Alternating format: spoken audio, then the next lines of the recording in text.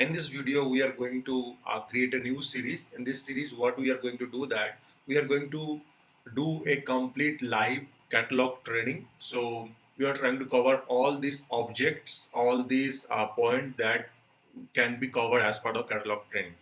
So if you see here, we are not going to go to the theory part. We are going to build a catalog item in a live class, and then in these classes, we are trying to cover all these objects which will become to your catalog item. So this is our real-time scenario where I need to have certain functionality needs to be added to the catalog item. Not only going to through the theory, we will see that actually how it can be implemented and how we can use all this object in our catalog item. So without wasting time, let's get started.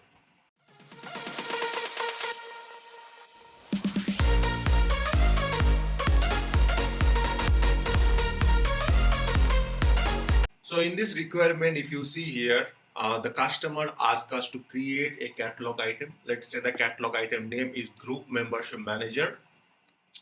And then they provided the description. What should be the description? They said that what should be the short description. They provided the image, catalog, category, visibility, what all variables should be there, when this variable should be there. We'll cover one by one.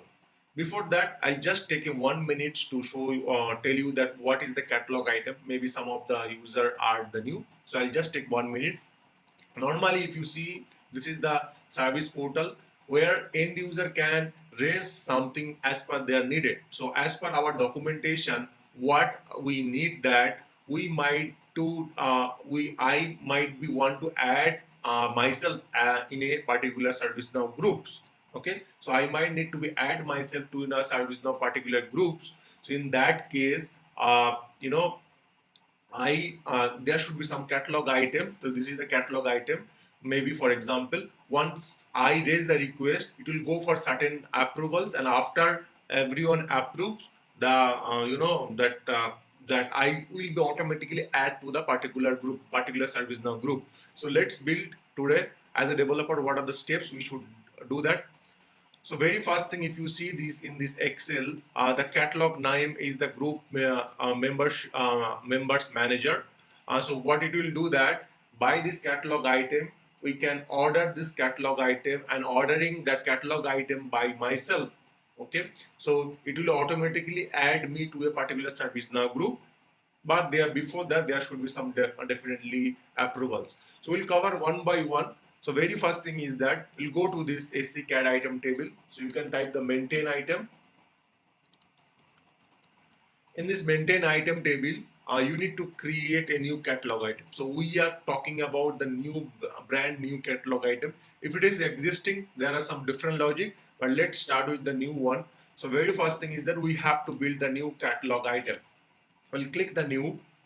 Here, as per the parameter, whatever they have provided. So let's say client give me this is the catalog item name. We'll put that as a catalog item name. Catalog will be normally the service catalog. If there is any specifically any specific ask, you can ask your client that what should be the catalog. But in the service portal, you can see this service portal only render the service catalog. So we are going to select that catalog equal to service catalog. Active will be true, and you are going to build this catalog item definitely in your dev environment. So nothing needs to worry. Now in the category, you need to be select the category whatever the client will be provided. In my case, the client doesn't provide any category and any catalog, so I am going to select one category here. So we will select any of this. Let's say I'll select the office category. Owner will be the default user who is going to be created. So I am doing myself. So the owner name is the system administrator. Now what they ask to get the short description. So we'll put that short description as per this our case. And then this is might be the description. We'll cut here and then paste here. This is the short description, and then short description will be this is the one is the item short description. Copy and paste there. Okay.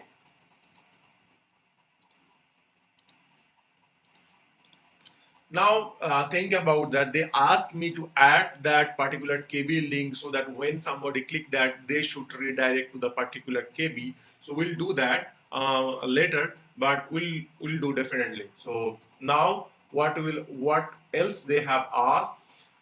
They are asked to add the image and then visibility is the ITL. So we'll first add the image. So we'll go back to the picture and then here. So far you can see that I have uploaded, this is the icon and this is the picture. And if I go back to my document, you can see that these are the steps so far we have done. So I'll mark as a green. So these are the steps already done. Visibility we have not done yet. So we'll do that. So let's save this catalog item and see how it looks like in our service portal. Also, if you see here in the item description, there is a meta. So meta is an important factor in your catalog item whenever you're building the catalog item. So meta help you to find out that that catalog item for the searching purpose. So we'll put that group membership as a one meta like tag. Meta is nothing but it's like a tag. So we'll copy and paste here. Let's save that. Once our catalog item is saved, it means that it is ready for use in dev environment. So we'll go here, we'll refresh our portal and we'll start searching that. So we'll search here. So you can see when we search that, it is showing one image that is that nothing but if I go back, so this picture is visible here. This picture that whatever we have uploaded is visible here, and then once we click here, that catalog item will be open with that particular picture. So the catalog item title will be visible to you on your top. The short description will be visible on the bottom, and this is the description will be visible on that after that. And this is the picture which will be visible, but icon is so far is not visible anywhere. You can see the icon is not visible. The picture is visible in the left side. This is the description which is visible here, and then here you can see this is the title, the short description, and this is the name which is visible to top. So that's how it looks like. And if you see here in this top, the breadcrumbs, breadcrumb is saying office, and then service catalog office is nothing but the category, and this is the catalog. So if you see that the service catalog, and this is the category which is visible here. Now if we click here office, so office related, all these are catalog item are visible right now. You can see these all are visible, and here in this case our name is visible, and this is the short description, and this is the picture is visible. Now if I click here again, it will be open to that particular catalog item. So far we have done this catalog item. If you see, as per this requirement, we have done this one. Now there are a little bit changes we can do.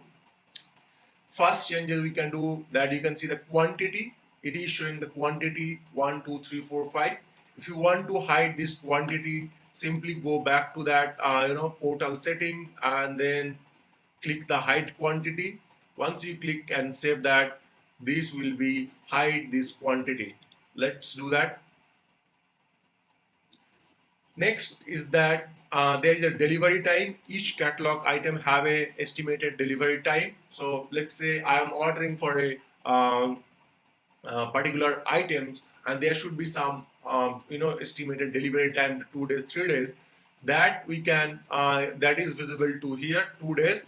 We can hide that if you want to hide this delivery time. So you can just check that, and it will be hide the delivery time. So save that.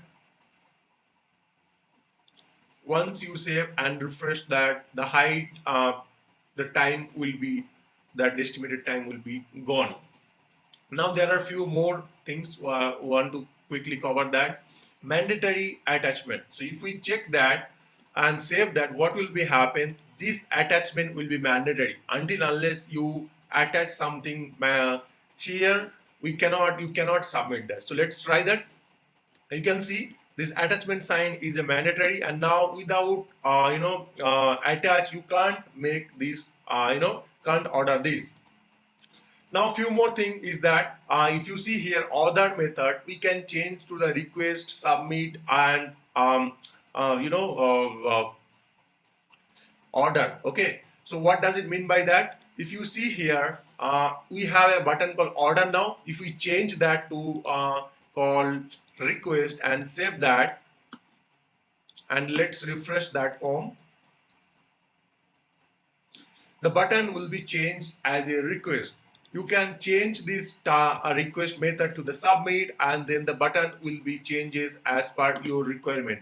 So these are the basic functionality provided by ServiceNow. If you don't know, I'm just talking about those, and definitely we are going to cover all this aspect like client script, UI policy, data policy, everything will try to cover as workflow flow designer.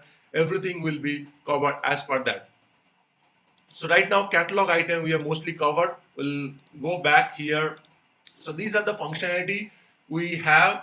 Now next thing is that if you see here in this price, we have a price equal to 0, and then recurring price is a 0. It means that whenever you order the catalog item, if the catalog item needed any price, you can define that. So let's see in our group membership, is it showing any price?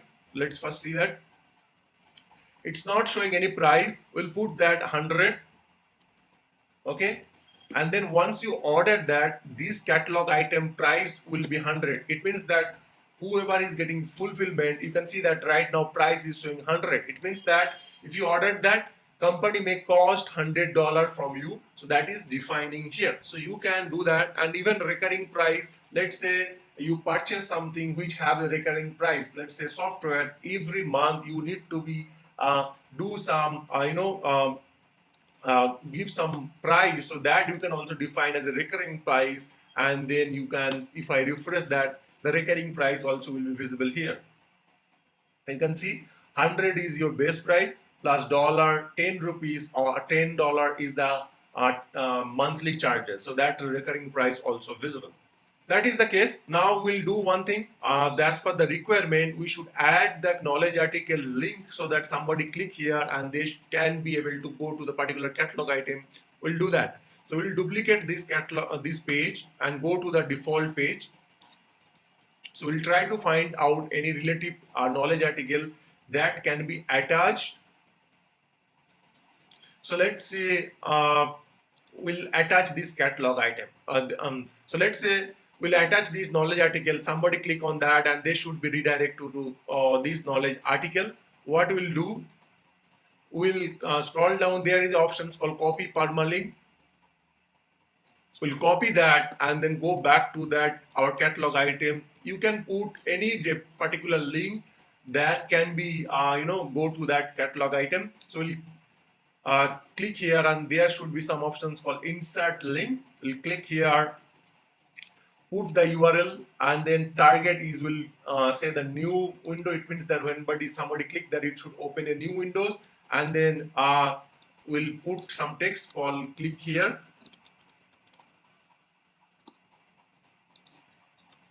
And okay, so it means that there will be one link will be available, and somebody click that, they will be redirected to in a new tab on the particular knowledge article. So let's refresh our knowledge article here, the catalog item, and you can see this hyperlink is available now. If we click, it will be opening a new tab, particular knowledge article. So that's for how we can build the catalog item. The next requirement is, as per our Excel sheet, is that how can we mark this catalog item visible to for only ITIL users. So for do that, what we have in the catalog item, we have two tabs. One is the available for, another is the not available for. What does it mean by that? Available for and not available for is a related list where you can add multiple options. So our case, this catalog item will be only visible for ITIL user, not other. So what we have to do, we have a module called user criteria. If you type that under the service catalog, you have a user criteria. Simply open that, And in this user criteria, there are many criteria name is defined here. I will simply search with that ITIL if is there any ITIL related user criteria is there or not. So you can see already there is a user criteria defined with the ITIL user. I can do another user criteria. So, but I'll just quickly show you before I'm going to create that. So you can see the name of the user criteria is the ITL user, and then the roles is defined. It means that for this user criteria, ITL role is the user criteria. It means that any places where somebody use this user criteria, and if this condition matches, let's say that ITL role is matches, then only they will be able to access that catalog item. So let's do one thing. We'll create a new user criteria called new ITL role. And now here you can see you have your options. So if you want to show particular specific user, you can define, or else you can define particular role. So we'll put the ITL role. So any user who have the ITL role will be satisfied this user criteria. Okay. Or these are the order condition until unless you check the match all. Okay. Once you copy these and you can attach to these as a available form, you can go and edit and attach to that available form. So always you don't need to create that user criteria. If it is available, you can use that. For demo purpose, I have created that. So I'll attach these user criteria and simply save that. It means that the user who have ITIL role, they will be order this catalog item. Okay. So in this case, we have completed this visibility also. Now we'll do in our next sessions, we'll cover the variables creations, we'll do some reference qualifier stuffs, we'll do some scripting also in our next sessions, like client script UI policy, we'll do one by one. So thank you very much. Have a great day. Welcome back to my YouTube channel. I'm Rohit and we are talking about the service catalog training. This is a real-time service catalog training. In this last video, we built a catalog item and this is our complete requirement. So I'll show you that in the how real-time, how we build the catalog item. In the first video, I show you that I'm building the catalog item by creating the user criteria and set that. Now in this video, we'll create a couple of variables. We'll talk about that, what is the variable set, how we can set the reference qualifier, everything we'll do one by one. So if you see in this variable sections, these are the variables we have to be created, and this is as per our requirement, and this is the workflow we have to be work for that. So we'll come one by one. So very first thing is that the first variables is called the requested by, and in the requested by we should set current logged in user. So whoever will be open that catalog item, their name should be populated as a requested by. So let's go back to our catalog item. So this was our catalog item, and so far we have not added any variable. So let's start one by one. In this catalog item, if you scroll down, there is a bottom section called variables and variable set. So variable set is a combination of the variables. We'll talk about that little bit later, but let's first talk about the variables. And as per, if you see here, what it is saying that we need to be create a variables called requested by, and then there it should be set the current logged in user. So let's do that. Here I am going to create a variable. Simply click the new button and we are going to create a variables. Once you click the new button, this page will be open. If you see, this is the variables and this is the new record. We have a different type. We are going to use or utilize, we are going to try to utilize maximum variables we will try to utilize. So let's say our case, first we are going to select a type called the reference, and in this case we need to be put the question. So as per our documentation or requirement, it says the requested by. Once you put the question and hit tab, the name normally by default automatically populated. If you want to change the name, you are okay to change the name.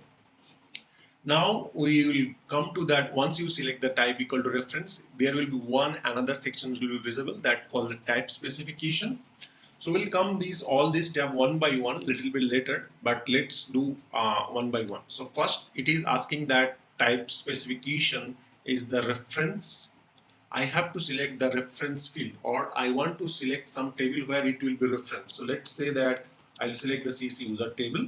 So this table I will select that user, and as it is mentioned that it should be read only and it should be hard coded by current logged in user. So I'll do that read only by dictionary because none of the cases we are not making any mandatory anything in this any of this scenario. So always it will be read only. So I just make that from the dictionary level. Also, you have a call order. Order is a very important here. So based on the order, the catalog items variable will be shown one by one. So first order, I'll put that 100 and simply save that. Once our order is saved, I'll refresh simply this page and I will be able to see this variable. You can see the first variable is visible and it's a read only. So as per our requirement sheet, it is saying that I should show a variable called requested by and that should be current logged in user. So that is visible and you can see that the current logged in user is not setting. So I need to set the default value as a current logged in user. So to do that, I simply have to go to the default view section. In this default view sections, I can put any value as a default. So it is a reference field. So it can hold the CSID. If you are not understanding, please ping me or post in the comment section. I'll discuss that. But here we'll put that I will type a code called JavaScript. So in this JavaScript, in the colon, whatever we'll write, it will be act as a server side key. Okay. So to get the current logged in user, we'll type the gs.get user ID. This is our method to get the current logged in user, the ServiceNow code. I'll simply save that and refresh our page to see that current logged in user is visible or not. So let's refresh that and see it is visible or not. Now you can see the current logged in user is the my name and my name is visible. So it is always read only and it cannot be never changed. So that's the reason I mark as a read only from the dictionary level. Okay. So now that is done. Next requirement is that you can see that we have a requirement called requested for and the manager. These two variable will be visible and these two variable will be created as a the first field will be reference field and second field also will be reference field. We'll do one by one. In this case, we'll create a variable set. So first question is that why we created the variable previously and why we are not creating the variable, why we are creating again the variable set for the now case is that we are going to combine these two variable to a particular variable set, and wherever we need it, we can be use this portion again and again for any of this particular catalog item. Remember that for the timing, when we create for external catalog item, we will understand that. Okay, so we are going to go to the left navigations here and then type the variable set. And in this variable set section, you can create any variable set. Our case, we are going to create a new variable set. Once you click the new variable set, nowadays there is two options. One is the single row variable and this multi-row variable. For the timing, I am selecting the single row variable. Later, we'll definitely use the multi-row variable and set, and I'll show you that how or what is the benefit to get the multi-row variable.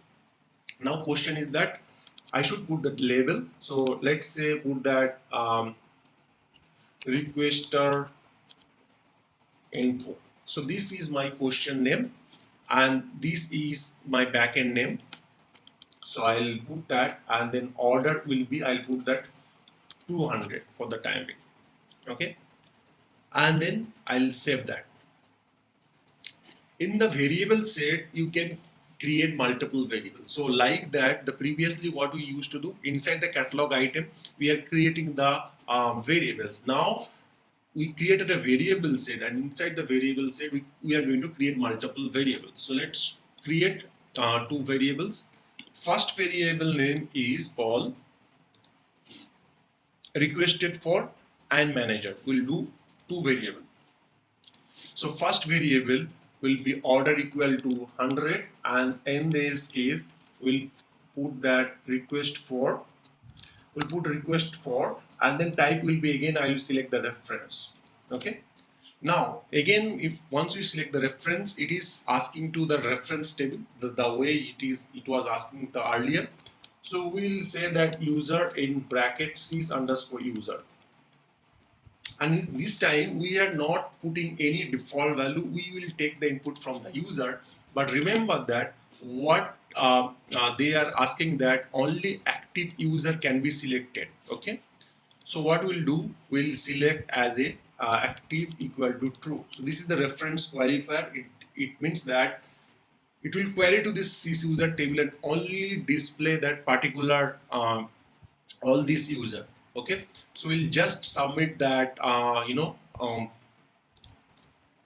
variable. So inside the variable set we have right the one variable called requested for, and another variable I am going to create called requested for manager.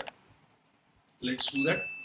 So this time again it will be reference field, and here I'll put the requested for manager.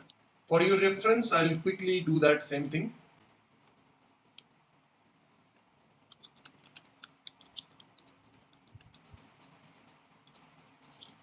Now order, I'll put the 200 and simply submit that. Alright, so in this requester information, we have a two variable. One is called request for, another is the requester manager. Now I'll go back to the catalog item and attach to this variable set. So we'll click edit and then attach to this variable set, because the variable set was created earlier. I'll simply select this request for information and simply save that. So in this way, these variables, these two combination of variable can be used multiple catalog item, not only the single catalog item.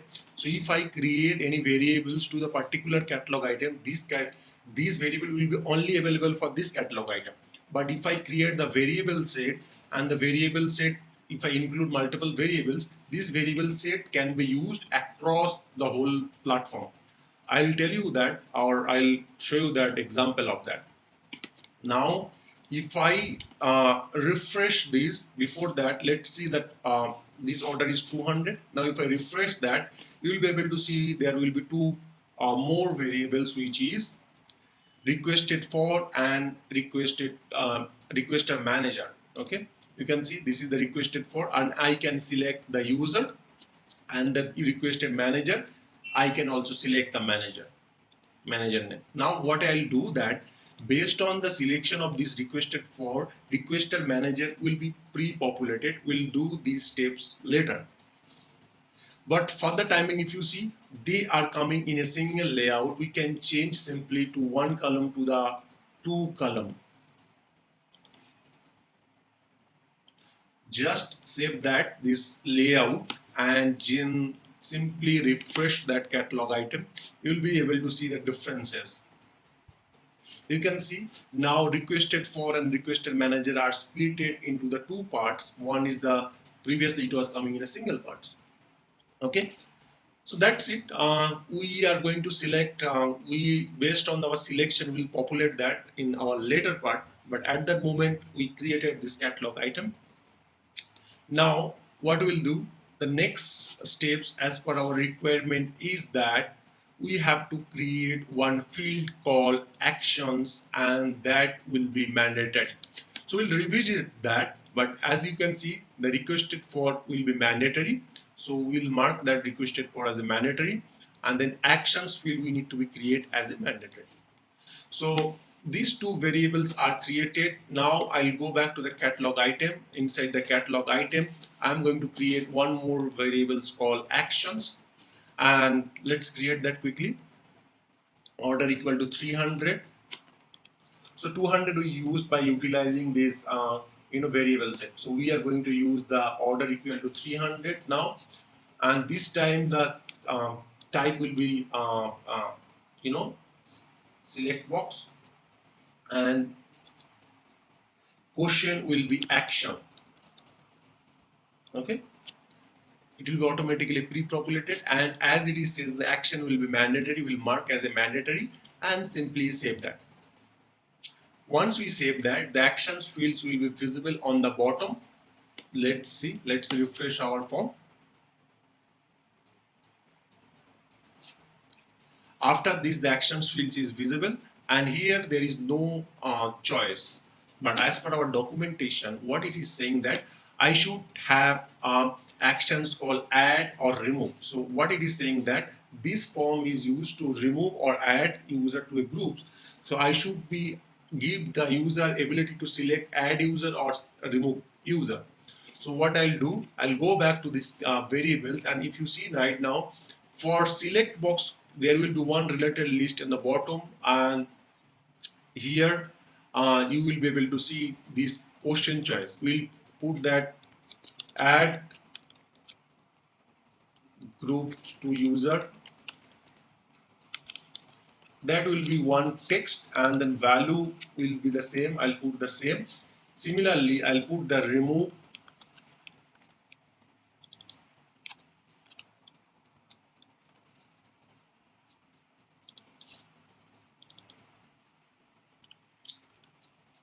So these two questions we are going to create and simply save that. And as it is, I mark as a mandatory. So let's save that and refresh our form. So we are gradually building our form. So let's refresh our form and see these changes are reflecting or not. So right now you can see add user, remove user is showing, but I don't want to by default select the add groups to user. What I'll do, I'll go back to the actions, and then we'll select that type specification. Under this type specification, you have a call include none. Once you select that include none, by default value will be that none value. Let's refresh that form.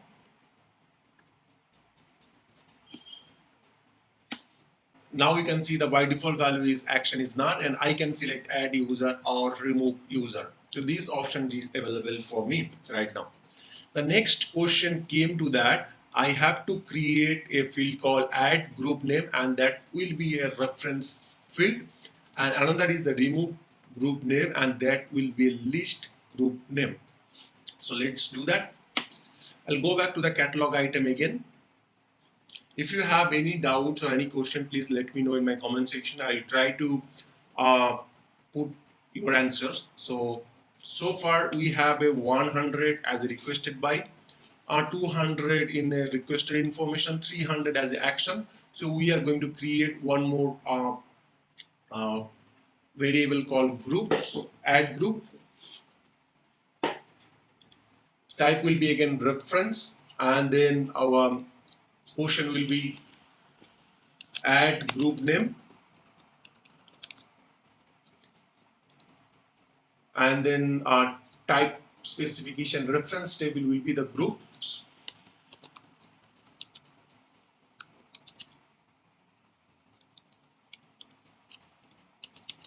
CC user group. So this table we are going to point, and then here the reference qualifier will put that active is true and group manager is not empty.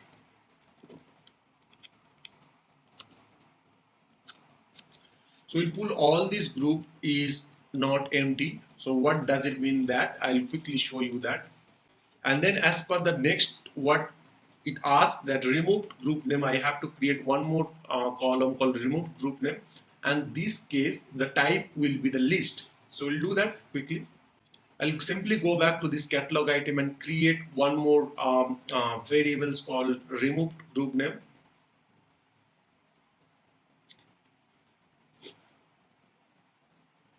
And this order will be 400, and I'll create one more question called 500. Order will be 500, and the question here will be removed group, and this time we'll select as a list, and then type list table, we'll select that group sys user groups and submit. So let's see what is the difference right now. So if I refresh here right now the form, so we have a request requested by default, and it's a mandatory. We have a requested for, request manager name, action, and we have a add group name where I can select the group. We have a remove group name, And if you see, there is a small difference. This is the reference field and this is the list collector. So list collector can allow you to select multiple groups name, and reference fields allow you to select only one group name. Okay, going back to that, we'll discuss that one by one. And then after that, they ask me to create one field called reasons, and reason should have two value. One is the new member or other. So I'll quickly do create that variables too. We'll scroll down. So far we have a 500. I'll create one variable called 600.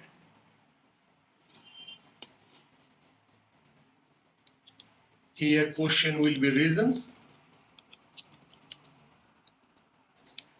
and type will be, in this case, we can say that select box, same thing, and order will be 600. Okay, and that will be always mandatory, let's say, and include none, and simply save that. So if I scroll down, I am able to see the reasons fields, but there is no drop down because I need to create some quotients here. I mean some choices here. So what will there? New, hire, and other.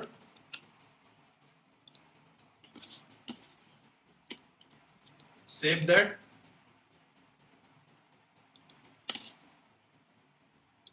And refresh. So I should be have two more options called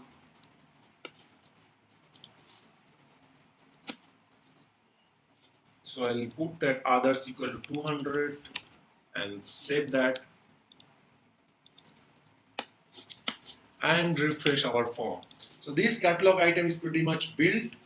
We have one more section. If you see here, I'll simply scroll down. Reasons.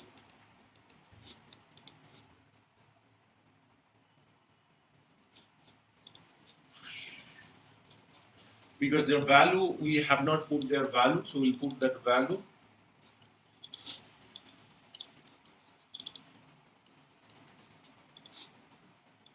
Simply save that, and let's see, it should be down. Right now there should be two drop down.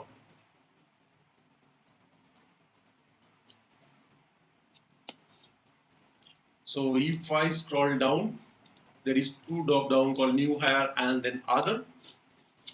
And the last, we have a brief descriptions.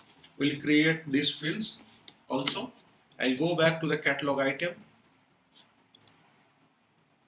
and build that fields too. So after 600, it will be 700. I need to create one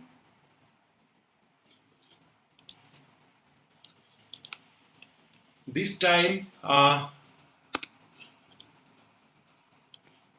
This will be not the single multi-line text, so people can put a lot of information. So I'll copy these and paste that. There should not be any space on the name, and simply put the order equal to 700 and save that.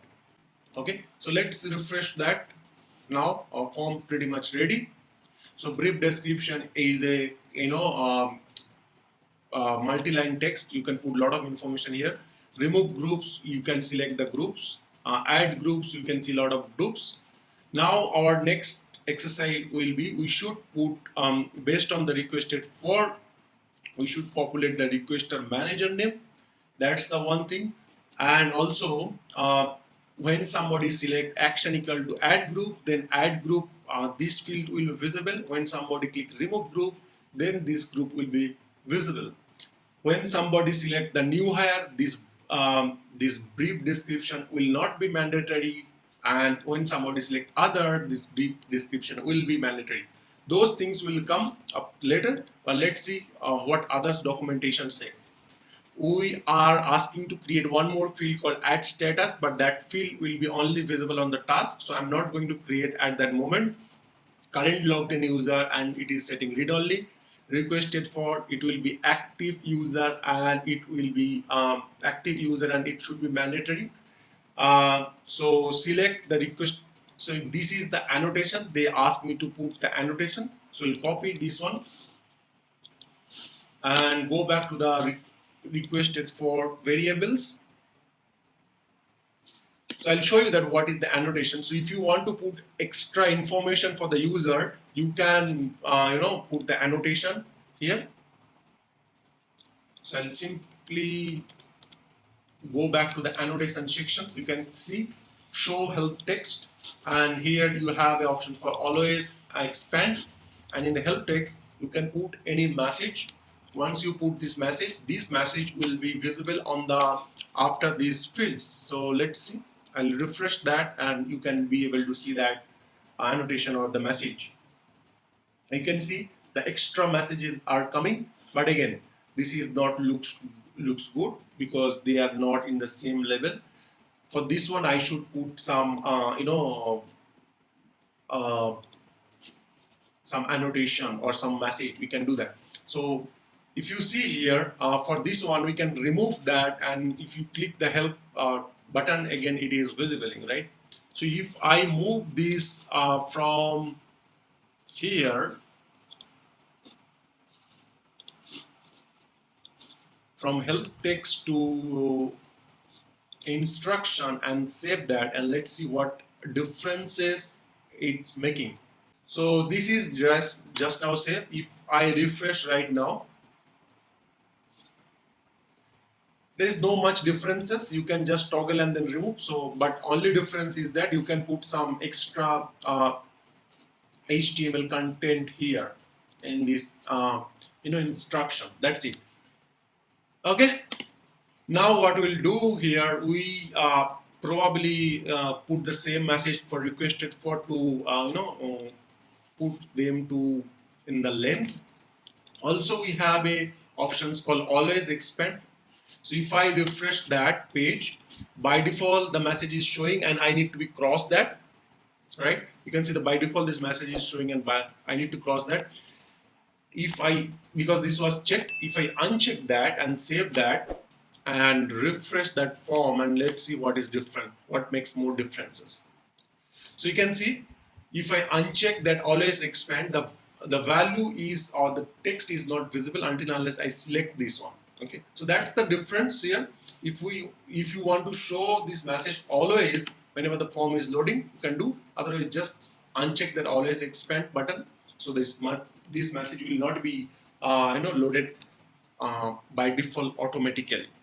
So this all about today's variables and variable set. One more thing I just want to highlight here. We set couple of reference qualifier. If you remember that in this requested for, we selected that active equal to true. It means that if I go back to the CC user table,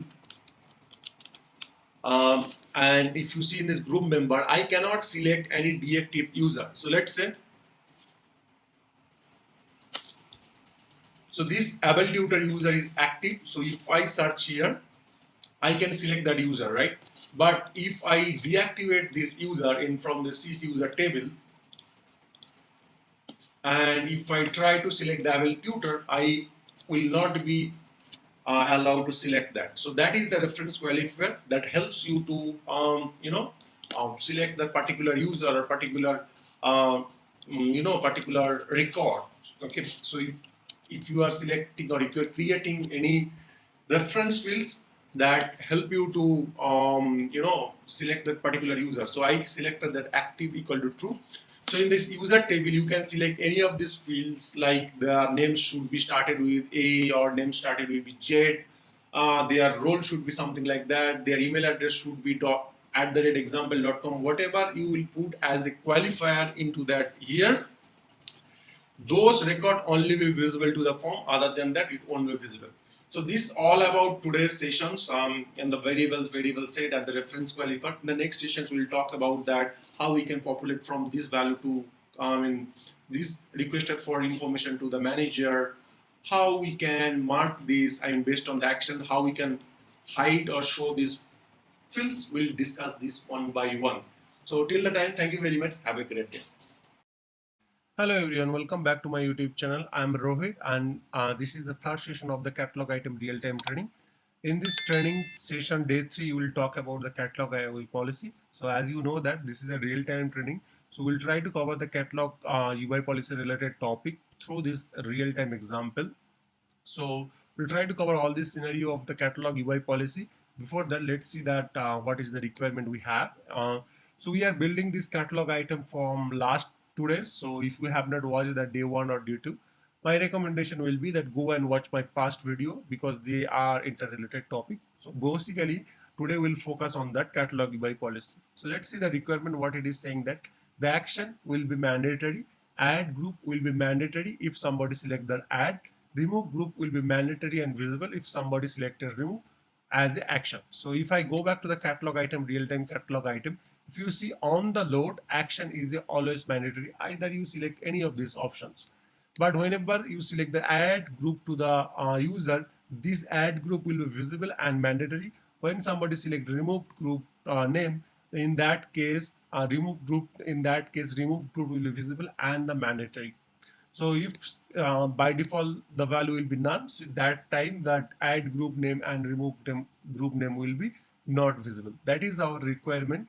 So we'll try to cover this requirement in a simple format. So what we have to do, remember that to mark always mandatory, what we did actually go to this variables called actions, and inside the variables we have a checkbox called action mandatory checkbox. Once we mark that checkbox as a mandatory, this fields is marked as a always mandatory. It means that without any condition, if we want to mark any fields mandatory, we just simply go to this catalog item variables and mark that mandatory. But as a conditional based, let's see that if the value of the previous value will be something, at that time this add group to user, at that time this field will be mandatory, or somebody select the remove group to user, at that time this field will be mandatory or visible, we need to be write either client script or UI policy. But better if it is simple and very simple, you should go for the UI policy because UI policy does not require any coding. It's just pretty much simple. You can configure and it will be start working. So let's see how we can achieve this functionality for that UI policy. So basically, if you go back to the catalog item, in this catalog item itself, you can see that one option is called UI policy. You can create a UI policy. Simply, I'll click the new here and it will open a new form where we can write the UI policy. If you see that the catalog item is by default populate the group members manager, it means that this UI policy will be applicable for that catalog item, and we'll write some short description, meaningful short description, so that it can be understand or it can be recognized very quickly from our next step. So what we'll do here, we'll type that let's say I'll put that action is add. So whenever action will be add, some actions will perform. So let's say whenever the action will be add, we'll do that add group name is mandatory and visible, right? Apart from the add, this add group will be non-mandatory and removed. The form will be not be visible. How can we do that? So we need to write the short description action is add, and here we need to write the condition. So let's say that action is add. So action is add groups. At that time, what we'll do, we'll do certain actions. We'll mark some field visible and mandatory. Also, if you see here, you have options for onload and then reverse if false. Onload means that whenever the form will be loaded, at that time, if you want to run this client or UI policy, you have to be check that onload. And reverse if false means if this condition is not matches, whatever things is happening, it should act as a reverse. It means that if action is add user to groups, add group will be visible and mandatory. If the value is not add group, the field will not be mandatory and not be visible. That is meaning of the reverse if false. Means that whatever action you declare, it will be act as a reverse if the condition is not matched. So let's do that. I'll simply save that here. So my condition is satisfied, and then if you see the bottom, we have catalog UI actions. In this catalog UI policy action. In this action, you can add multiple variables and you can define their action or how they will behave. So we'll select this first field called add group name. So I'm going here and select that add group name, and what actions we are trying to do, that we will select that mandatory will be true and visible will be true. Simply submit that. So in this case, let's recap that in our catalog UI policy. In this catalog UI policy, what we are saying that if action is added or action is add, at that moment, this add group member will be visible and mandatory true. If it is condition is not matched, it will be reverse. If false, means that it will not be visible and not be mandatory. Let's see that. So I'll refresh quickly this form again.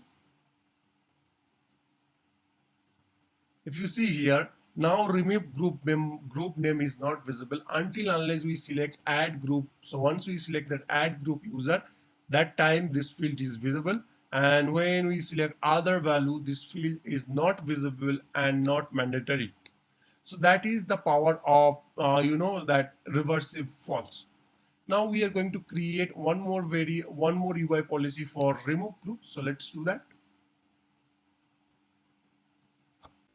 I'll go to the catalog UI policy, and then here I'll again type that action is removed.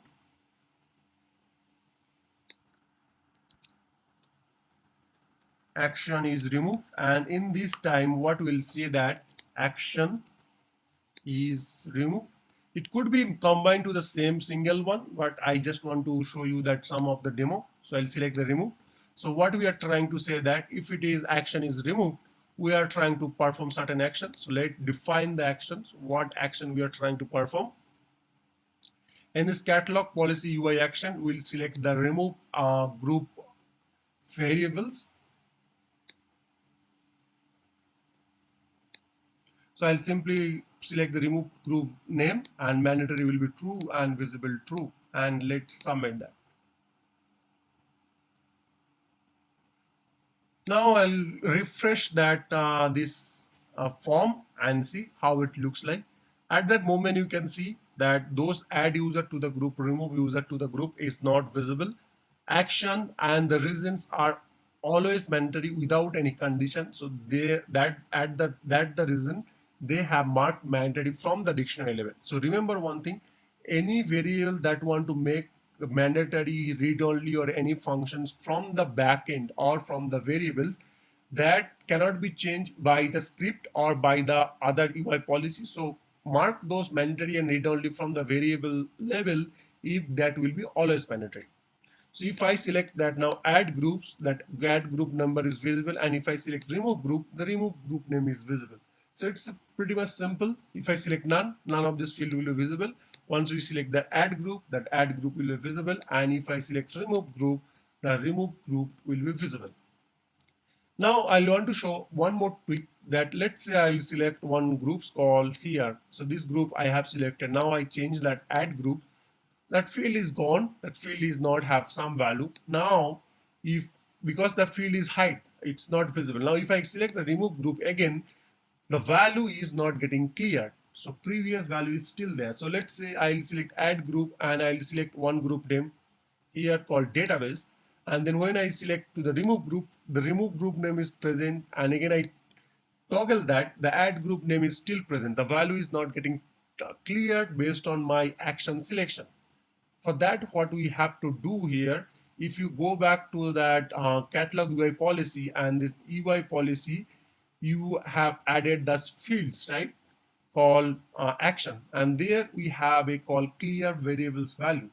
It means that if you check that, so if the what does it mean by that? If the condition is matches, the variables value will be mandatory, visible, and then whatever previous value was there will be clear. So let's try to do that for add also.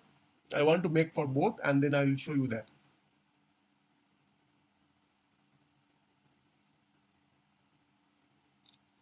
So if I go back here and then select, if I just simply open that, and then that variables also mark as a clear value.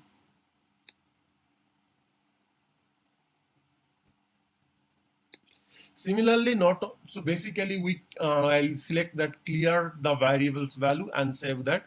So basically by the UI policy we can mark as a mandatory, we can make any fields visible, we can make any fields read only, and we can clear any fields variable. So let's refresh one more time and see that it is working properly or not. So if I refresh right now, and then if I select that action equal to add group number is visible, and I'll simply select the database, and then I'll tweak and then select the remove groups. The remove group name is visible. So I'll select the remove group equal to ACME support, and then I'll go back to the add groups. You can see the previous value was cleared and it is mandatory. And if I tweak and go back to the remove group, the previous value is cleared and it's a mandatory. So that's the way we can clear the value as well. So remember that if you want to clear some value, you don't need to unnecessarily code that. You can do even through that UI policy. Going back again to the catalog item, so our next requirement is if somebody select the new hire at that moment, this field will not be visible, and if somebody select that other at that time, this field will be visible and mandatory. So we'll cover that requirement quickly. So when I'm telling some, those are the options. It might be the very first. So I don't want to waste everyone time. So I am maybe saying very fast. So if you want to listen again, you can listen again and again. Or if you have any feedback, you can provide that so that I can arrange the sessions on basis of that.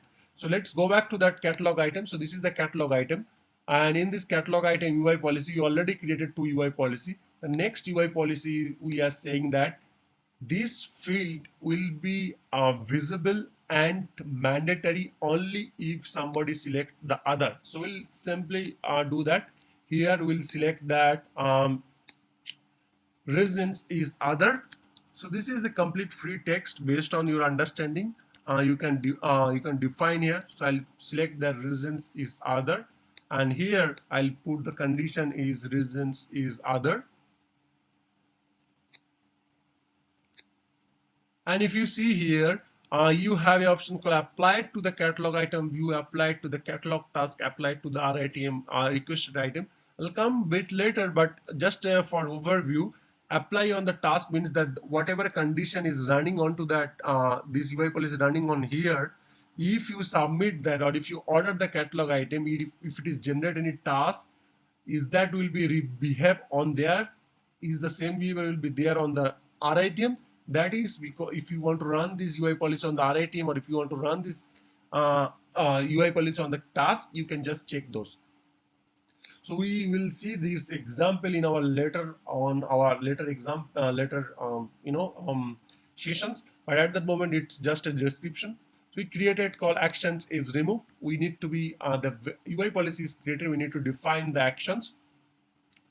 Let's define these actions here.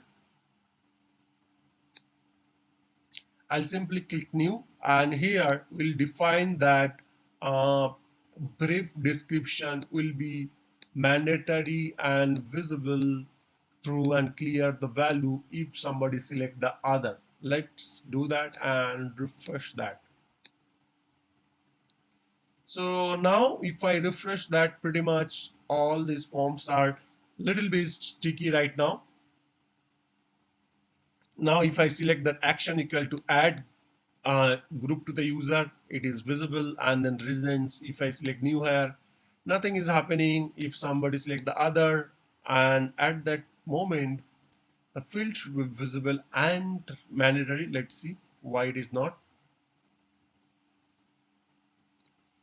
Because we added in a wrong place, we just have to remove this brief description from action name is removed, and we have to update in a different UI policy. So we'll go back to that our UI policy, proper UI policy.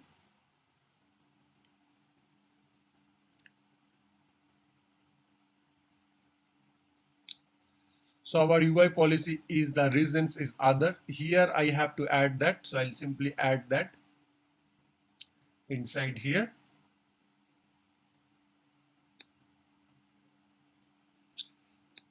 Brief descriptions, mandatory true, visible true, and clear the variables, and let's refresh final thing.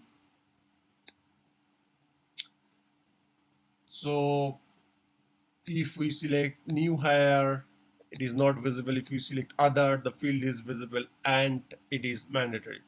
So that way you can tweak that. So now next thing what I will do that I'll simply create one field here as a, let's say, region.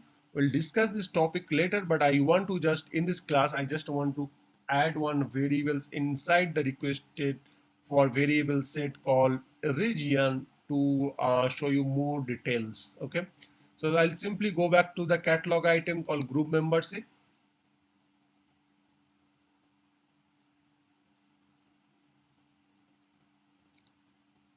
So if I open the variable set,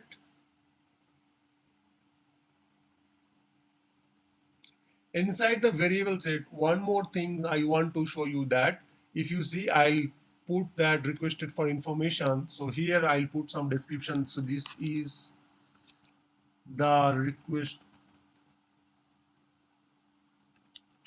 information, and before I change that, if you see here, there is nothing in the top. If I go back to the variable set and if we select the display title and save that, there will be little change you will observe. Before that, the title will be visible.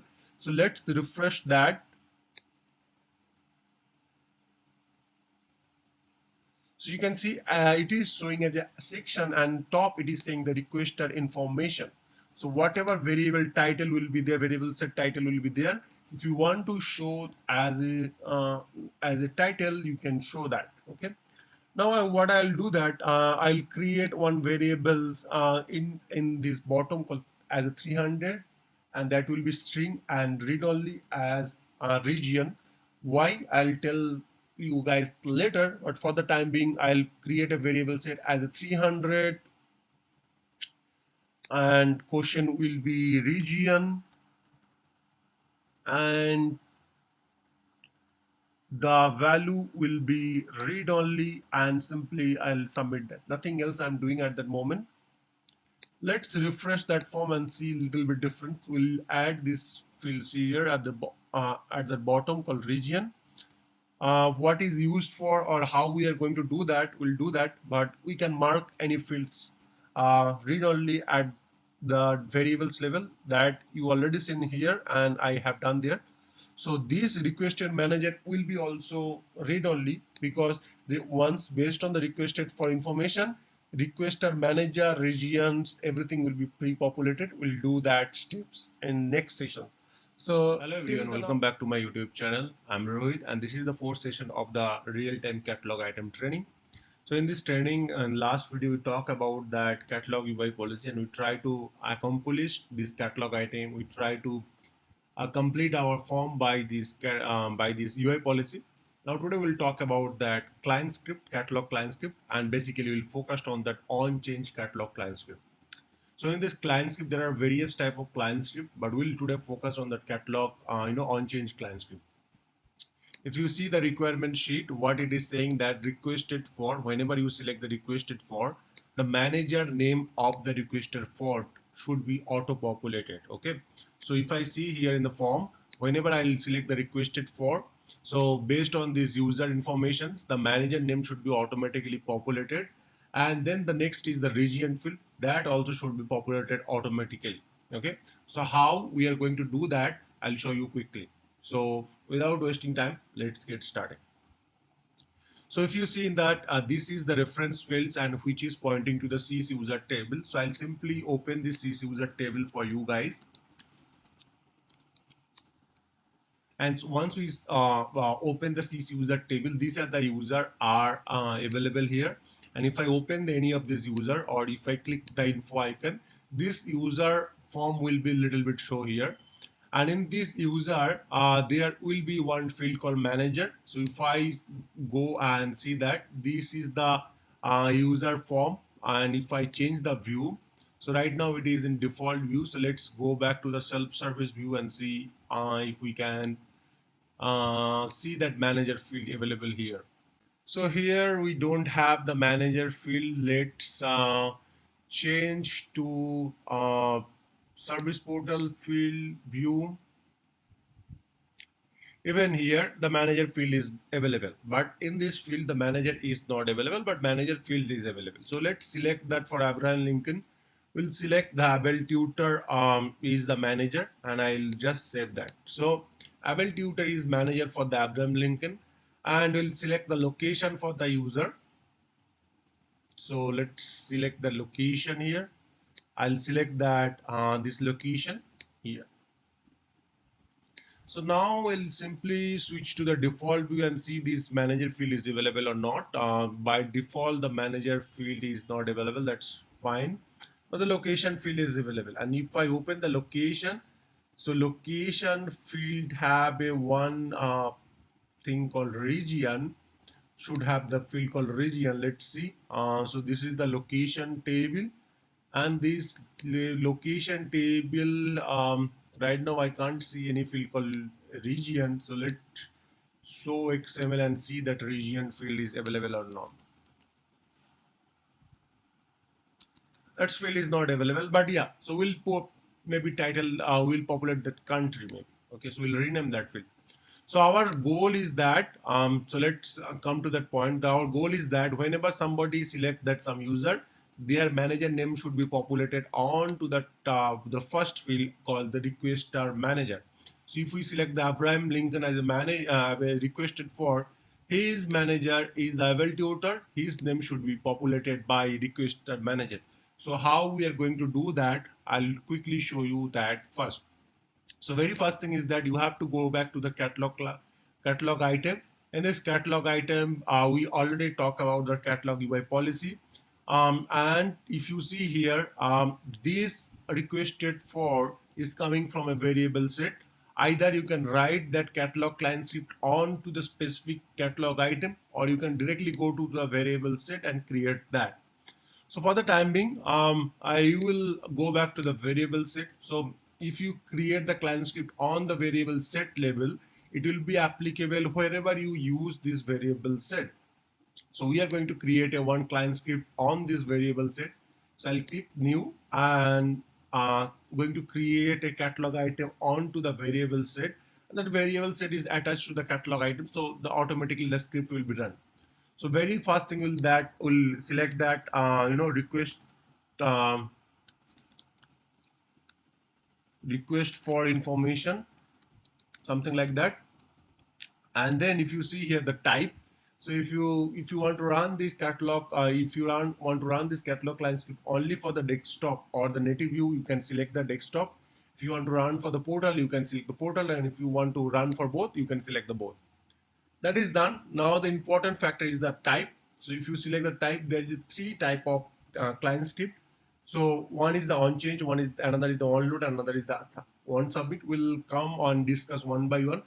Our first topic or first today's session is the on change client script. Once you select the on change, there will be new field will become called variable name, and in that I have to select that some variable which is available to this variable set. So we'll select the requested for. So it means that whenever any value changes on the requested for variable, this client script will be run. So let's see. I'll simply type alert and show you that is it working or not. So whenever you write the code, start with the very basic, start to see that the script is running or not, then only you start the coding. Sometimes what happens, you write a lot of codes and actually the script is not running at all. So let's see. I'll simply run this one. So at that moment, this form is loaded, but the script is not run. Once we change the requested for information, the script should be run and show the high. So like I will select that Abraham Lincoln and see the script is running. Now next code will be that how I can set some value from here, that current logged in user manager, current logged in user, and how can I get that current logged in user manager and set here. So to get that, if you see in this client script, we have a options called control, old value, new value is loading. So old value is that whatever the old value, new value is the new value that you have selected is loading, is defined that it is for the form loaded or not. So we'll come that point. Just remember that new value will return at that moment. The new value will return that whatever value you are going to select that. So I will select that, if I put the alert new value, it will return the seaside of the Abraham Lincoln. Okay. So what I'll do, I'll simply type G underscore form and then dot get reference. So this is not a best practice for using the get reference into the client script. Again, I am repeating. I will tell you that why and how we can overcome that later. But for the time being, I'll type the get reference, and then inside that bracket, it is saying that field name comma callback. So field name is the for which field I want to run this, and then inside the callback, um, function, whatever value or whatever things I just want to do, that I have to write that. So in this first parameter, I'll put that request underscore for. So for which field I want to get the reference, our case the request for fields, and then I have to uh, write the function name called callback, something like that. Okay. And I'll simply say the format code, and here I need to write a code called function, and then this will be called that function, and bracket I have to type the obj, and again I'll click that alignment code. Inside that G underscore from get reference, it will return, it will query to the request for information, and it will return, and it is a callback function, it will be return the complete client record of that requested for, and I can get any fields from the requested for. I'll simply go back to that variable set, and I will populate that requested for manager. So what I'll do, I'll get that variable's name called requester manager, and here I will type simple code called G underscore form dot set value, and for which fields I want to set the requested manager, and what I want to set obj dot manager. So basically now I'll simply format that code and save that. So basically I want to set the requested underscore manager, and then I want to set the manager field from that variable. So let's refresh that and see it is working or not. So I'll select the Abraham Lincoln first, and you can see that requester manager is getting populated as a able tutor, because in this Abraham Lincoln, the manager field is the able tutor. So if I change and select other user, if the user have some manager, that will be populated. Right now the user doesn't have any manager, so that's the reason the manager field is not showing here. So again I'll select the Abraham Lincoln, and it is showing that Abraham Lincoln manager. Now instead of region, I want to populate the country of the current logged in user. Let's say, how can I do that country? So I will go to the location of that user, Abraham Lincoln, and from the location, there is a field called country. I want to get that. How do we do that? Okay. So I'll simply go back to this variable set first, and maybe a little bit, I'll do that little modification of this field called, instead of region, I'll change to country.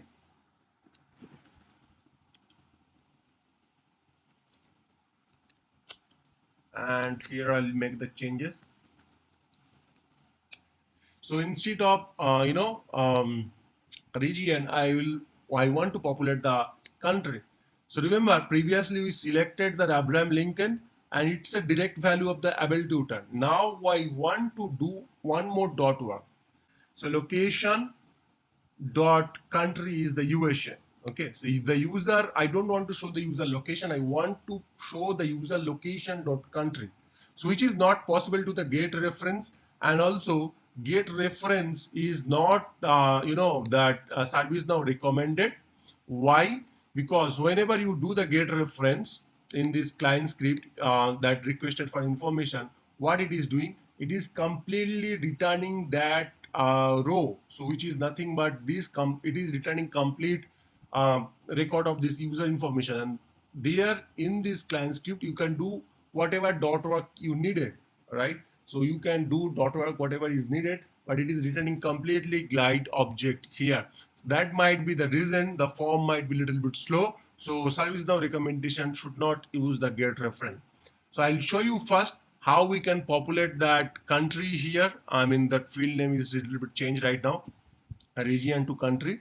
So how I'll show today I'll show you that how we can populate the country. And then definitely the requested for is right now populating. I'll turn off this client script and I'll show you that instead of get reference, how can you use that glide ajax to do all these achievement. So basically to populate this information or to deep dive or more details, we used to use the glide ajax. So what is the glide ajax? I'll simply say in one line. So glide ajax help you to get any information from client side to the server side. So you select any client side value. Based on the client side, it will calculate from the server side and get some specific data for you and represent to the client side. So that's the useful for that. If you need more clarification, you can go and watch my previous video about the glide ajax. I'll put that in my description or I'll put in my info link, so you can go and check that. So today, what I will do, we'll use the glide ajax instead of get reference, and instead of populating this member information, we'll do manager and then country information, both that case. Okay. So what we'll do, the first step is that I'll deactivate or I will turn off whatever code I have written here. So I'll just simply turn off this one, and I'll show you that it is not working at all. So if I just save that and quickly refresh this form, and now if we select the able tutor, it should not populate the able tutor manager is the, that Abraham Lincoln manager is the able tutor. So if I select the Abraham Lincoln, the manager field is not getting populated. So what I'll do here, to use the glide ajax, very first thing you need to create the script include, or you need to use the any existing script include. So I'll go back to the module, the script include here. And in this case, I'm going to create a new script include. You can use any script include already you exist. So I'm going to create a new client script include, and make sure you check that client callable. So client callable means that from the client script you can call this script include. So that is the that is the meaning of the client's callable. And here I'll select that, I'll put that group manager. This is the my script include name. Once I click outside, it will be pre-populated with some script. So let's see that. Once I right click outside, it's pre-populated with some script. I'll simply define some function here. So let's say that get user information, something like that. And I'll type the function like that, colon, and here I'll write some code for that later part. Okay, I'll simply save that. So that this is my script include. This script include will be called from my client script. So this is my client script which was working earlier. I just commented out my line. So here I'll write some basics code. So I'll type va var ga is the nothing but a glide ajax, the variable. So new glide ajax. Inside that I have to put the script include name. So I'll put that script include name here. So this is my script include name. So I'll put in a single quotes the script include name. Now here I'll put the ga dot add param, and inside that I'll put the sys param name, and in comma I have to write the function name that I want to call. So our case is the function name is the get user info. I'll copy this function name and pass here. Now I'll put one more case called ga dot add param,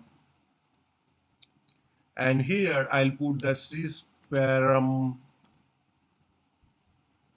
underscore user, and here I'll pass the new user new value. which will nothing but new value is nothing but the current requested for that. I will select that value, I'll pass to the script include here, and from the script include I'll do some processing and return that, right? So now what we'll do here in this case, we'll type the ga dot get xml answer, and then I'll type a some function name called callback function, something like that. Okay, and then I will type the function, and then I'll type the function name that I have defined here.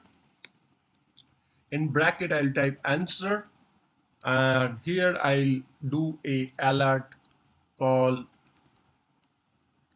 answer.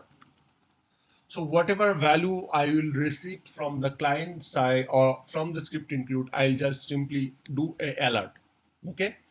Now going back to our script include here. So in this script include, I first have to be whatever value I am passing here. What value I am passing? I am passing that new value as a sys param name. That value I need to be received first. So for that I will do that var user equal to this dot get parameter. Inside the parameter, I have to type this parameter name called sysparam user. So this will simply give me ability to receive that username, and then var gr equal to new glide record. And here I'll pass that CS user table. So I'll query to the CS user table, and then gr dot get, and then I'll pass the user. Okay, and then I'll type if here. So if you're having difficulty to understand that, let me know. I'll return here call us user dot manager first. Let's see how we are overcoming that. So I'll simply return the user manager. If in case the user is not available, I will simply return the blank. So that is the what we are doing here. I'll simply save that, and here I'll copy this code here and save as a answer. Okay, let's first see it is working, and then I'll explain you one by one each and every line. So let's refresh that.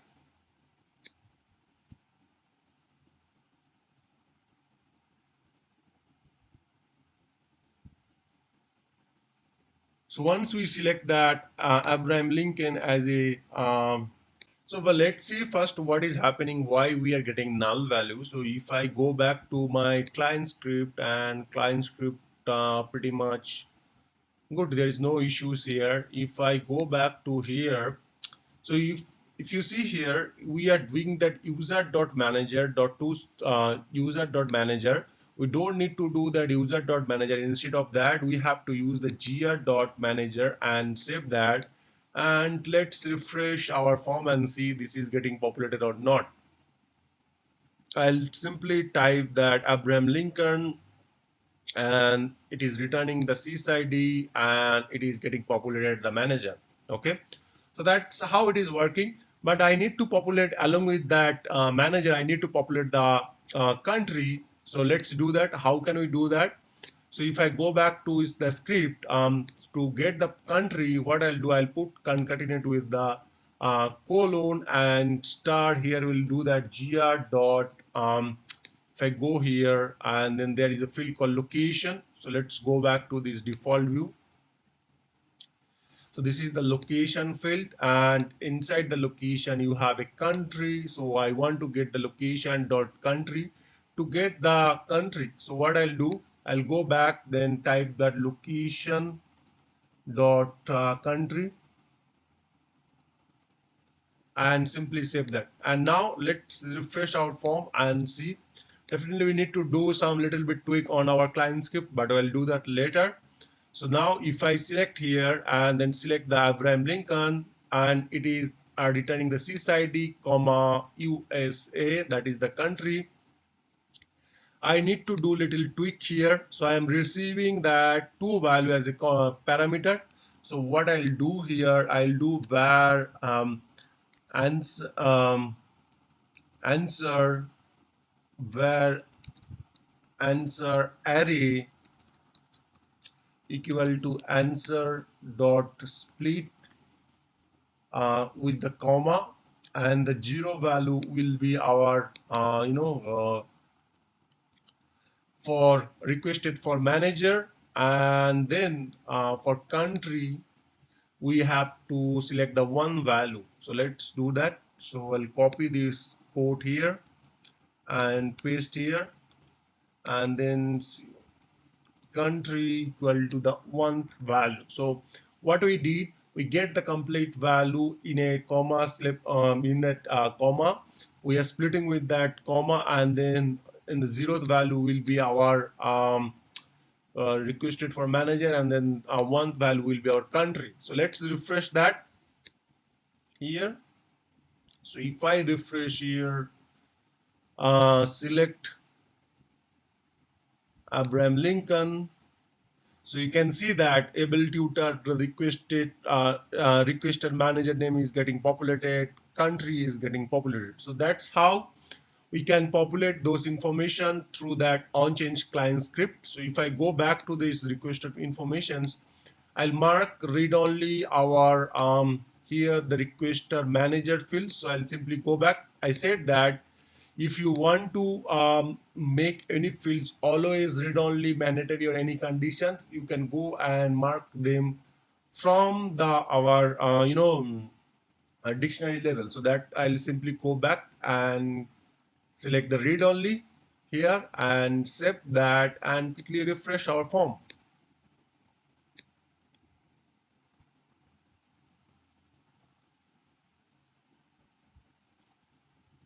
So if I refresh the form and select the requested for manager equal to Abraham Lincoln, now I will tutor and this country both are getting populated from the on-change client script of the Glide Ajax. So that's all about today, that I show you that how we can write the on-change client script. We can do a lot of stuff on the on-change client script. So I'll do some advanced part later, but still the gradually we are building the form. We'll try to enhance our skill, but at that moment, remember that on-change client script will only run whenever you change certain value. It can be also done as on-load, but on-change client script have a ability or capacity to run that script on a particular field value changes. So that's it for today. Thank you very much. Have a great day. Hello everyone, welcome back to my YouTube channel. I'm Rohit and this is the fifth session of the real-time catalog item training. In this sessions, we'll learn about that workflow.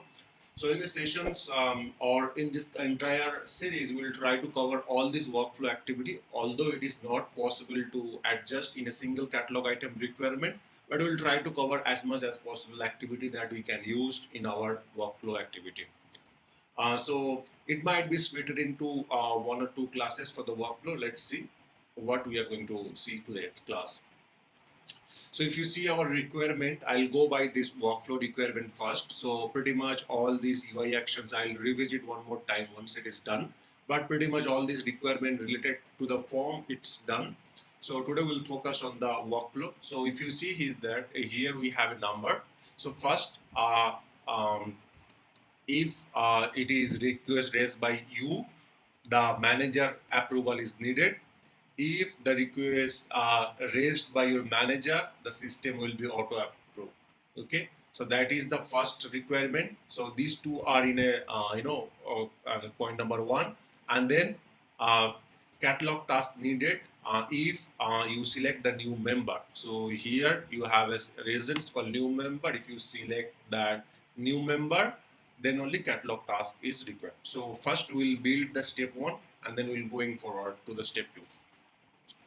To create the workflow, what is the workflow? If you want to learn the basic things of the workflow, you can go and watch my previous video. There are similar kind of video is there for the basic part of the workflow. Today we'll focus on that real-time example. So this is our catalog item. If it is raised by my manager, then it will it will not go for this approval. Okay, so let's do that first. So what we'll do first, we'll set first user manager. So if I go back to the CC user table, I'll test for that Abraham Lincoln. So if you see here, the Abraham Lincoln, the manager of this Abraham Lincoln is, if I go back to that. So this Abraham Lincoln manager is the able tutor, and this user is actually deactivated. We will just activate this user. So I'll go back to the default view and then activate that. So I'll uncheck that this logged out and then save that. Okay. So now the requirement I'll repeat one more time. If the Abraham Lincoln is Abraham Lincoln is the user. If I raise for Abraham Lincoln, the approval should go for the able tutor as he is the manager of Abraham Lincoln. But if able tutor raise for Abraham Lincoln, then as he is the manager of that Abraham Lincoln, it will be auto approved.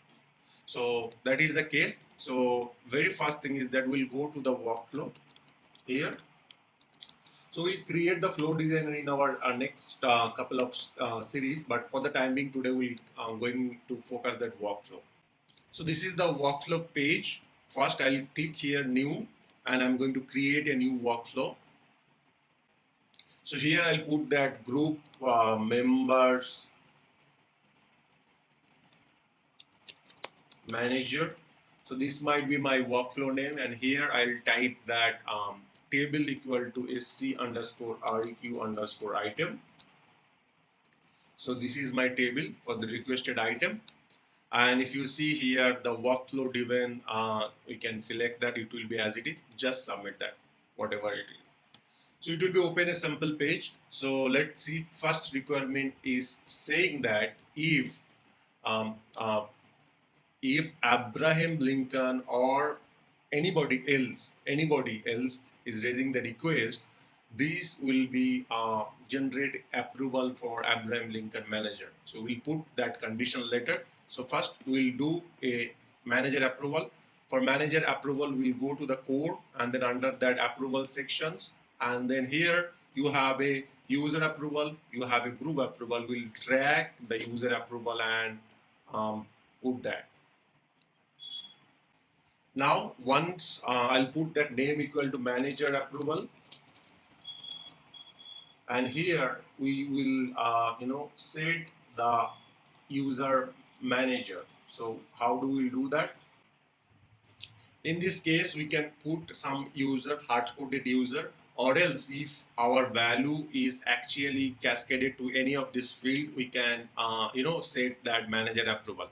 But if you remember here, let me show you that. If I select the requested for here, call Abraham Lincoln, and action type is add, and then I'll select one user here, okay, and these I will select new hire. So this Abraham Lincoln, I'm requesting for Abraham Lincoln.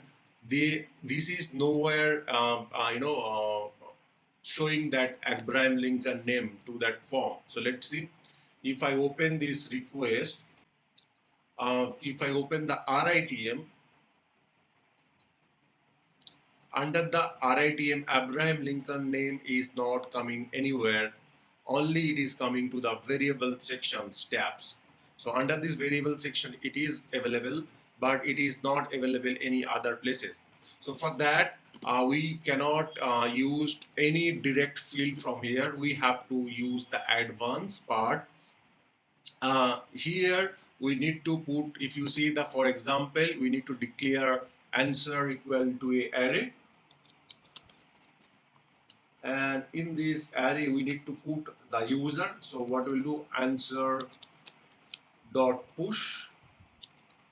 Here we need to pass the current or any user CSID that we want to put as a approval. So we put that current dot variables dot the variables name, that from where we want to bring that approvals.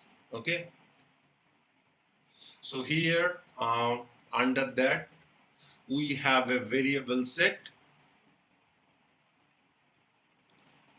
And under this variable set we have a variables called requester manager.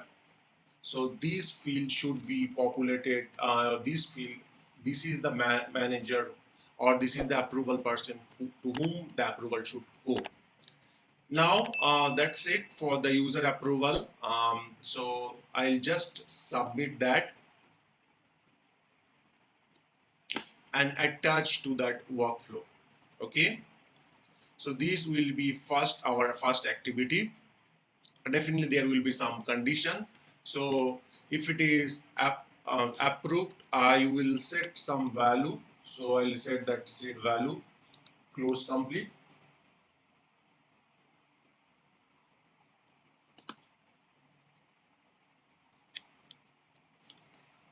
Close complete. For the timing I'm doing to understand, or I'll say that state equal to close complete.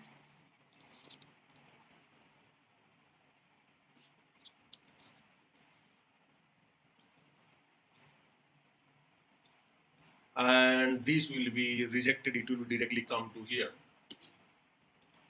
Now I will attach this workflow to our catalog item so far that we have created under this process engine.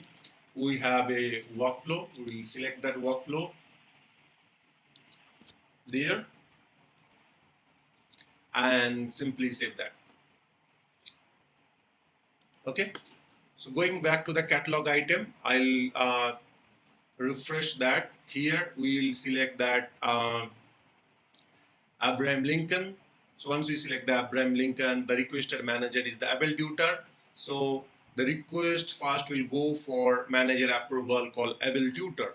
So I am raising the request for Abraham Lincoln. The request will go for able tutor approval. So I'll select add groups here. I'll select Acme support and then new hire and submit, and simply do a order. Now let's open this workflow and see what is happening here. So if I open this request right now, in this request, you will be able to see that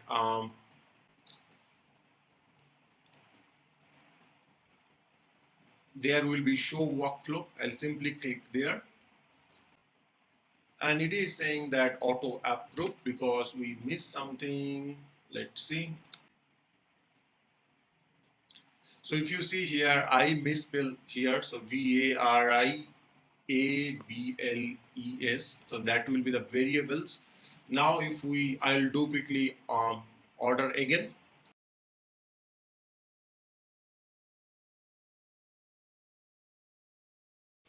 So now if we search with the request number, it should give me that one request and the RITM that have approval. So let's go back to that here. You can see we have a one approval called able tutor. So this is the approval which we are getting. If you click show workflow, the workflow is waiting for approvals until unless I approve that it will not go further. So that's the first condition we have satisfied. Now if you see our Excel sheet, what it is saying that if it is raised by manager, it will be approval. If it is raised by manager, it will be auto approved. If it is raised by yourself or any other user, the user manager approval is needed. So what we'll do, we'll put a if condition here. So if we see here in the condition, we have a if.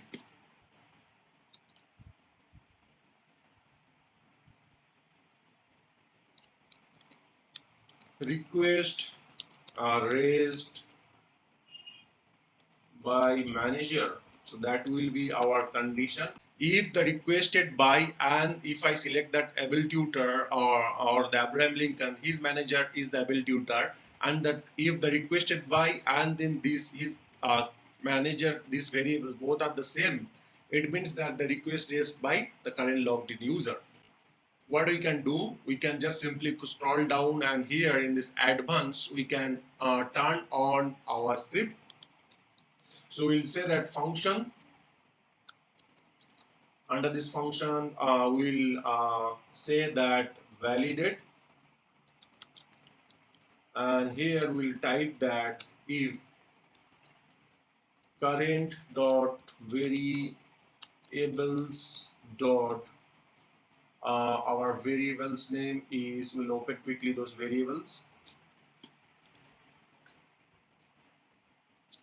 So current dot requested by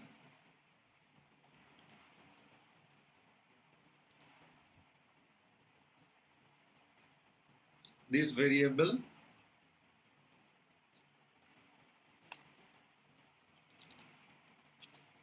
I'll simply go and paste that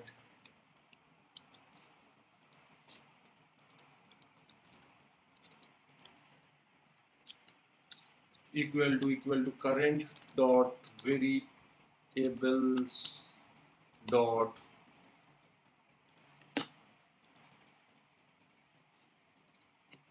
then requested manager. So if this variable and this variable both are the same, it means that manager raised request, right? So we'll copy this one and paste here.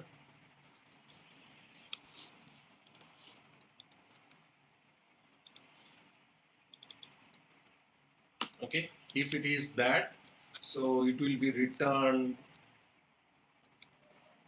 yes, else it will be returned no. And then here we'll type answer equal to this function. We'll call this function. Okay. So this activity is added. So we'll first add this activity here, and if request raised by manager no, then it will go for the manager approval. If it is request raised by yes, I mean it will go for the further step. Now if you see here the document, it is saying that create here it is asking that create a catalog task for create a catalog task if it is a new member. If somebody select new, it will be add one catalog task. So we'll go here and then again add that if block here, and here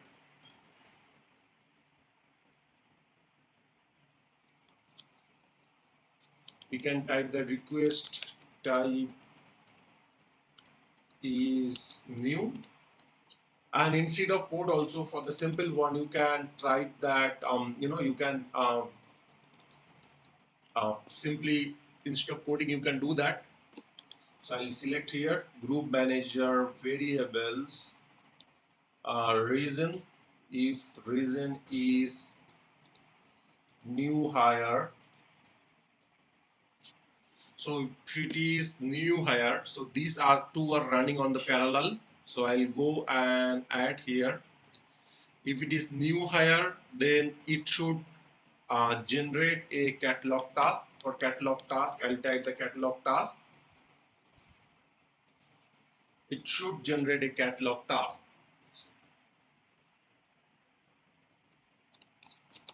Catalog task for AD verification.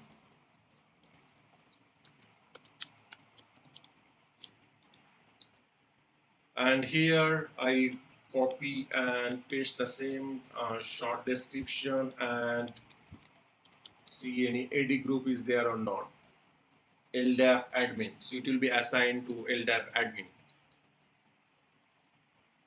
Okay, so if it is new, it will go here, and if you see here, both of the things are running on the parallel, right? So both other things are running on the parallel.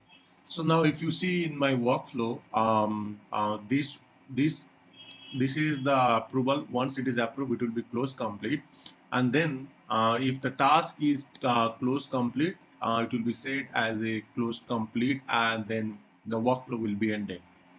Okay, in this workflow there is a small issue. I'll explain you, but let's see what is happening first.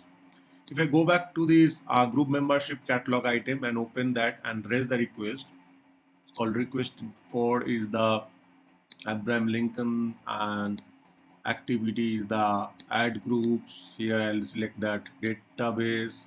Here I'll select the new hire and order. As per the flow, what will be happen? It will be generate a approval and then catalog task. Let's see first. I'll open this request.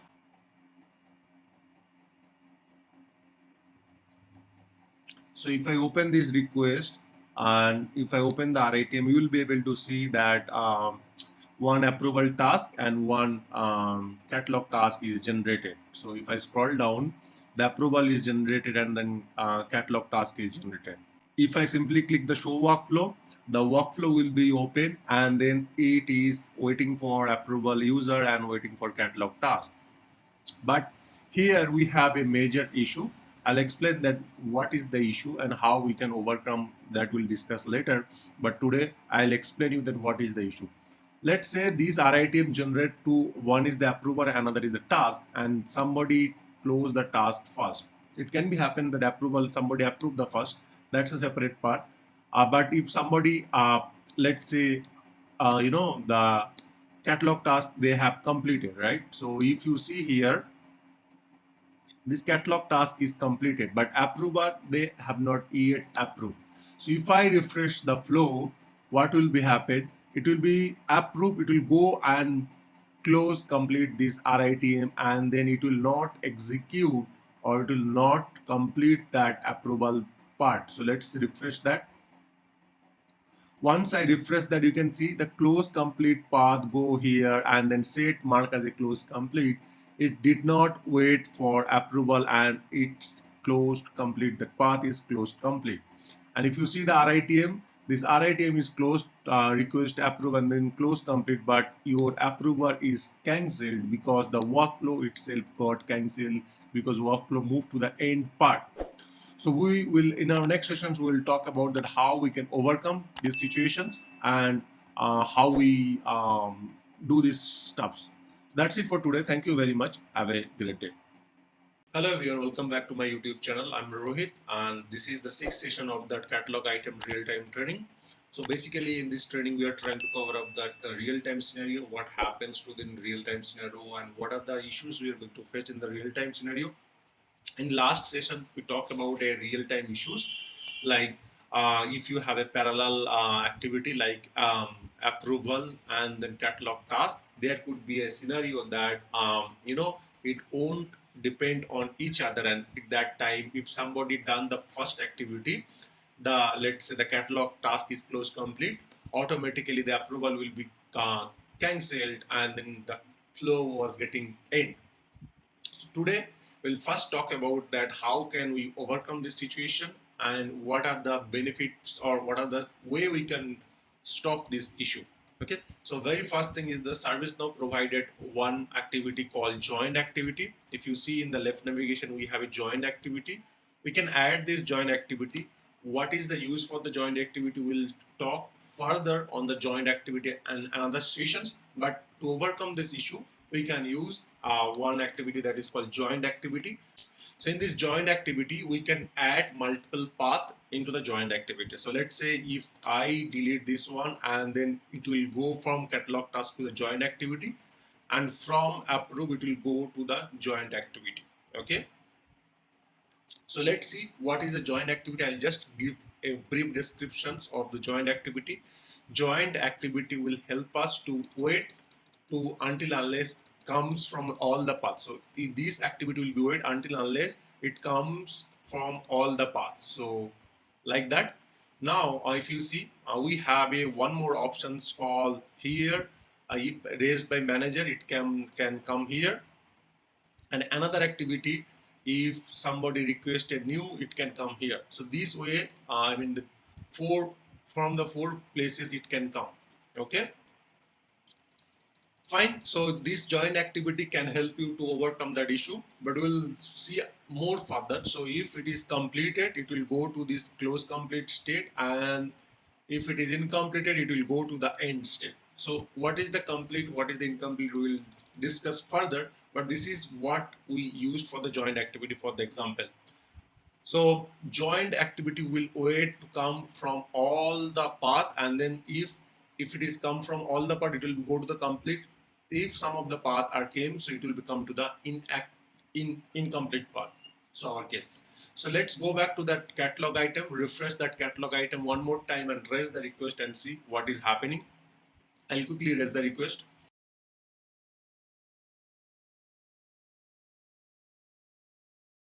So this is the request. We are going to check that. So if I go and search this request number and open the RITM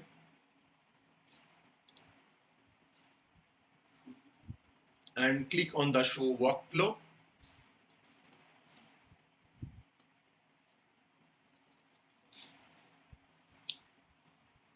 So very first thing is that it is waiting from this path and this path. Both the path are waiting. Previously we did one thing, we just closed the task. So we'll similarly do the close task.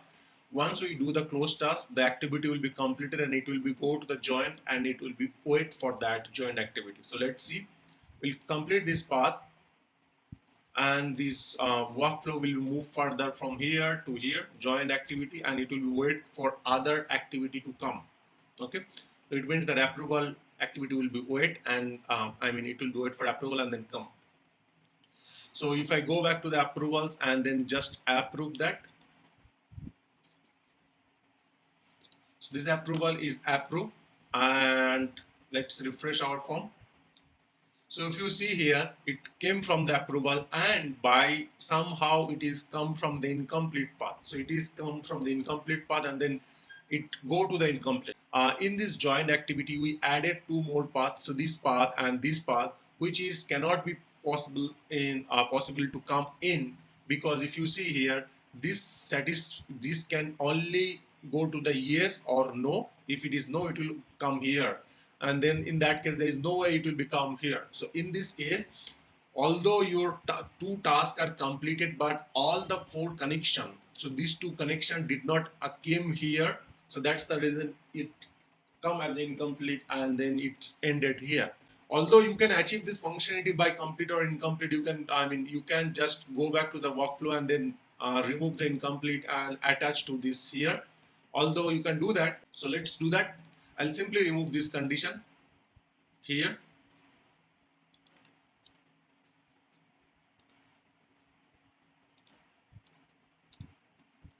So the workflow is smart enough to attach wherever it should attach. So we will do a wait for condition. So let's do that. For that, what we have to do, we will type the wait for condition. If we type wait for condition, there is a thing called wait for condition. We just need to be attached that.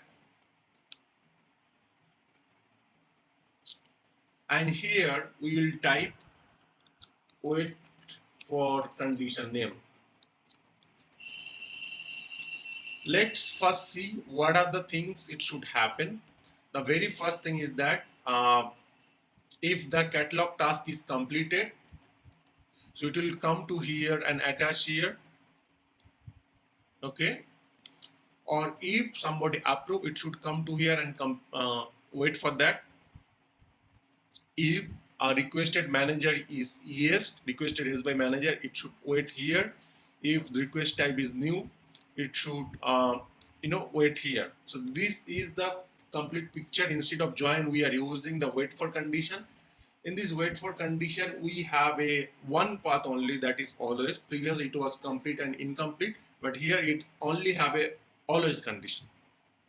Now in this wait for condition, what will be, it will be wait for, okay, so it will be wait for that if there is any catalog task that should either close complete, and if there is any approval that should be closed complete, then only these are this can go to the further. Okay, so in this wait for condition, what we'll do, we'll write some code, or else you can add some condition here. So what we'll do, we'll write some code. What we'll write, where gear equal to new glide record. Okay, so we will check that all these approval are approved or not. So for that, what we'll do, I'll go to this RITM and then approval record. So I'll copy this table name and paste here. Okay, and gr dot add encoded query, and here I'll put the condition. What condition I'll put? That approved or reject. So all the approve are either approved or rejected. In that case, it means that this is done, this activity is done. So here, what we'll do that, if you see here, we are putting the condition is that either for this record or for this RITM, it's approved or rejected. So you just copy this query and then simply paste that. And here, instead of this sysid, hard-coded sysid, we'll put that current.sysid.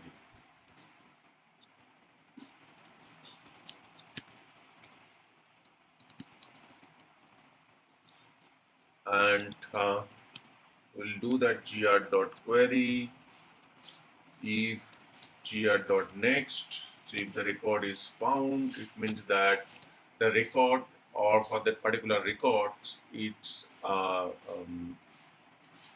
either approved or rejected.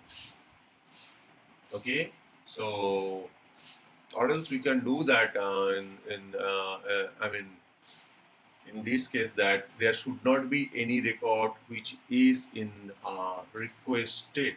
Okay, requested. So if we run that copy query and paste here, if I will just remove that. If the state is requested, it means that the approval is, that not yet, approval is not yet approved. So in that case, what we'll do, answer equal to false. Okay. Now next is that we'll check the task. Okay. So what we'll do here in this RITM, we'll check that task should not be in the open state. Okay. So for that, what we'll do here, var gr2 equal to new glide record sc underscore task and gr2 dot add encoded query.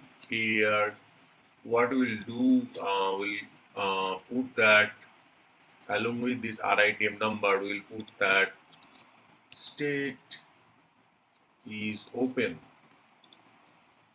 So if task state is open, it means that it is not yet completed. So in that case, we will not going to put that here. We'll do that current dot sysid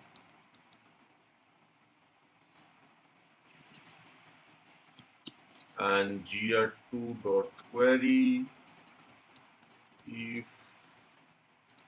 gr2 dot next, and if any task which is found as a open state, we are not going to return, we are not going to let this system open, else we'll just return answer true. It means that if all these are satisfied, it means that there is no approval which is in requested state, there is no task which is in open state. We'll let the system go to the further steps. So that's it. Let's raise the request. So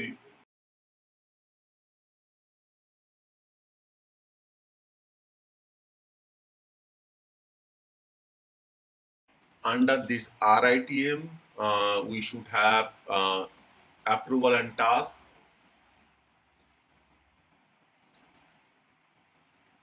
Once we click show workflow, it will be wait for both the condition. You can see it is waiting for both the condition. Let's close one of these. So let's say close this task. Now I'll simply close this task. Once we close this task, this workflow will go and wait for this condition. It will move from here to wait for condition. So let's see why it is not working or why it is not working as expected. So if you see here the code, it's saying that if this code executed, it mark as answer false. If this code is executed, it mark as a answer false. And finally, it come to here and it's marked answer true. So it means that if this block is executed, it is not stopping here, or if this block is executed, this is not stopping here, because at the last of the line, whenever the line number 15 is executed, it is marking as answer true. So it is not restricting. So what we'll do, we'll try here else, and inside the else we'll put this one, okay, and here we'll type else,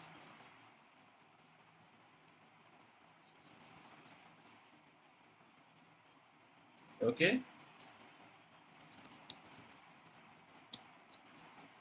and we'll move this answer true here, and let's revisit our code. What it is saying that it means if there is any approval in the requested state, system will not go to the further, okay, else system will check that is there any task which is in open state. If yes, system not let go to that further step, else the system will go to the further step. So it is checking two conditions. Is there any approval which is in requested state? If you said yes, then it won't let the system go. After, if there is no approval in the requested state, it will checking the further, is there any task which is in open state? Yes, then it not let go the system, otherwise the system will let go that. And if you see here, we put that gr2, it should have gr2 instead of it should have gr2. And let's update this one. Now I'll simply raise the request.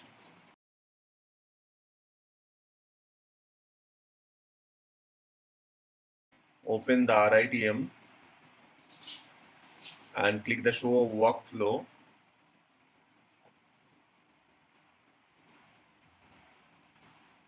The workflow is waiting for approval and the task. So I'll simply close the task.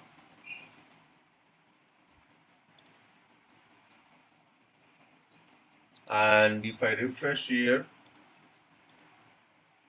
this is waiting for condition. Now if I approve that request,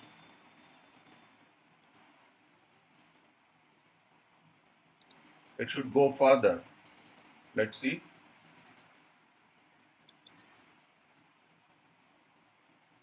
It is wait for condition and completed that part. So that's how you can do your workflow. Okay. So in our next sessions, we'll talk about the group approval and few more further topics. So that's it for today. Thank you very much. Have a great day. Hello everyone, welcome back to my YouTube channel. This is real-time service catalog training. In this training, we'll talk about that workflow switch and how we can create the sub workflow and how we can call the sub workflow today. Basically, we'll focus on those steps. So without wasting time, let's see that what's requirement we have. So if you see here the requirement sheet, that we have completed that point number 1 where it is generating that uh, either it is generating manager approval or it is skipping the manager approval. It is generating the catalog task. Now it is saying that for add group manager approval needed. For remove, we don't need any approval, such kind of thing. So basically, for add we need a approval, group manager approval, and for remove we don't need any such kind of approvals. After that, through the run script we can um, call, or through the run script we can call our through the run script. After that, through the run script we can add the actual user to the systems, and through the script we can remove actual system. So if you see our workflow, so if I go to the workflow here, waiting for all this condition, finally it is going to complete or it is going to incomplete, something is happening. Now we can achieve this same functionality here. Let's do that. What are the things we are going to do that? So very first thing today we'll focus on the switch, why we need the switch and how we can use the switch. We'll see. So in the core, if you see here, we have options called switch under the conditions. So if you see in this drop down, I do have option called action equal to add user to the group, remove user to the group. Let's assume that you have a 5 options, right? So you can't I mean that is not a good option that you can add that you can add the if block and see that the action is add, then yes, otherwise no. If action is no, something like that, you can do that, but it is not the not the very good option for 4 or 5 drop down value. For that case, we normally use the switch. So let's add the switch first. Once you drag the switch, it will ask for the variable, for which variable you want to use the switch. So let's see that. In this case, we'll select that action. And once you select the actions, it is asking for variable name to select. You have a options called variables or fields. If you select the fields, you will be able to select the fields from the RITM, and based on the drop down, it will various option will be select. Show. I'll select the variables here, and then I'll go back here and type that call, so that all this group manager catalog item variable is available. Now once we see that, we need to create the switch on the action. Why? Because action have a multiple options, and based on the multiple options, multiple things will be happen. So we'll select actions here and click submit. Once we click the submit, you can see automatically system takes that add user to the group, remove user to the group. These two options are coming directly from the variables portion. So if you see the catalog item actions have add to the group, remove to the groups. So directly coming from there. So you don't need to do anything. Just select the variable and automatically came up here. So after wait for condition, it will go and go to the switch condition. So add to the group or remove to the groups. So I'll go further. And in this case, if somebody select add to the group, something will be happen. If somebody select remove to the group, something will be happen. So what will be happen? We do. So this is how we can use the switch case, and then switch is used for 4-5. If you have 4-5 drop down, you can use the switch.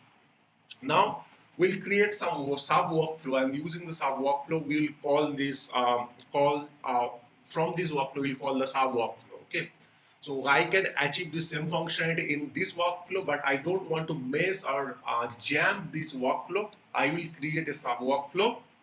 For that, I'll go to the workflow and simply click new.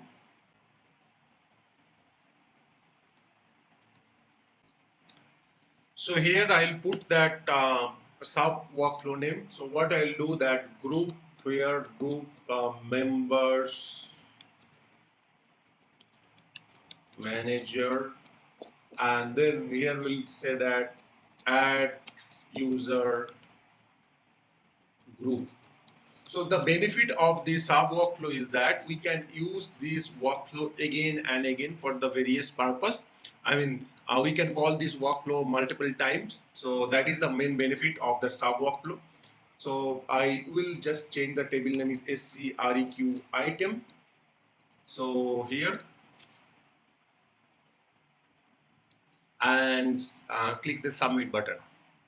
So in this case, it will generate one workflow, and this workflow we are going to add here. Okay. So here what we'll do, we'll type that group. If you see here, once we type that group manager members, you can see this is the our another workflow is showing. I'll just simply drag that workflow and submit that. Okay. And now in this workflow, this is our one workflow. This workflow will attached here. Similarly, for the remove, we'll create another separate workflow. But for the time being, I am going to attach this one. So you understand two things. It is adding user to the groups, and for once somebody select the add user to the group, it will call to that one sub workflow, and after the executing of the sub workflow, it will be ended. So that's here done. What we'll do as per the next requirement, we'll talk about that if it is add, we need to have a group approval from which group they are requesting for. So if there is any groups and trying to add, I mean if I want to add myself to a particular groups, so I need to get a group approval from these groups. Okay, from this group I need to get an approval. Okay, so let's do that. I will do one thing. I'll simply go back to this. This is my sub workflow. What I'll do here, I'll type. If you see here, we have a group approval. I'll simply drag that group approval.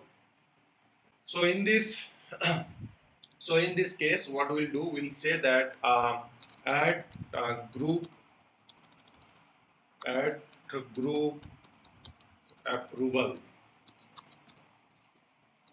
Okay, and then fulfillment, I'll talk about that. What is the fulfillment? I mean the stage is the one that help you to set the stages in your RITM. So I'll just simply set that this activity, and it doesn't matter that if it is approve or reject. I'm not setting anything for the timing. I will correct all these stuffs one by one. But here one thing we need to be add there, we need to add the groups that you are going to select here as part of your requirement. For that, what we have to do, we have to go to this catalog item one more time, and we need to collect that variable's name. So I'll go here, that variable's name is that add user groups. Let's open that, and here I'll copy these variables name,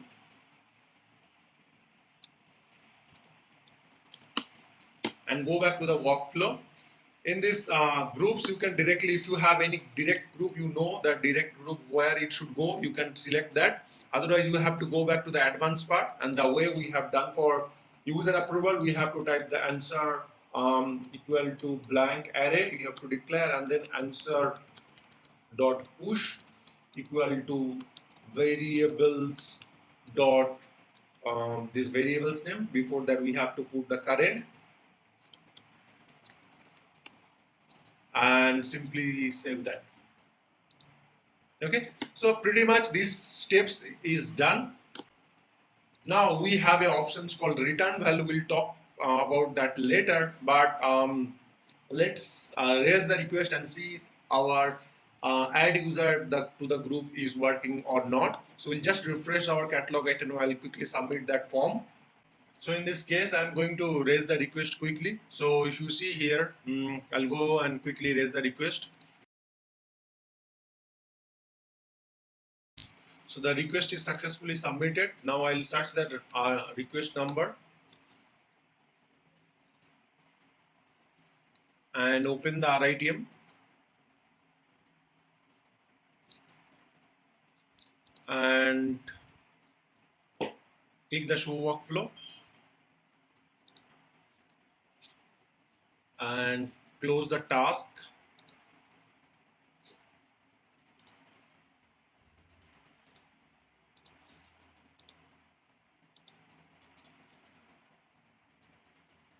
So once we close the task, this is waiting for another, this manager approval. I'll just approve that. Once the manager approval is done, I'll just refresh that. This wait for condition is done. Now it's go to the workflow, then another sub workflow, and then you can see it is waiting for this workflow completed. Once this workflow is done, we'll go to the end. But the sub workflow is not showing here. I'll just refresh the complete browser, and you can see that another workflow, the sub workflow, is attached here. I'll go to the RITM, and you can see the another approval is added for group approval. And if I go to the group approval tab, you can see the group approval is there. I'll just approve this one. Once I once I done this one, the workflow will be automatically ended. And if I go back to the group workflow, the main parent workflow, I refresh that. So you can see that this workflow is ended here. So that's how you can do that. that sub workflow. I'll quickly create for the child one, that is called remove user to the group. So I'll copy this name and create a workflow. Name should be in this case remove, and the table will be a CREQ item. The similar way we have done, and here I'll just submit that. So this workflow also attached. I'll go back to here and then search here. You can see the remove workflow is visible. I'll just attach to that and submit. And here I attach that remove workflow. And once that is done, we'll go to the end step. Okay. Now I'll quickly submit our form, and this time I'll select the remove option.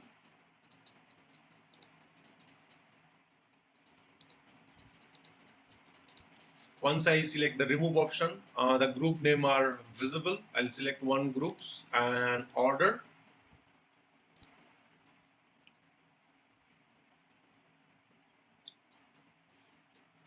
Go to the quickly request and search with the request.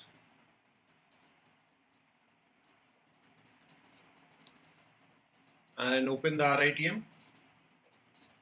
I'll do the same steps quickly.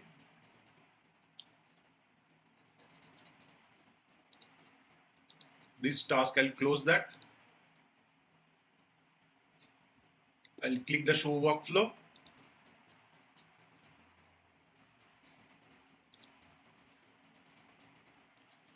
And it is waiting for approval. So once we approve that,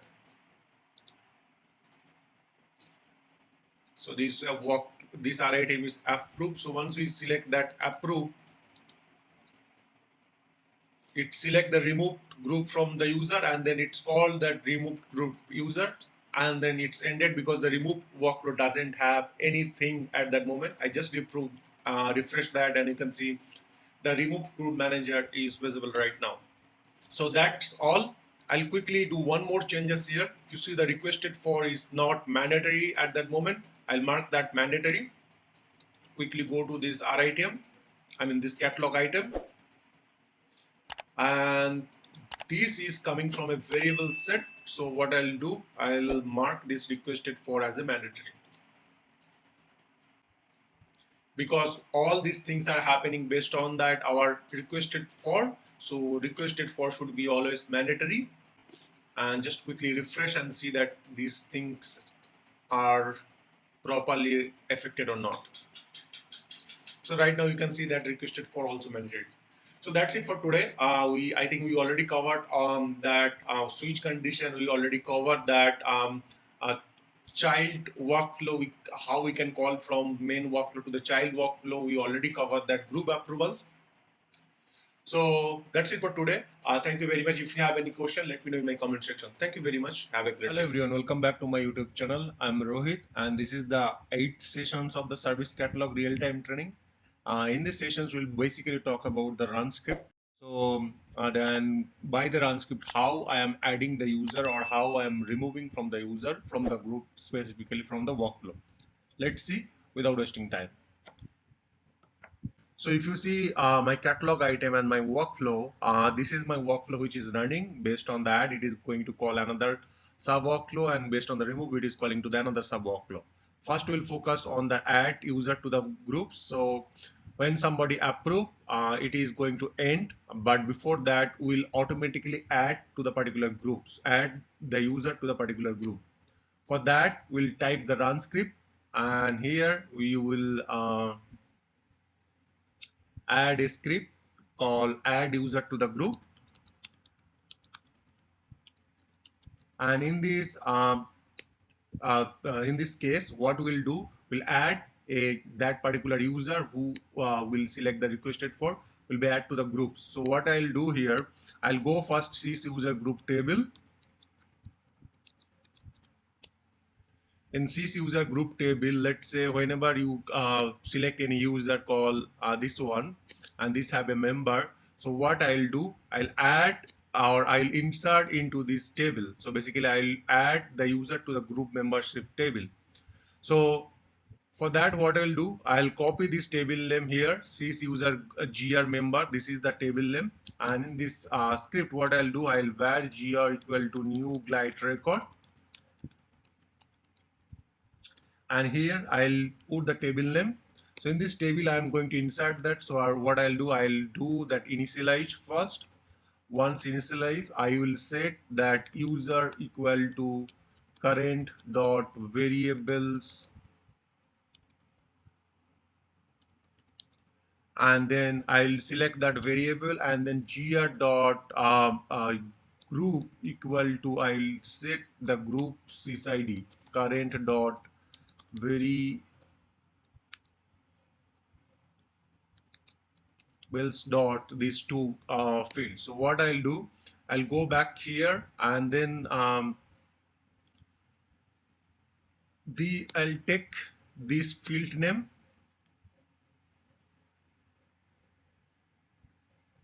So here the field name is add underscore group underscore name. I'll take this field name from this case, and I'll simply add to these groups. And then in user, what I'll do, I'll go back to the catalog item, open the variable set, and I'll take that this variable's name and add there. So that's it. I will set the gr dot set workflow equal to false, so that if there is any business rule running, it will stop, and then I'll do the insert. Okay, so that's it. So using that, what we'll do, we will add automatically to, by the script you automatically add and then end this process. Okay, or else if something goes wrong, we'll set value. If somebody rejected, we'll set the value close incomplete.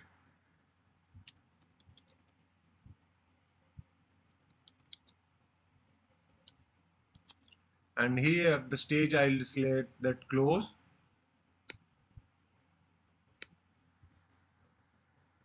So I'll pick that completed, and then here state, I'll select that closed incomplete if somebody rejected, and it will be ended here. I'll copy one more thing, this one, copy activity, and attach to the top, mark as a closed complete, and here it will be closed complete, and I'll just change the name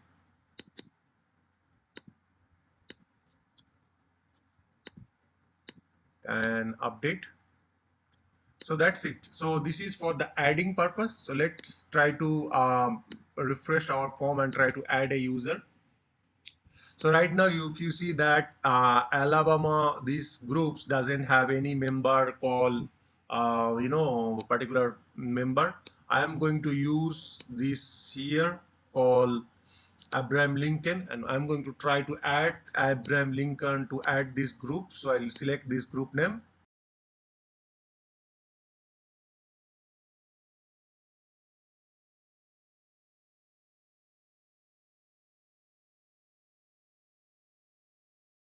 So you'll click the show workflow. The first task is closed, and I'll approve that as a manager.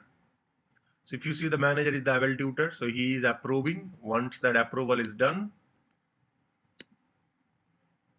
it will go for the manager approval. I mean the group approval, add user to the group. So this group have a one member right now. This group have a Eric, this member. So I will approve on behalf of Eric. Once I approve that through the run script, they should be added. No, it is added, and if I refresh now,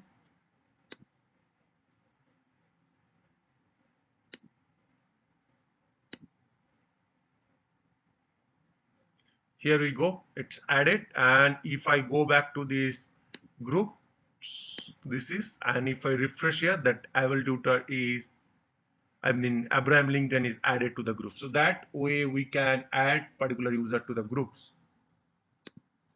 Okay, so that's it for adding user to the groups. So now what we'll do, we'll focus on the removing user to the groups.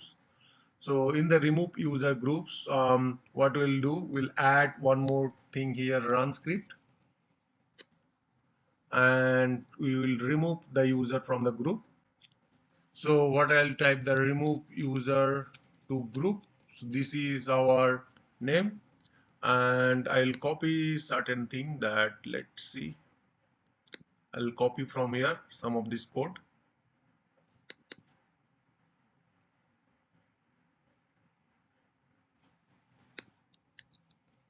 And going back to here,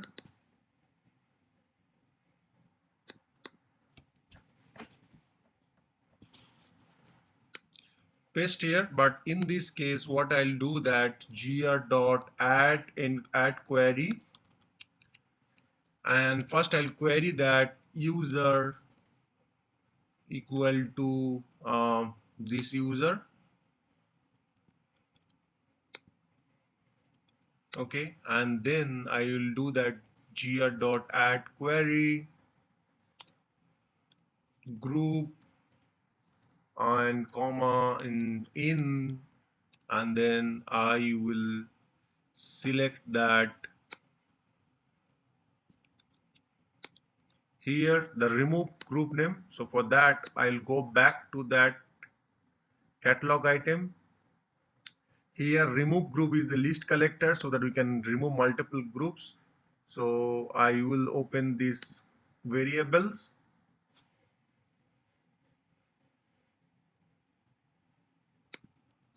copy this one, and going back here, put that. After that, gr.query and gr.delete multiple record. Before that, I will say that gr.set workflow false, and these steps I'll just remove. Okay, so this way we can basically delete that from the group. This is added. I will directly it is just removed from the groups, and then the process will be ended here. In this group membership main flow, what I will do, I'll change little bit here. I will add the join activity because sometime it is getting cancelled.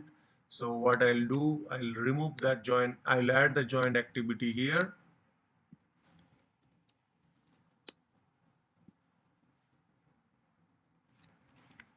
Call join, and complete or incomplete, both the cases it will go here, and it will be like this will connect all these possible connection that we had. So I'll add here and remove this timer. So that's it pretty much for removing the group. So let's try to remove the groups. So previously if I go back to the catalog item now, in this catalog item, if I select Abel Tutor, that Abraham Lincoln, and action is removed, you can see all the groups that is visible. That is not the correct. First of all, I should show all these group he is member of. Basically, Abraham Lincoln is the whatever group member. So he is part of these two groups. So these two group name only should be available here. For that, what I'll do, I'll go back to this type specification. Under type specification, we can write the reference qualifier. So we'll write the reference qualifier. For that, what I'll do, I'll create a script include, and I'll today show you that from the script include how we can call basically this one. So let's say we already have a script include. You can leverage that same script include. We created that for on-change client script called group manager. We can leverage that one called user use groups, and in this function we'll take as a parameter called user, and we'll show or we'll return all these groups. So for that, what I'll do here, I'll open this table. So this is the GR member table where all these user member are present. So what I'll do, where GR equal to new glide record, here I'll put the table name gr.add query,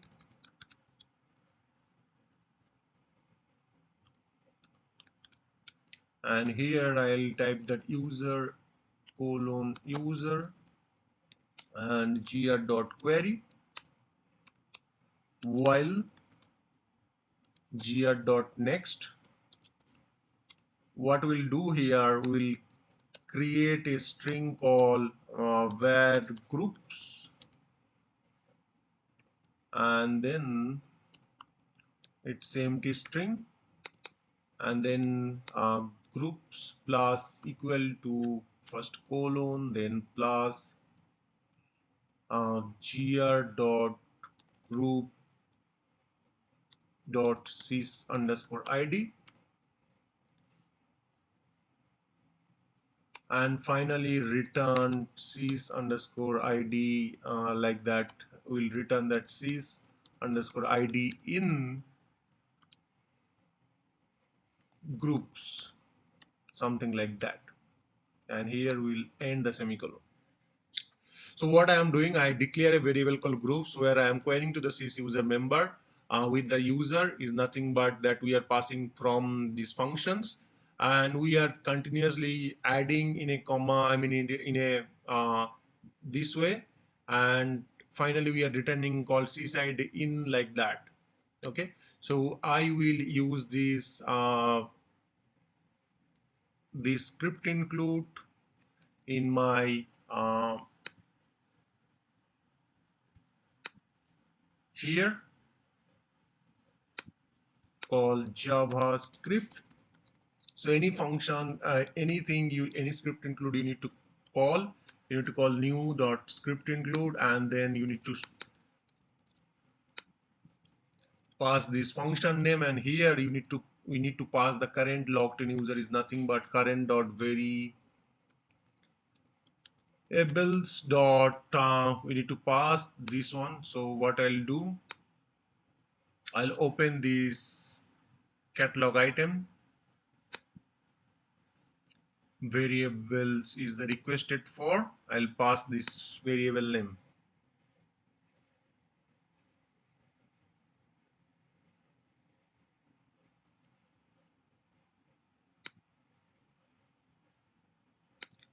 Called requested for, and we'll just paste here. So let me first show you that what this function is returning as part of this, then you will be understand. So if I use this this function in our background script, so I'll go back to the background script first. In this background script I will put the gs.info, and then here I will paste this function, and instead of this one I need to be passed the sys id of the user. So for sys id of the user is Abraham Lincoln is this one. I'll copy and paste here. So this will return me that two groups id, you can see. Okay, and there is a one comma extra, we can remove that even. So what we'll do, if groups like that, then it will give me, else we'll just put group equal to like that. So it will remove, it will that extra comma is coming in front of that, that will be removed. Let's try one more time. So it is showing like that. Okay, now if I go back here, so this is done. So let's show our catalog item and refresh, and this time if I select requested for is Abraham Lincoln, and remove, and we'll try to select that. And you can see all these two groups name are showing which is I am member of. And then I will select the reason is new hire, and then once I order this and submit, it will generate a request. I'll search with that request,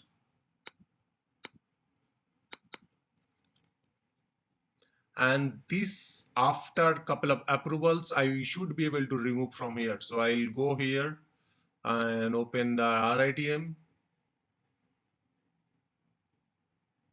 and this generate the approvers, so I'll approve that.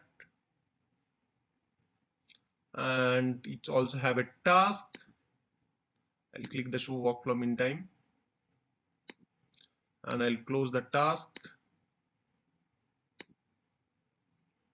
Once we close the task, it should attach that remove approval workflow, and remove approval workflow, remove the user. And if I go back here and I refresh that, that user is gone. So this way we can add the user, we can remove the user, and we can set the value. So now we'll just go back to our workflow. I'll set the value here, call set value, drag that, close complete, stage is complete. I'll select that complete state, and then state is now close complete, and submit. So this workflow, these two workflow is right now ready. So if I see here, so these two workflow are ready. Okay. Now here it is generating the group approval, means that whoever is the group manager, they should be able to approve, and then only they will be added. Okay. Now I will add one more thing called, I will add couple of user. Let me add couple of user to this group and save that.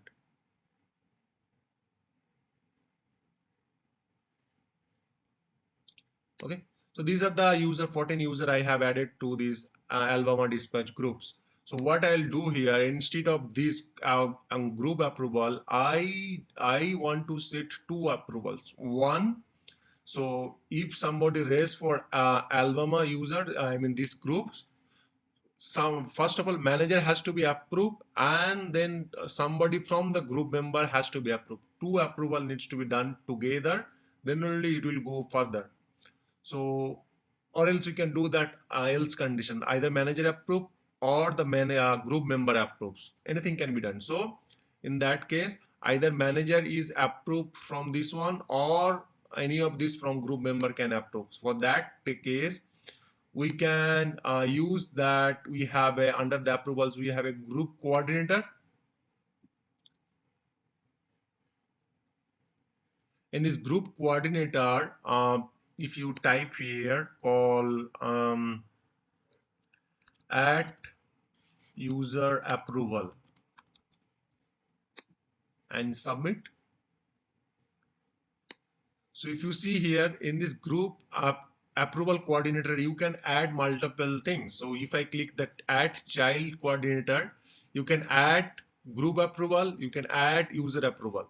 Okay, and if you see here, once we added that group approval, I mean the approval coordinator, it is saying that all child activity to be approved, any child activity to be approved, anything we can do. Okay, so we define that all child activity approved. It means that manager has to be approved, and then somebody from the group has to be approved. For that, what I'll do, I'll remove that and connect here, and I'll remove this connection, and coming back here, so approve, then it will go to the add user, reject, it will go to that here, and cancel, it will go here, something like that. Okay, and in these groups, so what I'll do, I'll first add the group approval. So here I'll name that group member approval. So in this way, we can, I'm discussing that both the point, one is the group approval and another is that user approval. Both has to be approved, then only it will go by approval coordinator.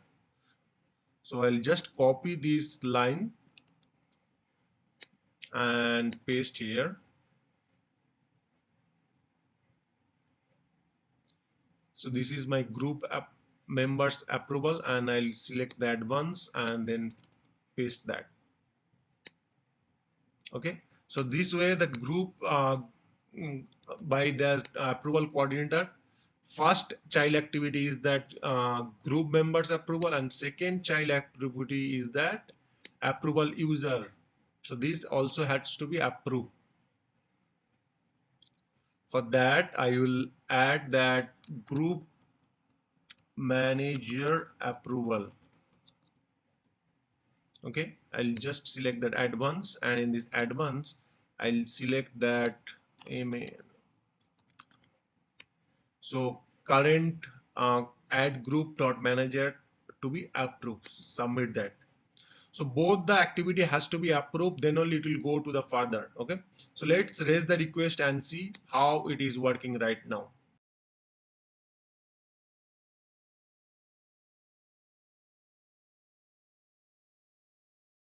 So right now, if you see that Alabama user doesn't have that my user, which is Abraham Lincoln, is not added. So we'll open that RITM,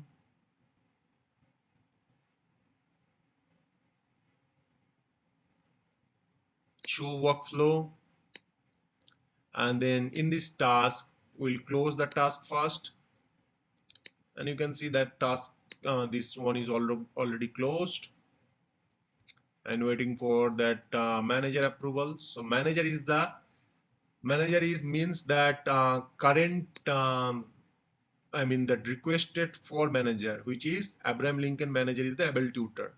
So there has to be approved. Once it is approved, it go to that add group manager approval. So we'll refresh that, and you can see it is waiting for, one is the manager approval, one is the group approval. So if I go to this RITM, you can see one group approval is showing, and these all are the group member, and one is the manager approval. Who is the manager? Eric. This user is the manager, so there his approval also needed. Okay, so let's see first approved by groups. So once somebody approved from the group, all this group approval will be no other group approval will be no longer required. Now the manager approval is needed. So if I go back to this workflow, you can see that group approval is done. Now group manager approval is needed. So let's say that the manager is the Eric. So once he approved,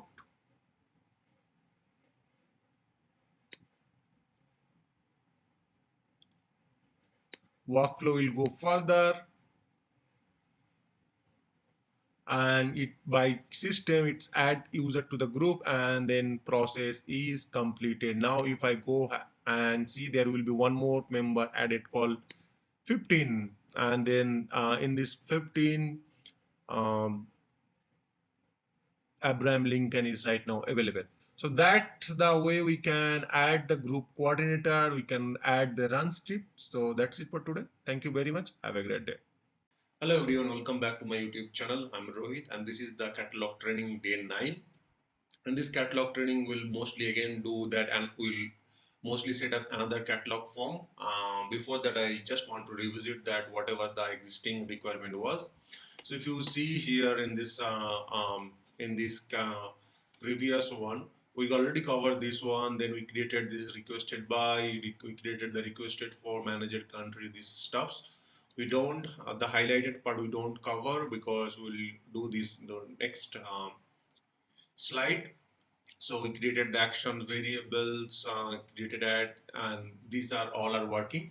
The notification also we have not covered, so we'll do as part of our next session. So some of the things I have highlighted, those I cannot achieve into this, or maybe those I cannot actually fit to our this catalog item will try to accomplish those things to our next catalog item.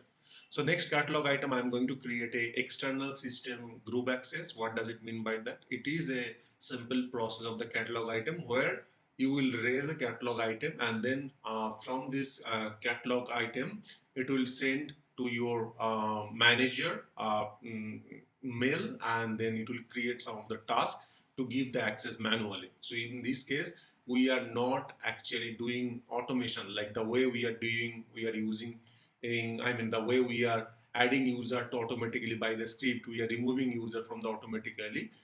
We will do these steps manually, but some of the little point we will discuss in this catalog item, like we'll create the flow designer for this catalog item. We'll instead of workflow, we'll create the flow designer.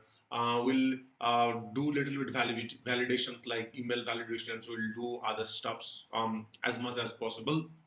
Also, this validation user can only order one time in a day. This validation we'll do in this catalog item. The next we asked for that one variable which was only visible to our task. So this validation also will done this catalog item. So small, and if you see the notification part, we will cover as part of this uh, catalog item. So whatever we could not achieve to our previous or could not get a much scope to previous catalog item, we'll try to manage in this catalog item. So very first thing, I'm going to create this catalog item quickly, and I'll first forward this creation, because we did the same steps earlier in our during the previous catalog creation. I'll just come after this one. Okay, so let's do that. I'll go to and create the catalog item.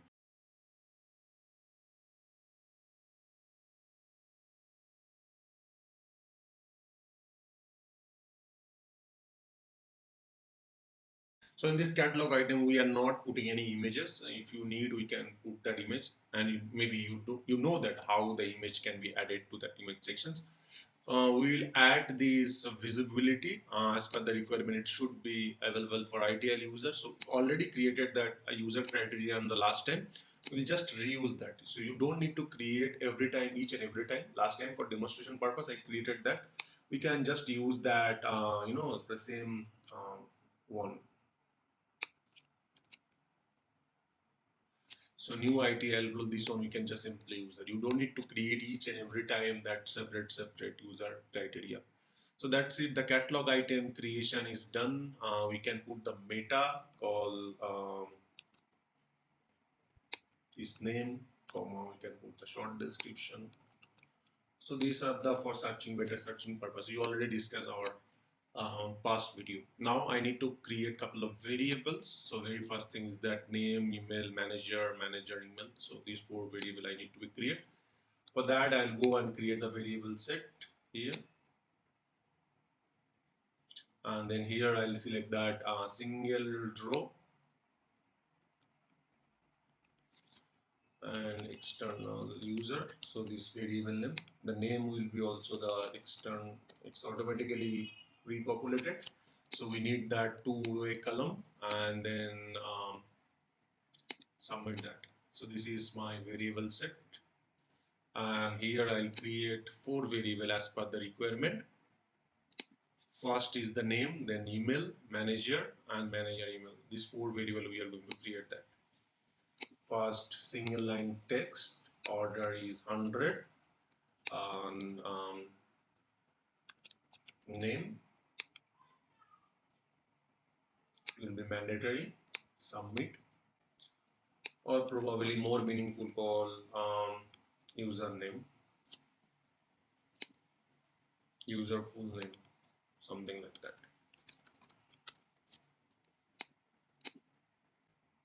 Then we are going to create user email. So user email, and the order will be 200. And let's see, is there anything called email? We'll select the email and hit insert and stay. So why we are creating that single line text instead of reference qualifier? Because we are assuming that this is the external user who might not be available to the ServiceNow system. So we'll again go back to the single line text here. We'll remove this one here, manager name. Order will be 300 and insert and stay. Next is the email and this order will be 400 and here it will be manager email, insert and stay. So pretty much we have created these catalog 4 variables here. Now going to search this catalog item and see that whatever we are expecting is actually came up or not. So here we have 4 question: user full name, manager name, user email, manager email. So 4 questions came up. Before that, on top you can see that variables we have a display title. We can just check that as we did earlier, so that it will be look like a sections on the top of that. So let's refresh that form. So it is showing that the display of the title. Now what we'll do, I'll create one variable like earlier we did. Here I'll create the requested by and then it should automatically populate the current logged in user. These things I will do that. So for that, what I'll do, I'll go to the catalog item and create one variable under 50 order.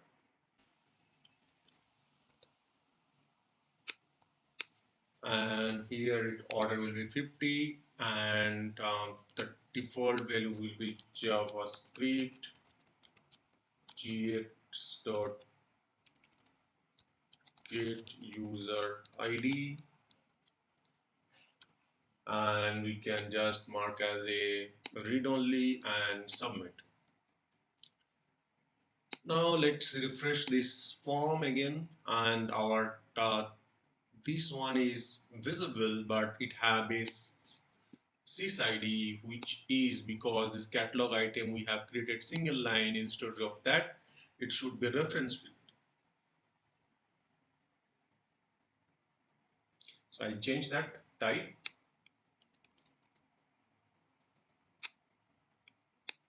I'll simply change that table name here.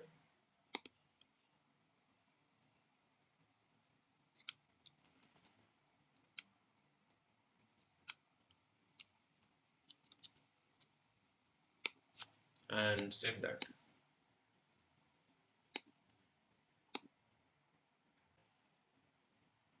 So now it's automatically pre-populate with the requested by. Now here is the thing, if you see that user full name, it's a free line text, you can put anything. User email, let's see if we put something and is it saying anything? So we'll select that the email validation is doing or not. So if you see here, it is saying that invalid email address. So it means that whenever you are submitting this form, it is validating that it's a proper email address or not. So the type, whenever you select the type, it is allowing you or it is validating that you have the proper type of fields you have selected or not, that email. So once I did that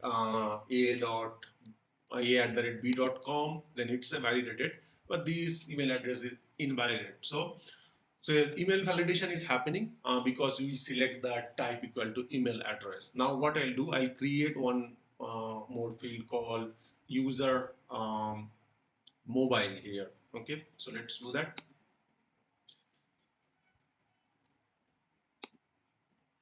I'll go back to the catalog item.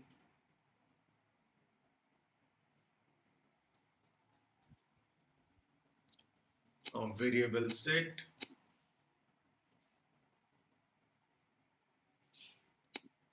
Here we are going to create one more variable called mobile user phone, something like that. So first we have to select the type equal to, is there any phone?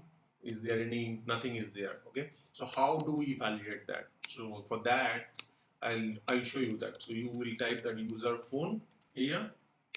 Once you type that, the automatically populated order will be 500 But how do you validate that they are properly providing number, specifically number or not, right? For that, we have options called under this type specification. You have options called validation regex. You can select the number so that instead of number, if you put anything, its system won't allow you. So once you select that and submit that, because if you create the single line text, you can because this is a single line text, right? So this type is a single line.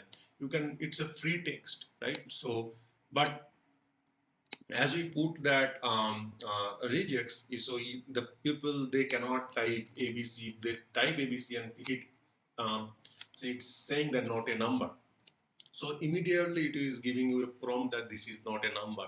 So this way you can do a regex validation in your any of this field. So now these fields are created right now. We need to create one drop down called system. We need to create one field called group name, and then these will be only visible to our task. So let's do that.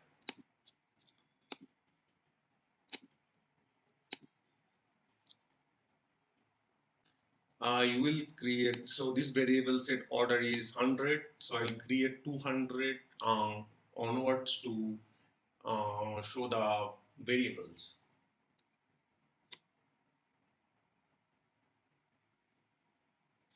So first variable, these are the done. So system, we need to create a choice called system, and this will have some drop down. So we can select the select box. The name is system, and type specification we can put the include none and save that, and it will be mandatory. So all these fields are making mandatory from the dictionary level. They are not going to change anywhere in that by the script. That's the reason we are setting them mandatory from the dictionary level, variable level. So we are going to create the question here in the bottom called AD.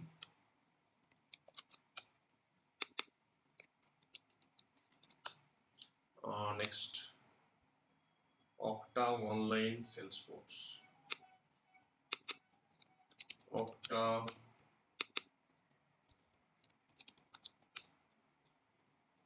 one login.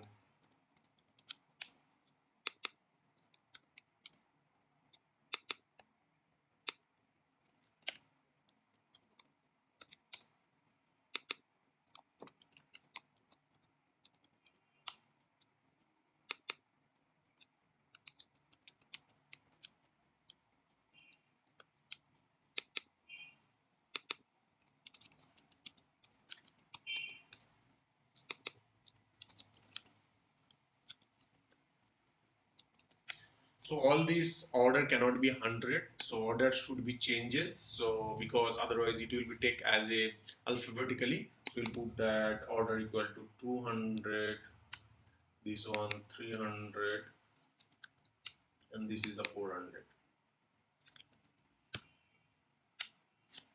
And simply save that. And here we'll save our form.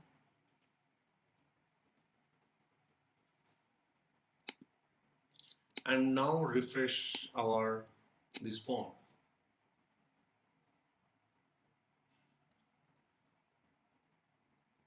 Since this variable is showing on the top because we have not defined the order, so we'll define the order is 200.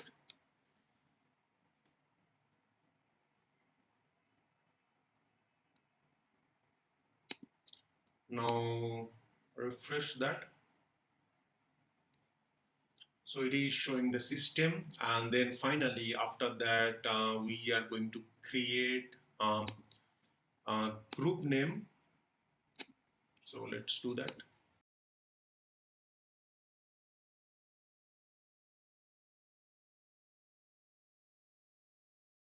Single line text, the question will be group name, external group name.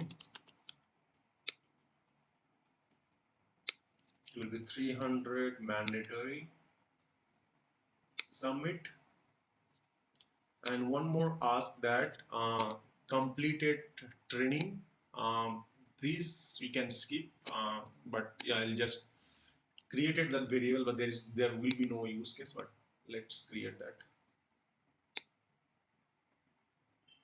to show you that how the variable yes no variable looks like that.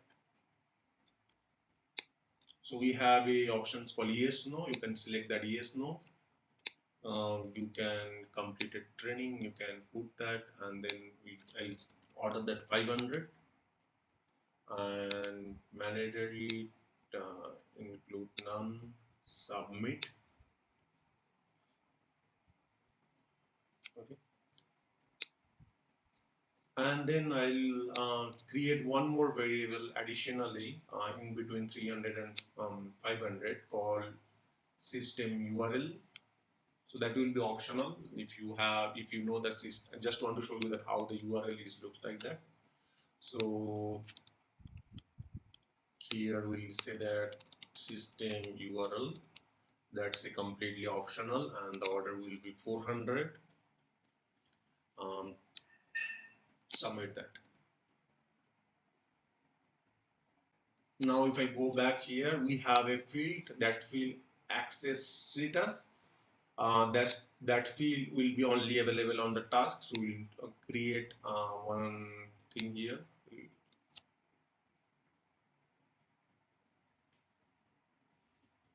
This will create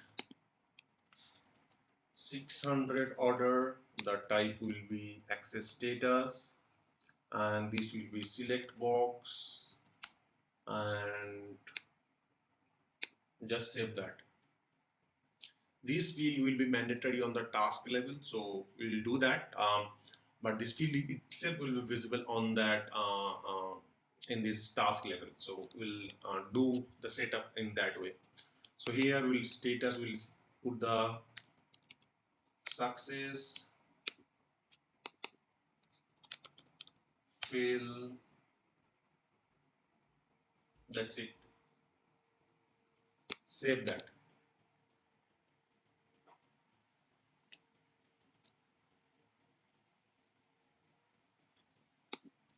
Now I'll simply refresh our form and let's see how it looks like that.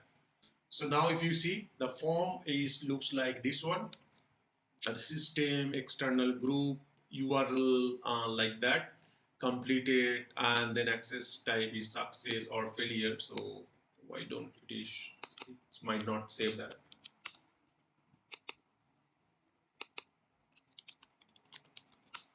We'll save that. Okay, so this form is set up. Let's refresh one more time. So if you see here, I'll do one more thing.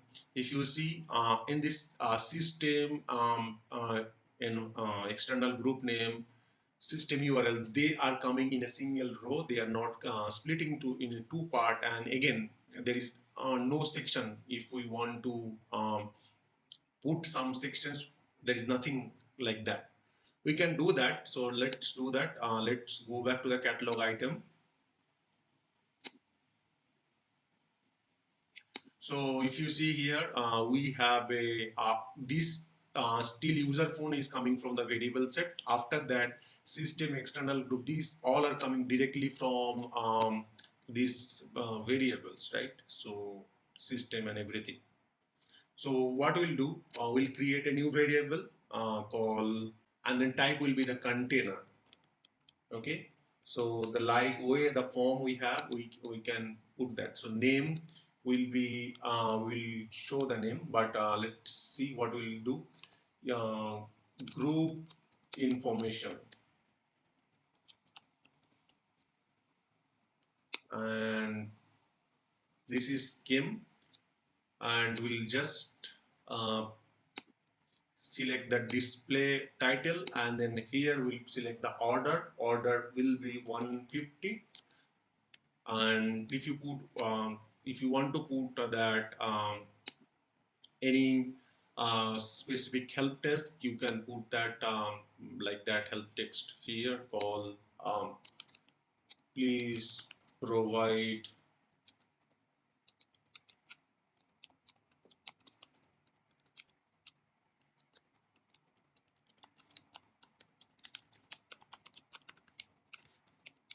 something like that, some text I'm putting here, and save that.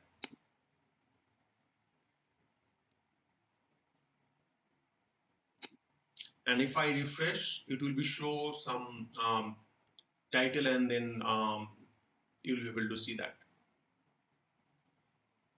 So you can see the group informations and it is showing, and then once you click that, this message help text is coming. Now coming back to that, how we can divide it into the two parts. So what we'll do here, we'll go back to the catalog item again. Till the completed training, we want to split in a two part. So for that, what we'll do, we'll go back to this.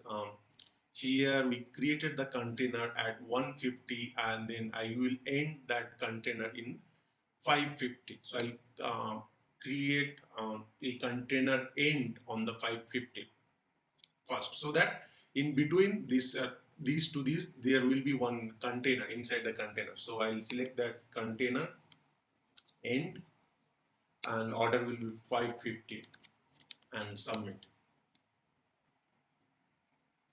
Let's first refresh that and see these there is any changes happens or not. So if you see here, there is no changes happen here. Now if I go back to this container start, so you can see all I'll show you that on that part also. So if you see under the type specification, you have a layout. Here you can see that two column layout. Once you select that and save that, all these field will be arranged into the two parts. So let's refresh that.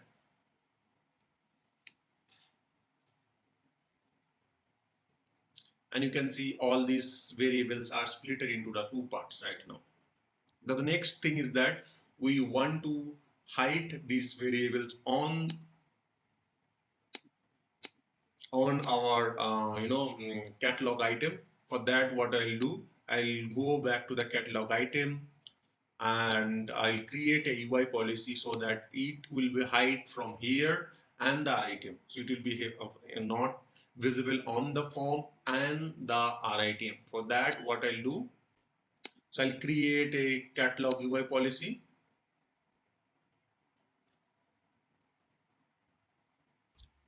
and mention the short description.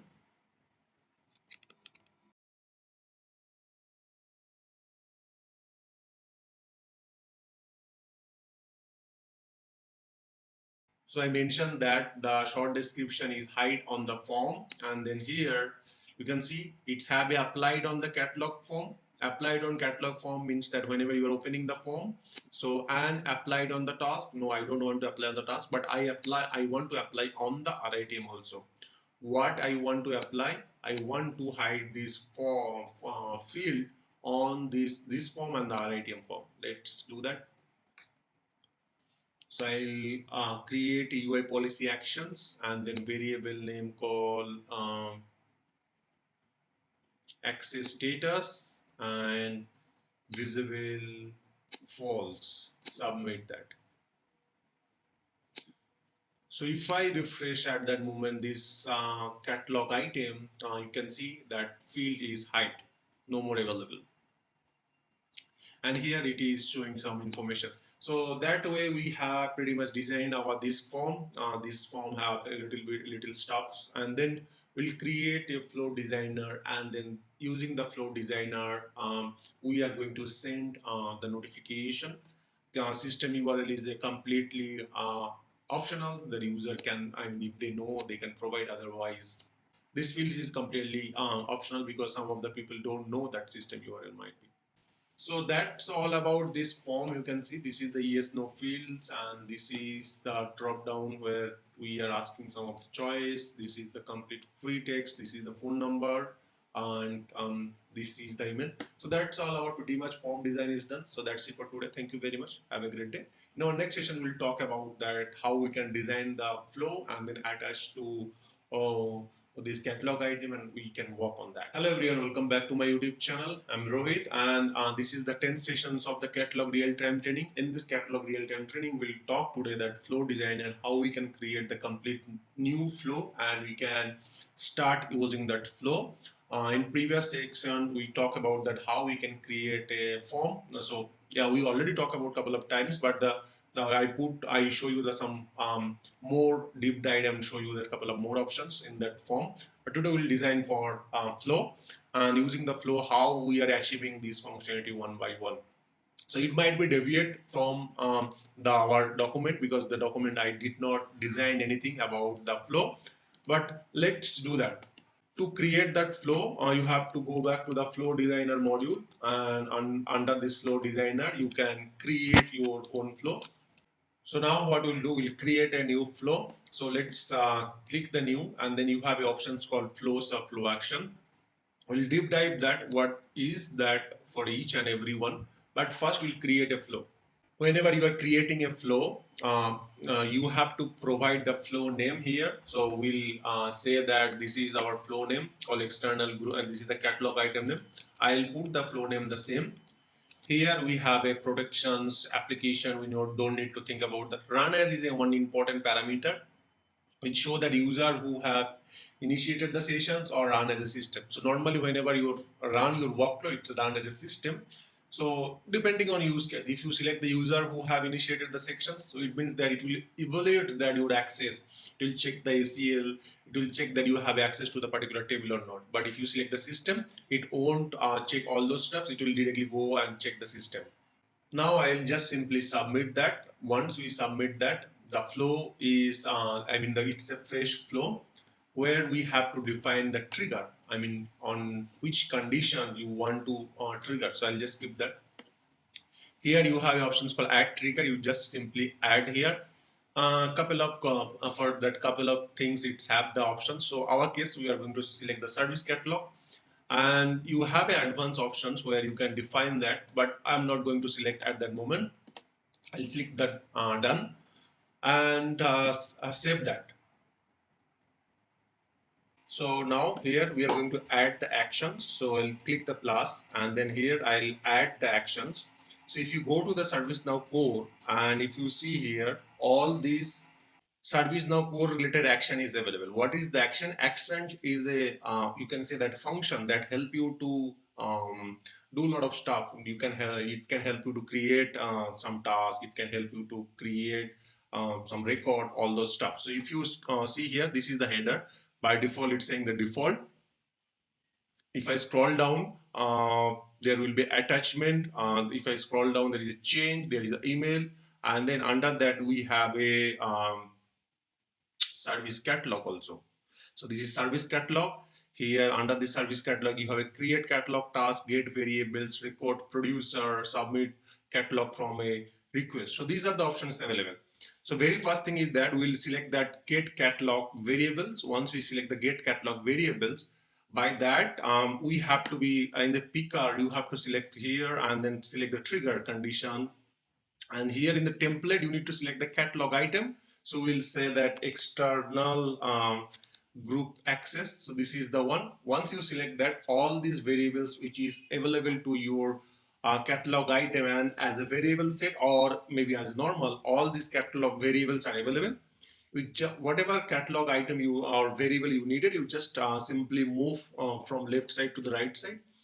I will move all this right now and click done. So this variable can be, or this variable's value can be used in further. Okay. So first two things I'll do. I will send a notification once somebody raise the request. Once somebody raise the request, I will send a notification to the manager and manager email address. So that will be my first job.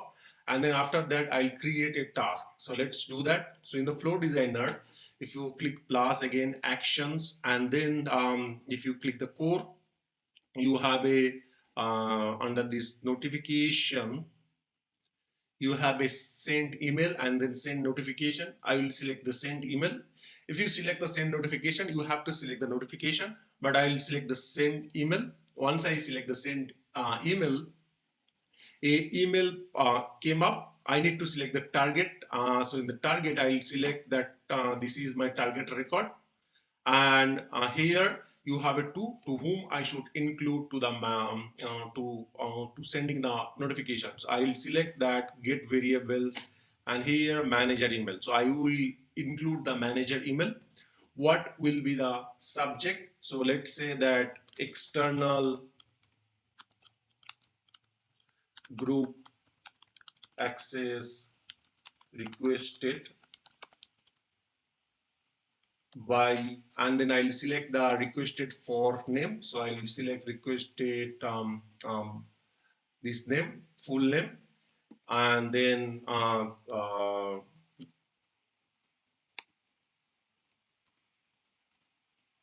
so requested for, and then by I'll put the RITM number. So I'll go back here and then I'll select the number.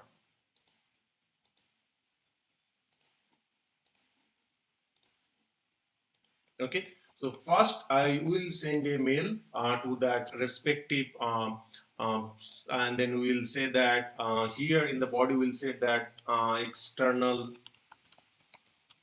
group access required, and here we can add all these variable one by one. So let's say we'll select that we can create a table even if we need. So we'll create a table called 2 by 2 like this, and here we'll select that number, and here we'll select the variables. I'll quickly do that. So I'll show that number, RITM number, here user full name, and then you will attach to this uh, name, and here I'll say the group name, and I will pick that group name, and then finally what else variable we can include, let's see, system. So we'll select the system. Okay, so this way you can directly include anything. So let's done this. So it will send a notification, send a email, and then so now what we'll do, I'll create a catalog task to verify the user details is correct or not. So basically for that what I'll do, I'll click the action again, system core, and if I scroll down, so we have a options called create catalog task. I'll simply select there. Here I have to select the requested number, and then here I need to check put the short description called validate user details, and we can add couple of fields here called assignment groups. So I'll select the assignment group is called let's say user something like that, AD something like that, LDAP team. So I'll attach that, and in this catalog I task, if you want to include some validation, I mean some um, variable, you can then show that variables. So I'll include all these variables and done. And if you see here, we have a checkbox called wait. So this will be wait until unless my task will be ended. So next, go back to the catalog item under this process. We just need to be put that our external one and save that.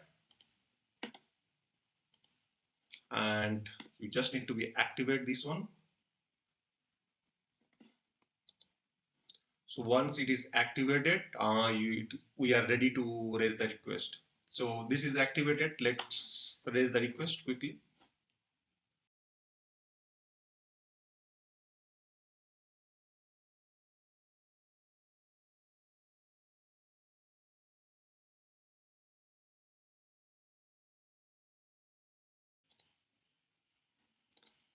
So let's order.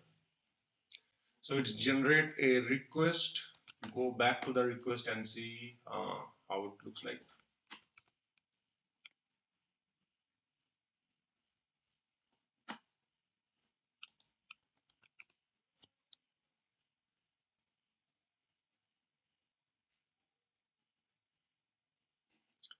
So here if you see the RITM,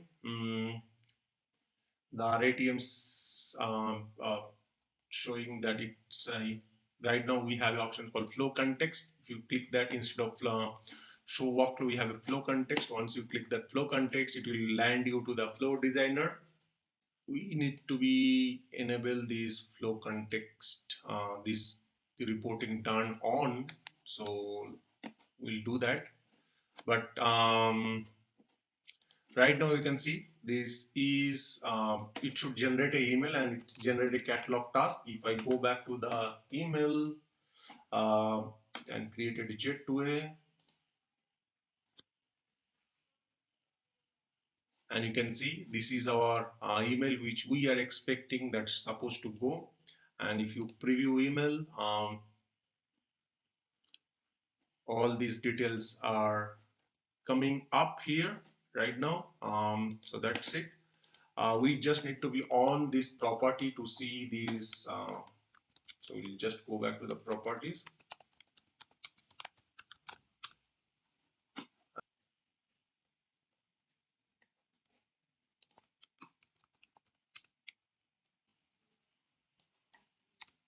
We'll search that flow and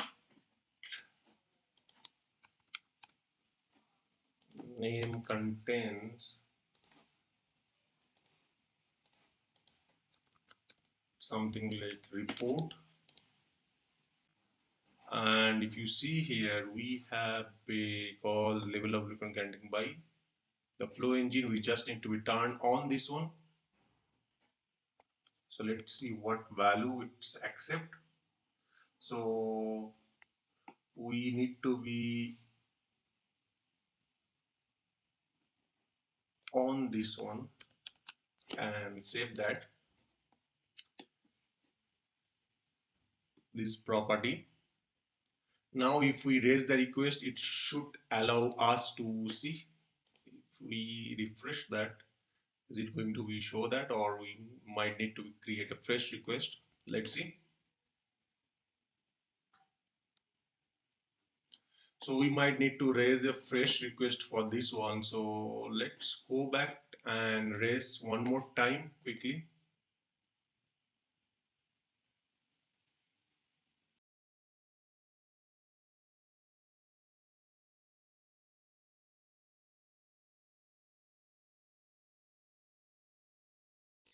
If we open the RITM, we have a flow context. If we click here, now it's supposed to be see that our flow. Let's see.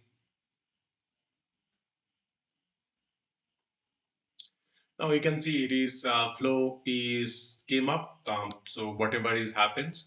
So you can see that it sent a mail like that. So it create a catalog task and it is waiting to complete this catalog task. So what we'll do, we'll close this task here. So close task, and once it is closed, we can see our execution from there. So we'll just do jet to a created on, and this is just now completed because we completed that catalog task. So this way you can generate the the flow designer attached to the attached flow designer to the catalog item. We'll do deep dive in next day. We might be make more complex flow and show you that how we can do a lot of stuff, how we can create our own actions and can we reuse that. So we'll do that in our next session. Till the time, thank you very much. Have a great day. Hello everyone, welcome back to my YouTube channel. I'm Rohit and this is the 11th sessions of the catalog real-time training. In this training, we'll talk about the flow, and the last sessions we talk about the basic flow and how we can create the flow and how we can set up all those stuffs, basic stuffs. So today we'll go through the requirement first in my Excel sheet, that what we are going to be implement, and based on that we'll actually implement in our flow. So without wasting time, let's get started. So if you see here in this form, we are taking that manager email address, we are taking that user phone number, user full name, email address. So because this this catalog item is basically are created for external group access. It means that the user might be not available to my system, and the group that I am trying to add the user, yeah, that user also all or the group also might not be present to the ServiceNow system. So maybe it is present to the Okta, maybe it is present to that LDAP, maybe it is present to that one login, Salesforce, different application, the group. So I can't do anything in my system. I can do the integration for the couple of things. We can do the integration, but maybe not for all. Okay. In that case, what we'll do, we are I created a unique the flow. So let's go through the flow first, and then we'll implement that flow in our this catalog item. The flow is pretty much simple. So this part we have already done. We'll send a mail to manager and the unique DL for system. So it means that first we'll send a mail to a manager, and unique DL means that if you select AD, the DL will be different. If you select Okta, it will be different DL. If you select one login, the DL will be something different. If you select Salesforce, the DL will be something different. So, so basically, the DL will be depending on based on that system you select. The DL will be the different. Basically, that's what I'm trying to make that. And next thing is that after that, whatever we will pass the DL, it will be sent to a particular DL. Next is that it will be generate a approval, and in this approval what we'll do that mm, basically the some specific groups, maybe that external group admin or something, some specific from the specific group, we should get an approval. Then third step is that we are generating a task for user verification, and maybe user verification and maybe manager approval, verification and manager approval. So what it will be do, so basically in this task, the actual fulfillment, who is going to be fulfilled, they will check that user is properly fill their information properly or not, and the manager is sent a mail that approve or reject. So we use from the system will send a mail to manager, and manager will revert back as a approve or reject. So based on that, they will close this task or close complete after, I mean, this approval, these things will be taken care of from them. Now we have a call add. We have a two parallel task. One is the add user to the external group, and another is the as user to the billing cycle. So these two will be the parallel task. And finally, after that, we are going to notify the user. So this is our complete steps. So let's go through one by one. So in our flow, if you remember in last time, so far we have done this one. So I am not going to do implement that unique DL right now because it will be a little bit tricky. I'm not going to do this one right now. So this send mail to the manager is already done. If you see this send mail to the manager, it's already done. We'll go to the next step is that generate approval for a group. So we need to take a approval from a specific group. For that, I'm going to add a steps here. Click here, actions, and under this system core, we have a ask for approval. We'll select that, and by that, we'll take a approval. For which record we are taking that? We are taking the approval for the trigger record, the requested item. And then here, if you see, we have a options called approve or reject, and then we have to here we have to choose a rule. So we are going to take a approval from a group. So anyone can approve from the groups. We'll say that it's a approve, and here we'll select the groups. So how we select the groups? We'll go and specifically, as I mentioned, that we'll take a specific group approval. So might be we'll take that Alabama dispatch, the same groups. From there, we'll take a approval. Okay. So once we get the approve, so we'll put the condition flow logic if approve. This is the conditions. What we will select the step number 3, approver status is approved. If somebody approve, then we are going to do some steps. Okay. And else, and we'll select that flow logic else if rejected, and we are going to take some action. So we will select that is rejected, we will take some action. So both two things can be happen here. Either somebody can approve or somebody can reject it. So if somebody approve, we'll take some action. If somebody reject it, we'll do some actions.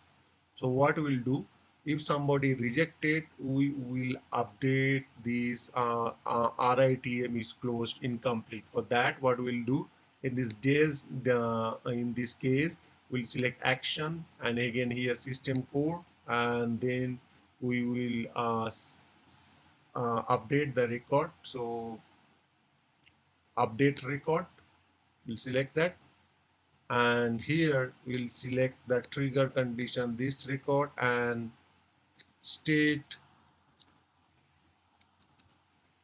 we will select as closed incomplete. Okay, so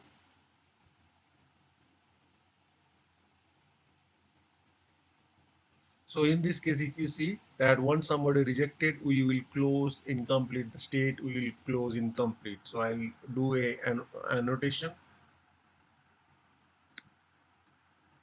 So I, by mistake, I do the duplicate one, so I'll close that one. I will do annotation called closed incomplete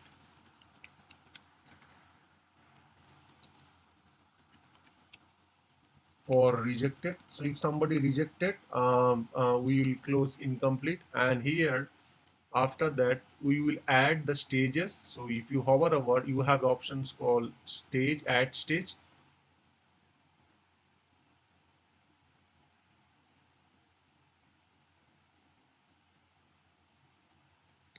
You can say the stage is, in this case we don't have any stage, while select that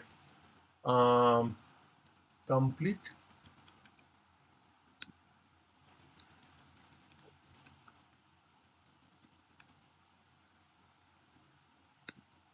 So this stage will be completed. Now in this case, if somebody approved, so what will be happen in this case, we also add a stage here for approve. What stage we will select, that will create a call waiting for approval, for waiting for approval.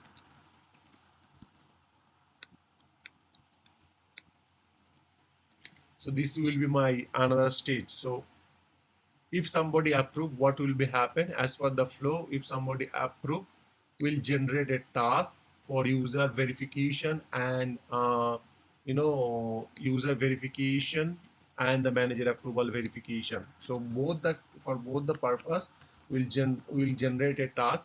So let's go back to the catalog task. We already created a catalog task. I'll just simply attach here. In this task, what we are doing that we update that work notes called user verification and manager verification.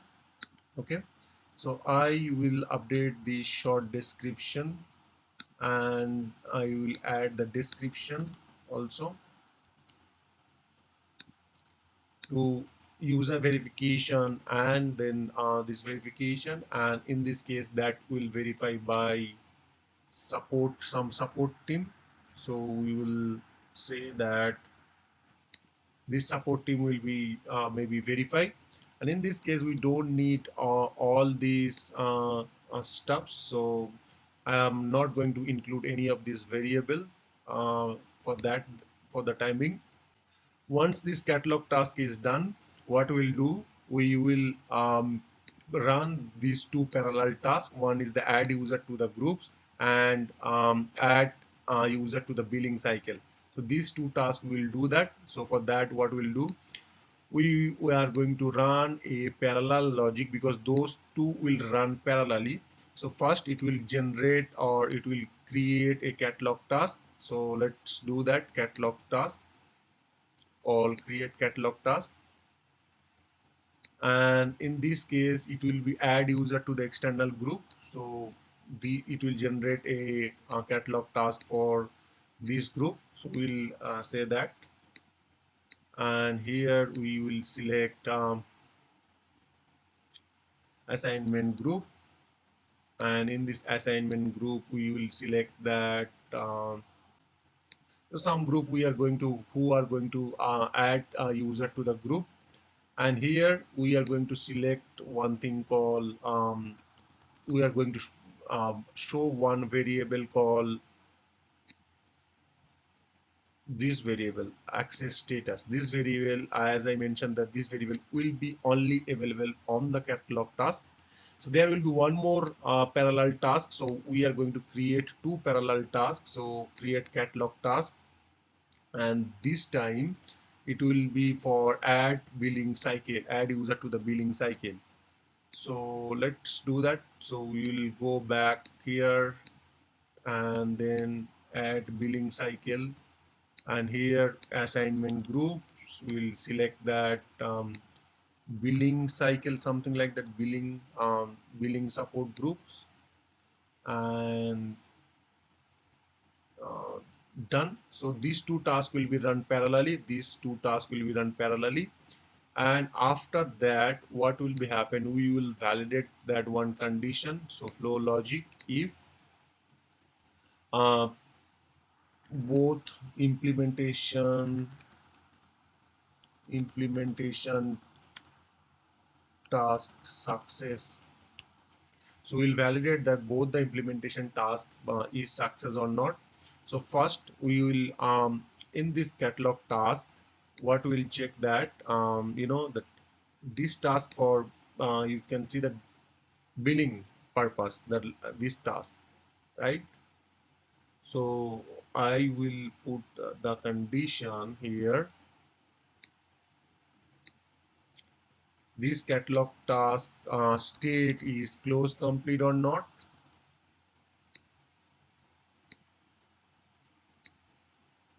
And if you see here we have a one variables which is access status, and that has to be success. For that what we'll do, I will select here get variable access status has to be success. So if it is success, then it will be performed, it will be sent a notification. For that what we'll do, we will send a email. To whom we are going to send, we are going to send that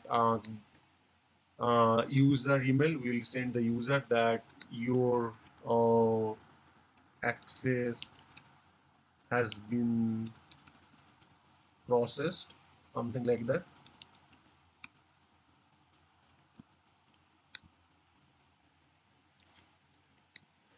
And in case it is fail, right? So in case it is fail, what will be happen, I just copy that, so we'll use that in the bottom here. So I just copy, and here I will add that flow logic else, and in this else we'll add this one. So in case it is not success, we will say that cannot process, something like that.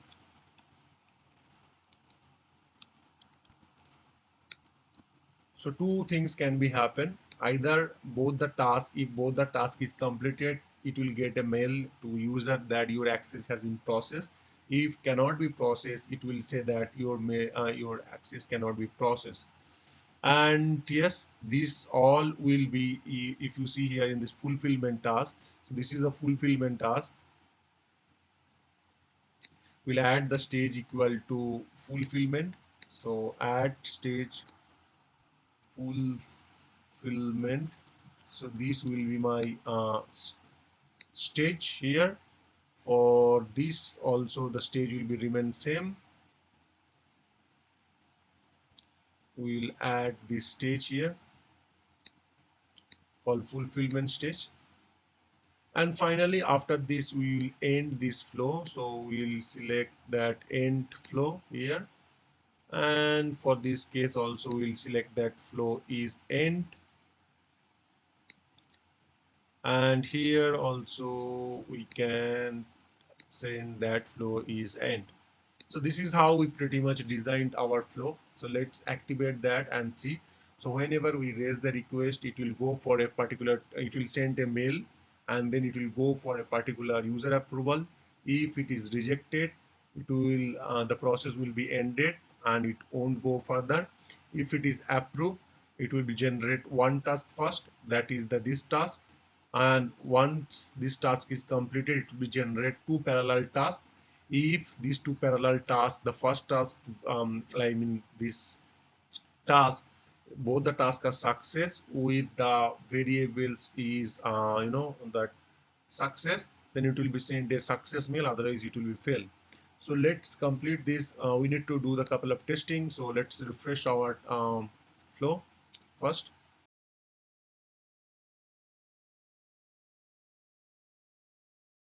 And once we order that, the first we'll go for the positive path, everything we will check that everything is working as per our expected or not.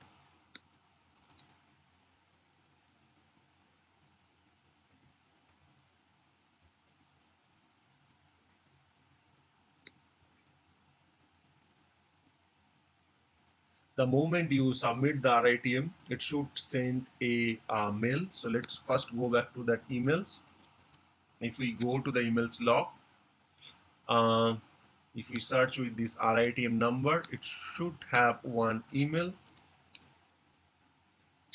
that external group access, and it's sent to the manager email address.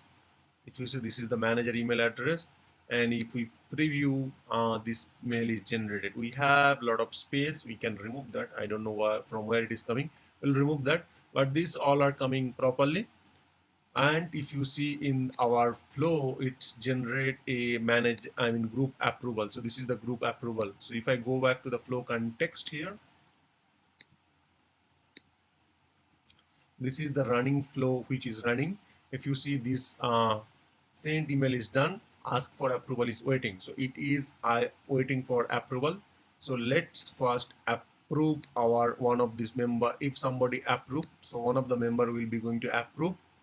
Once it is approved, and if we refresh that, it will go and it is approved, and it will create a catalog task. So let's go back here, and definitely it will going to create a one catalog task.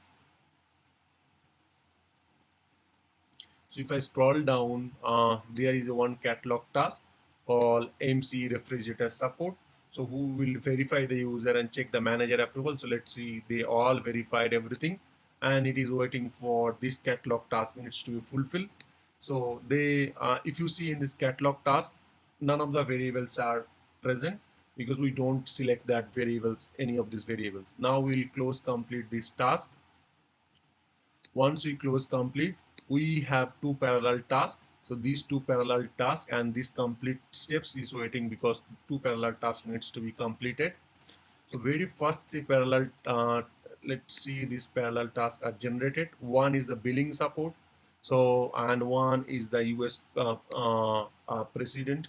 So this one doesn't have any variable, but US president should have one variable called access status, which is fail or pass.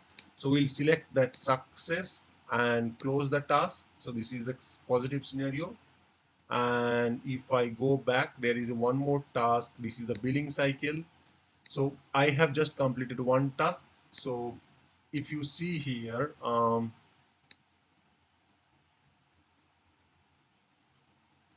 stage, you can see the fulfillment because we set the stage from the from here. So you can see this RITM stage is in the fulfillment right now. So now if I go back to this is the another RITM billing cycle, we will mark as a close complete. But if you see the flow at before that closing the task, one of the parallel task is completed, another parallel task is waiting. Once this is completed, this parallel flow will be completed. So let's complete this task. Once we complete this task, I will just refresh the flow, and it is failed. And because of that, it's that actually we don't set any value here. So let's see that emails, it will send the email that it is failed. But why? You can say that it's yet a user access cannot process because it go to this this else block, some reason. So due to some reason it did not success. I cannot find out right now, but we will check the further. But if you see our requirement sheet, we have a requirement called we need to send unique DL.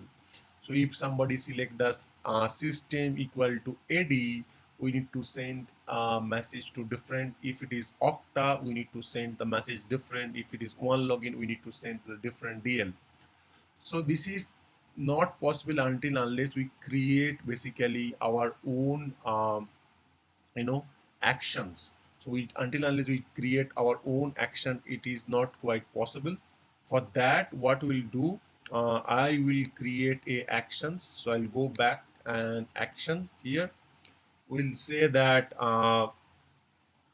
based on return system DL. So this might be my action name, and I will just submit that. So other steps are not necessary. So what I'll do, I'll take the input. The first input will be so here we can do a lot of stuff. So I'll go for the simple one. So I'll take an input. That input will be that system name, and here it will be string and mandatory. Okay, and based on that we'll do a run script. We'll add that run script, create a variable. So we'll take from input system. So we'll take input from the system, and whatever input you will pass, based on that call if inputs dot parameter equal to something, we will set one output, and else we will select another output. Okay, so if it is AD, we will take one another. Else if input dot parameter equal to one login. We'll go back to the RITM and what all the system we have. Let's first see.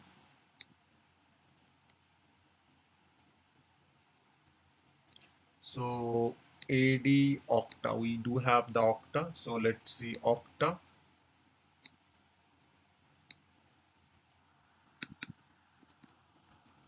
We will have another, else we will have one more DL. So based on the DL, it will be sent the unique mail. So what we'll do, we'll create the output variables called uh, email, and then we'll use this one as a output dot email equal to ad@gmail.com.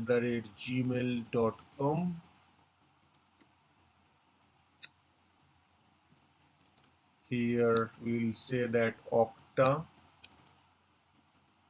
@gmail.com, and here we'll say that others @gmail.com, and then output we'll create one more output called that email, and here we'll exit that mode and map to our script variable. So if you need to learn more step by step, you can go and watch my Flow Designer playlist, where you can see all these steps, how we can create the actions and everything. So in these steps, what we'll do, we'll try to add first that actions called return system DL. See that is available or not, or else we need to refresh that. So it is available, return system DL, and here we need to pass system name. How can we pass that? We will pass from here like get variable, and then, and in this send email, what we'll do, in these two along with the manager name, we will pass that return system DL email address. Okay, so let's save that and activate that and raise one more time, see that what is happening in our system. Now I'll simply activate that. So every time if you make any changes, your flow needs to be reactivated to see the latest changes. So we just activated that flow. Now I'll simply go back to the RA team and raise the request one more time quickly.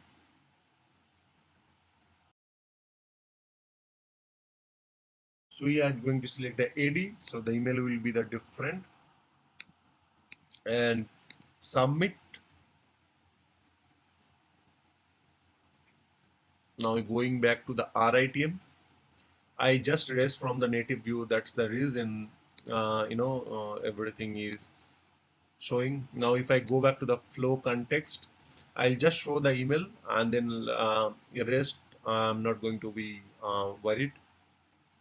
So if you see here, that return email is executed and what it's returned ad@gmail.com because we selected as a ad as part of this requirement. We selected the system equal to ad, and if you see the sent email, it sends that a@g.com is the manager email, and then ad@gmail.com, that is the system email. So if I go back to the emails, I also will be able to see the same thing here. You can see ad@gmail.com. It sends the both. So based on the unique each and every unique, it is sending that email. So these all are done, I guess. So except one requirement that we'll do our in our next case, next sessions, because this is pending. We did not cover that on submit client script. So this part. So we are going to cover this part in our next sessions. That only one in a day only we can raise one time for a particular user. So this functionality will complete in our next session. Till the time, thank you very much. Have a great day. Hello everyone, welcome back to my YouTube channel. I'm Rohit and this is the 12 sessions of the catalog real-time training. In this training, we'll basically talk about the on-submit client script and let's see the requirement first and then why we are going to use the on-submit client script. What are the things, benefits of the on-submit client script, how we can use the on-submit client script and how we can use the glide ajax to get the value from the on-submit client script and how it can be work in the service portal. So these are the things we will basically talk about that today. So let's see first what is the requirement. If you see the requirement sheet, it's saying that user can only order one time this catalog item in a day. So if it means that if you already order a catalog item for a user, you can't raise another request for that particular user. So we'll try to achieve this functionality first, but before that we'll do the step by steps, small steps to see that how it is affecting on the on submit client script. So without wasting time, let's get started. First thing first, what we'll do, whenever somebody click the order now, the on submit client script will be run. So we'll test that on submit client script is really working on or not in our systems.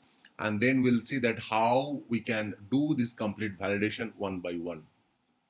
So if you go back to the catalog item in this client script, you can write the client script. Basically, we already talked about that we have a three type of client script. One is the onload client script, another is the on change client script, and we have on submit client script. On change client script, we already worked on that, and based on the on change client script, we get the requested for manager, requested for country. These things we already populated. Although we have not discussed about onload client script, we can discuss that. Basically, onload client script run on whenever your form is loaded. It mostly used for making some mandatory, making for, I mean, setting for the some value. We can do that work later, but today we'll mostly focus on the on submit client script. So first we'll select that type equal to on submit. Once we select that, you can see some of the pre-populated code is populated. But unlike that on changes client script, there are some parameter, or you can say that some parameter was there. But on submit on and on load client script doesn't have any of this parameter, right? So now we have a UI type that is the desktop. So if you want to run this client script only for the native application, not for the service portal, you can select the desktop. Otherwise, most of the cases, most of the people are select the all. Now we'll select the name, and this name will type that one thing called submit validation. Okay. So what does it mean by the submit validation? Submit validation means that we'll check that the user have only one. I mean the for whom we are requesting, they have only one time requesting or not. So requested by whoever is the requested by, they are requesting for only one time or not. So this validation will do that as per this requirement. The requested by, who is requesting, he can or she can only request only one time for a user. Okay. So first, if you see here, if I type that alert, you can't submit. So I'll just test that for you.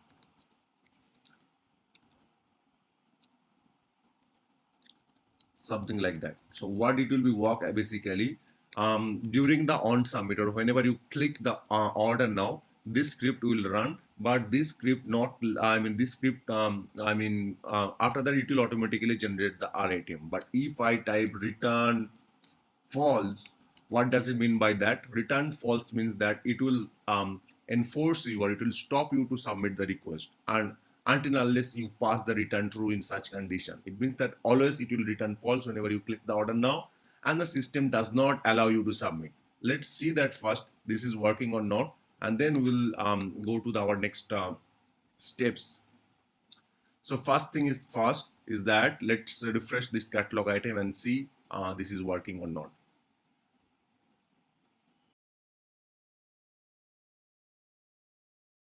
Now once we try to submit, that will show on submit client script will run, and then this on submit client script has one alert. It will show the alert, and then it will stop let to submit that. Let's try to do that. Once we click the order now, you can see that the alert message is coming. It means that our on submit client script is running. Now once we click the OK, it not you can see that it not allow us to actually submit. It's whenever I try to submit that, it's not allowing us to submit. So that is the benefit of the on submit client script. Using the on submit client script, we can get some data, or we can get some value, and based on that we can take action. Now we'll write some script. Okay. So first script we will write that we'll run the script. So let's try to run this script. Function get data. Okay. So this will be our script. Here we'll try to run this script. Okay. So let's see that. First we'll write that VAGA equal to new glide ajax, the way we did for our own changed client script. Now we have to pass a script include name. So we already created a script include. We are going to use the same script include in this case. I'll go to the script include module, and under the script definition, we already created a script include called group manager. We'll open this script include and pass this one.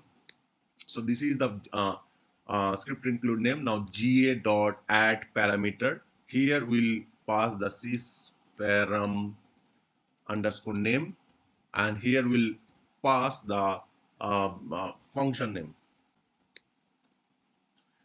Here the function name is that user submission. Maybe this is the function name. Whatever function name you can make that.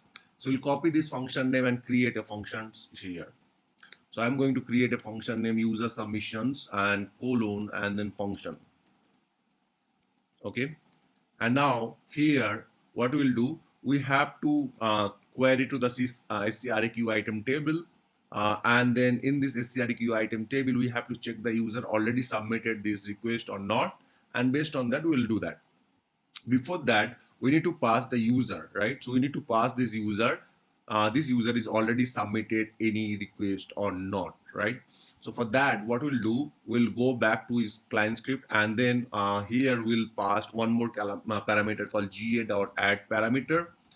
In this case, sysparam underscore user, and here we'll pass the username. So username is nothing but current. We'll get that g underscore form dot get value, and from where I should get that, I should get from the requested by. So I need to get these variables. So I'll go back to the script SC item table again. And now I should get that variable's name. This is the variables. I should get this variable's name. So requested by this variable name, I should get that. So I'll copy this here and then pass here. So I should get these variables, and then after that ga dot get XML. All right.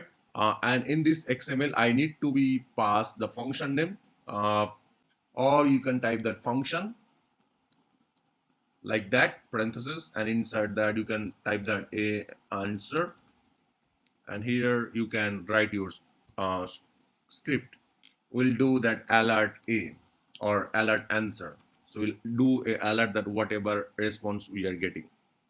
Okay, and this function will call our during our the initial whenever the this will be loaded, and I'll just remove that alert and maybe put that here return false.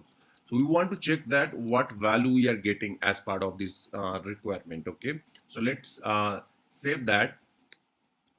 So let's understand the client script one more time. The client script will run that by this function. We are going to call this function get data, and this get data functions will be called a glide ajax is a script include with the function name is user submissions. We will pass the requested by, and whatever answer that they will get from the script include, it will just show a alert, and then based on that it will be return a it not let you submit at that moment, but we will based on the condition will do that.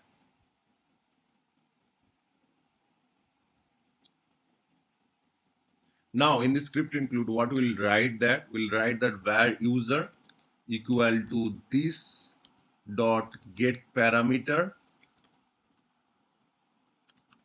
and here we'll pass the parameter name is sysparam underscore user, and now what we'll do, we'll query to that sc we'll query to that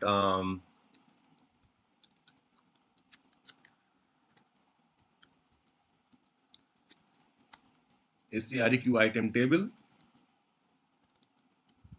Okay, and let's open first the SCREQ item table in another tab, and I'll explain you guys what are the things I'm going to query. But let's show match with the item.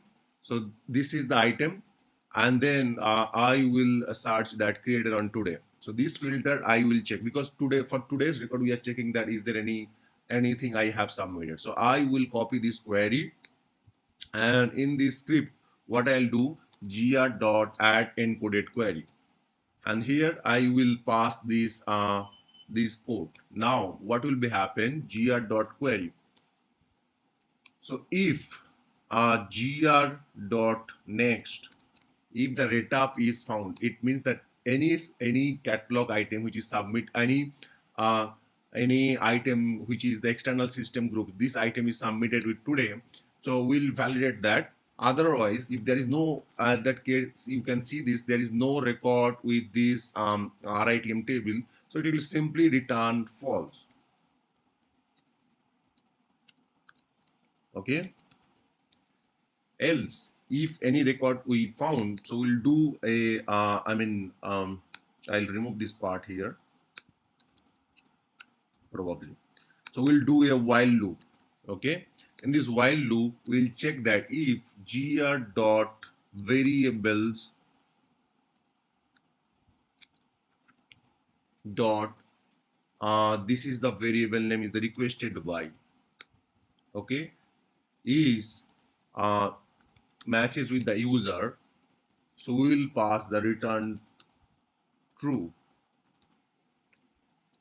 Okay, so what it will do, it will query to this SCREQ item table, is there any record which is found by this user, it will return true. Otherwise, after completing whole while loop, or if there is there is no record, it will return me the false. Okay, let me submit this script one more time, and let's run this and see what scenario it is happening first. I'll just run this script, and there is one more issue in this script, I'll show you that. But let's put this here.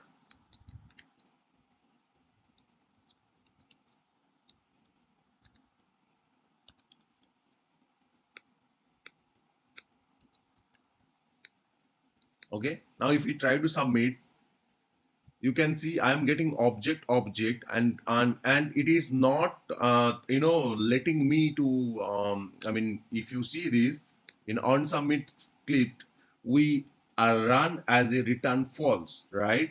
But this is not honoring that, and that alert is showing, but it is not allowing, or that is not honoring, and it is letting me to submit that. Okay, if I go back to that back a native view and see how it is working. So if you see that if I go back to the native view and try it, once we try to submit that, the alert is coming, but before that, you know, it is not waiting for that, because if you see here, the get data function is calling this function, and when we use the get XML, it takes some time to get the data from the backend, and then after that it's showing the message. So during this call to getting the data, it is not holding to the form. The code is executed, and then it is allowing you to submit that. We have to be overcome that. So to overcome this situation, first what we'll do, first we will see that why we are not getting that answer is true or false. For that, what I'll do, I'll go back to this our client script here, and then if you see here, I check that there is a get XML I used, because get XML return you that answer and other stuffs. So we need actually answer. So for that, we'll do that get XML answer. Okay, just simple small changes. Now if I just save that and just refresh our catalog item and try to submit that, I should get that true or false kind of answer. Let's see that we are getting or not. And then once we try to submit that, I'm getting true. It means that I already have some request in my RITM. So let's see that I'm getting correct answer or not. So there is a couple of requests that I just raised. So that's the reason it is returned me true. So that's fine. What we'll do here, so I will say that if answer, equal to true, or answer equal to true, okay, that in that case it will be return false, and else will return true, something like that. Okay, and here I'll just show some error message. So g underscore form dot add error message, and then you can't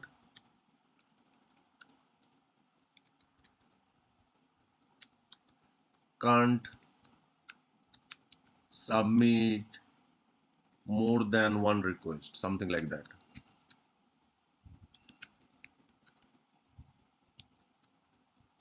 in a day, something the message I want to show. Let's see, I put the answer equal to false, and I just want to try one more time and see what is happening. After that, there will be an issue. After that, I will show you that how we can rewrite that code. And so once we try to order that, you can see it go to this error message. But if I click checked out, I mean, if the checked out pop-up is came up, and if I click the checked out, system will not allowing me to hold, and system will automatically raise that request. So basically the point is that before came to this part, system recognized that there is a before came to this part, like get XML answer, it takes some time to get the answer. Before that, it execute the full code and not stop that catalog item to let submit. Okay, for that, what I'll do here, I'll write two small changes here. The first changes I'll do that I'll declare a variable. Okay, for that, first I'll do here, come here and type that g underscore form dot ajax complete, something like that. Okay, so if g underscore form underscore ajax is not complete, it will call this function, something like that. Okay, and then when it is call this function, if this condition is satisfied, so what I will do that I will say the g underscore form equal to true. It means that it's satisfied, and then I will say the g underscore form dot submit. And then what I'll do, one more thing here, I just want to add one more time, one more thing. I want to return false. Okay, so what I am doing, let's also, if you see here in this block line number 15, we don't need any return false anymore, because we already stopping them from here return false. So it already we are stopping them, that we don't need to submit that. Once they will come to this block, if the answer is true, then only by script we are actually submitting. Even this line return true we don't need actually, because by this script we are trying to submit the form. So we are saying that go ahead and submit the form by this one. But if initially we are saying that return false. Okay, so we are not letting them to submit. If the data is came and then we get the data, we're just letting them submit. So I'll just submit that code, and then refresh our catalog item and see that it is working or not. So we are getting one answer that you can't submit more than one request in a day. It means that we are getting a request, or we are getting we are not, the system is not letting submit that, and its validation is doing and not letting submit that. So two things we are doing, again I'm just repeating.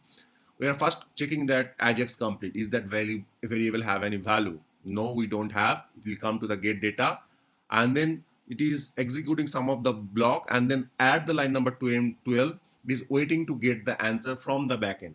At that moment, code execute the line number 5, and then it's saying the return false. It means that go ahead and don't submit that form. After that, we once we get that after certain time, like millisecond or something, we are checking that what answer we received. Yes, if we receive true, we are just showing a message that you can't submit that. If we get the answer something like that, we are just saying that g underscore form dot ajax is true, and then by the script g underscore form dot submit, we are letting them to submit the form. So initially we are stopping them, and then based on the answer we are processing and then submitting them. So let's go back to the RITM and see. I do have a couple of requests for today. So I'll select all these requests and then delete that, and see I am able to successfully even submit that. We see that it is stopping us to submit that, and even we also have to do a positive scenario that I am able to submit if there is no record on behalf of me. So let's do that. For that, what I'll do, I'll put that again the email address here, and let's put the group name ABC, and then once we select the complete and order now, the system came up the checkout page and it alerting me to submit that. Again, if I go back to that catalog item and try to submit one more time, at that time already I do have request for myself. So if I go back and create it on, there is one request on myself. Now if I try to submit one request on behalf of me, system should stop that. Let's do last time and see everything is working perfectly fine or not. We try to submit one request and try to order. System simply showing error message and not letting me to submit. So basically, this is the, because this get XML answer, or I mean the get wait XML is not work in service portal. Get wait XML not working for the service portal. For that reason, we use that get XML answer, and we are tweaking this part so that it work as per expected. Get XML, again, the get XML wait does not work in the service portal. For the reason, we are tweaking this part, and we are using the get XML answer, and based on that, by force we are trying. Hello everyone, welcome back to my YouTube channel. I am Rohit, and this is the 13th sessions where we are going to learn about that catalog item real-time training. In this training, or in these sessions, we'll basically learn about that order guide. What is the order guide and how we can how it can help us basically. So order guide, if you see here, this is my order guide name, which is the group access manager. So why I created this order guide? So previously, if you see here in my Excel, I have a two catalog item. One is the ServiceNow group membership catalog item. Another is the external group membership access. Okay.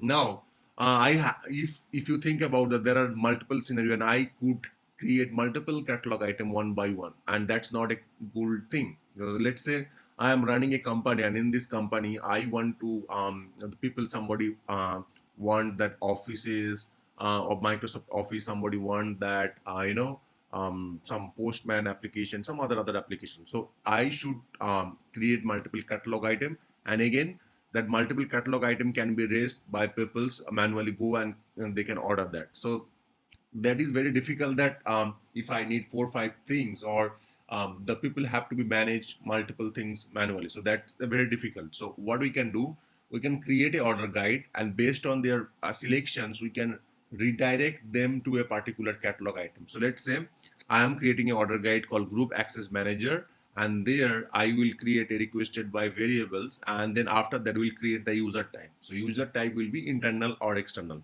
If somebody select the internal, we will redirect them to the ServiceNow catalog item that we have created as part of this requirement. If somebody selected external, we'll redirect them to external catalog item that we have created. So like that, you can include multiple items based on the selection. So today we'll learn first how a catalog item, a order guide can hold multiple catalog item, and based on the selections, how they are redirecting to that particular catalog item. So let's say if they're selecting that internal user, we'll redirect them to the ServiceNow. If they select that external, we'll redirect to the external catalog item. So let's get started.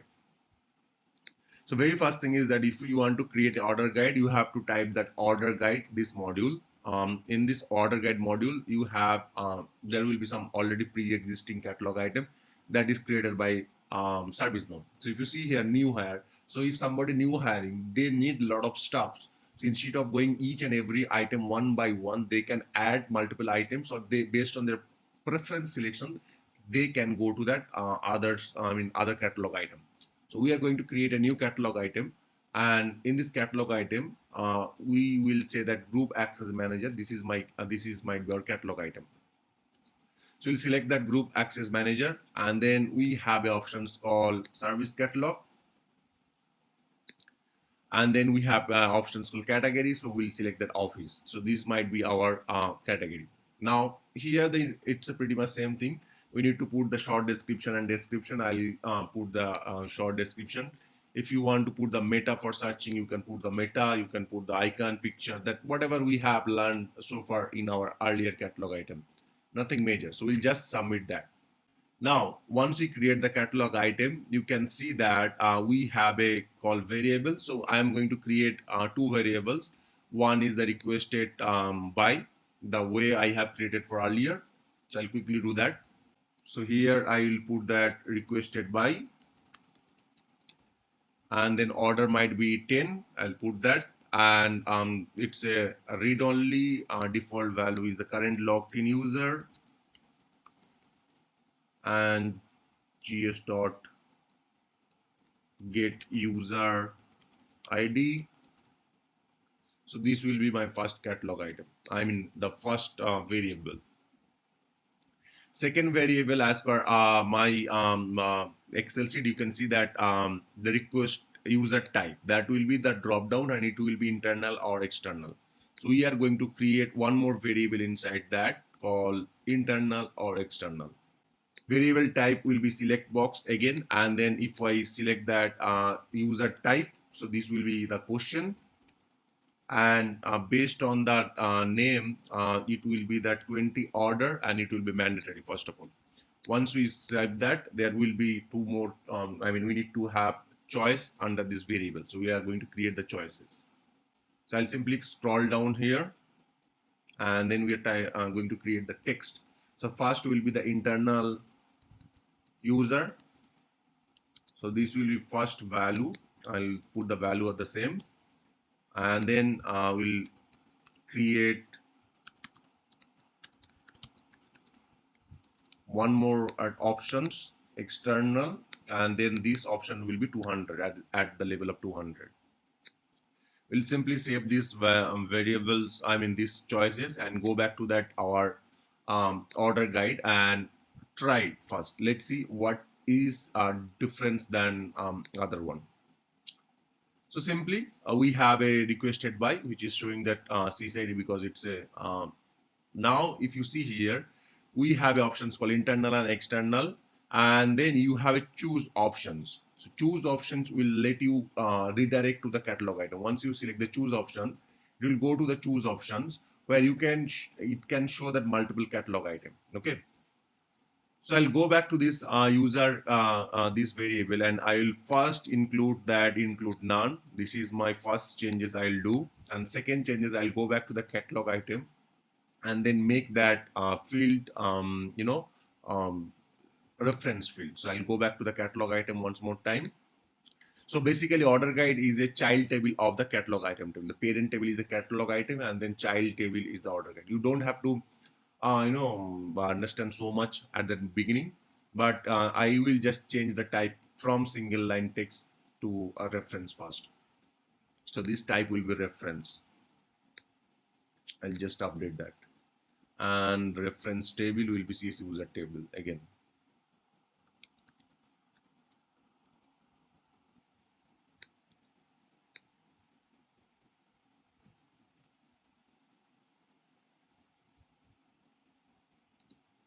So cool. Now if I try it, again, it's like that, and then I have to select the sum of the user.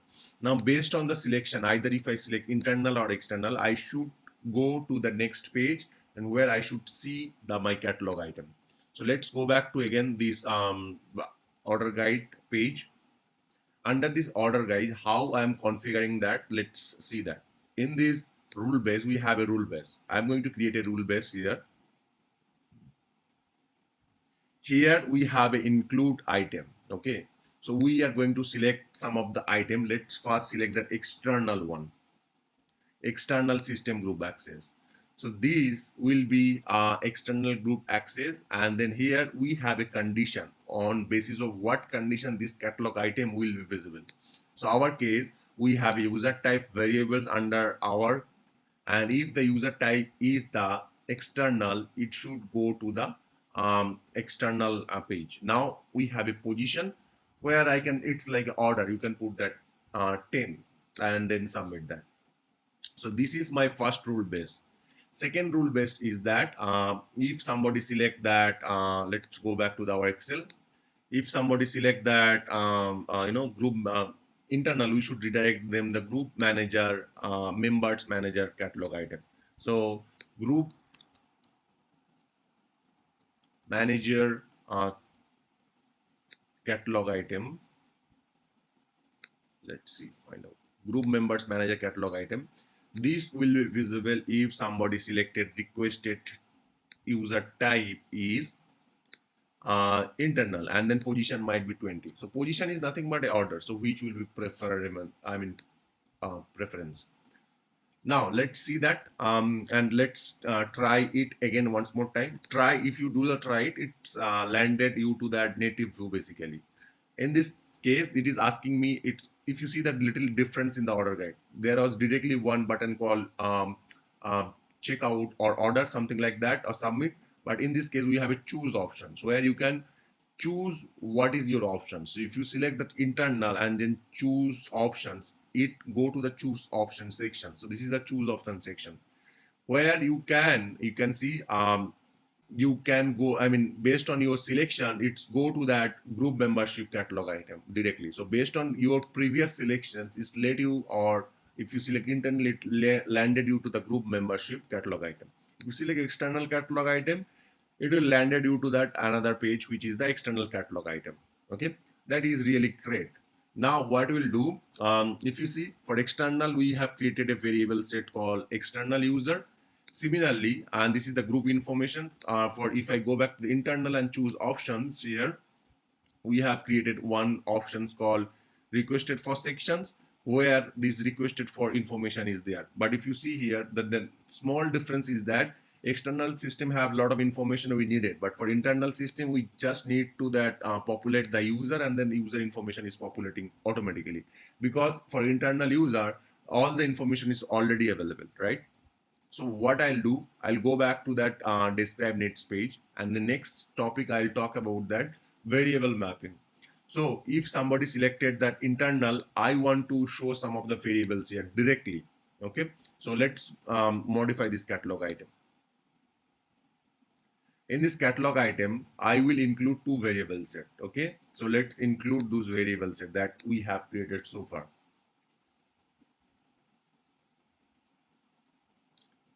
So first variable set we have created external user, and another variable set we have created requester information. These two variable set we have created so far.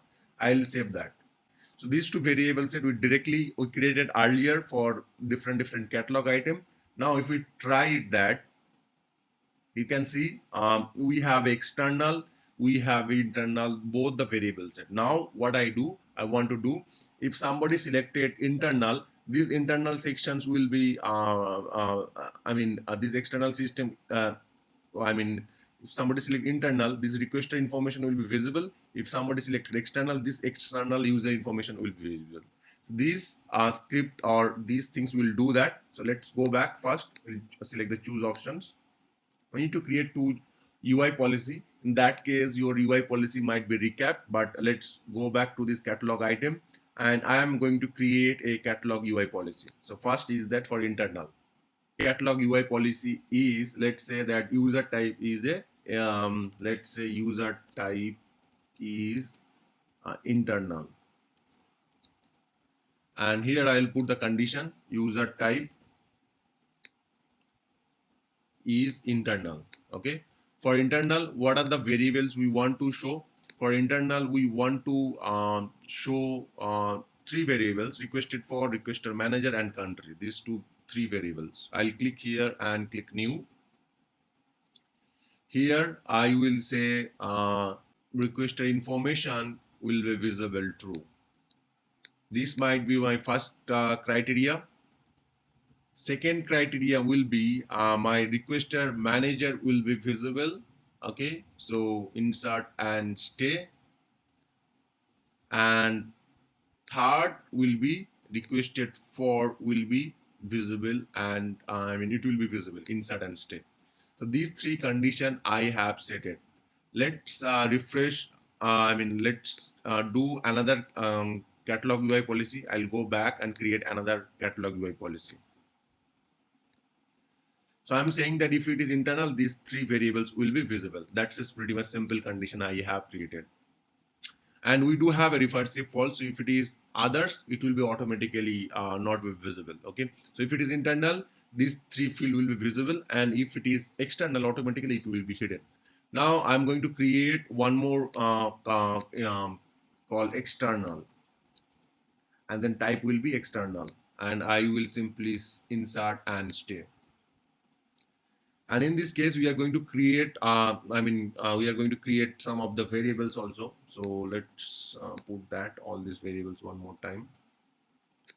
For external, we have first manager email. I will say visible will be true. Save. Next, manager name, insert and stay. We can do insert and stay for all these variables. Next, name.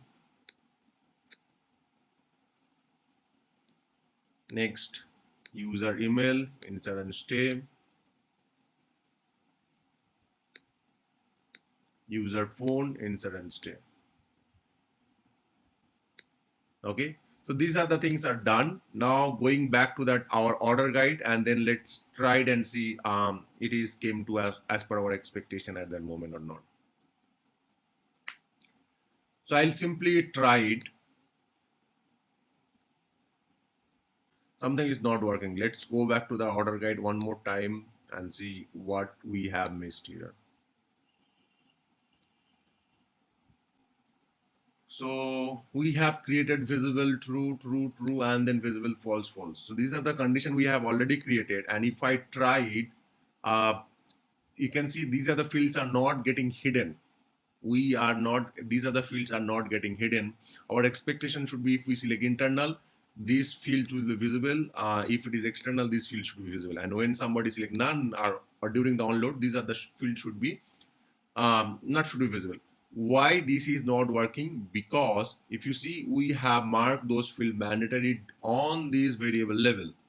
Previously, when we created that, we created these fields as a mandatory during that our on load. That's the reason they are not getting mandatory on this case.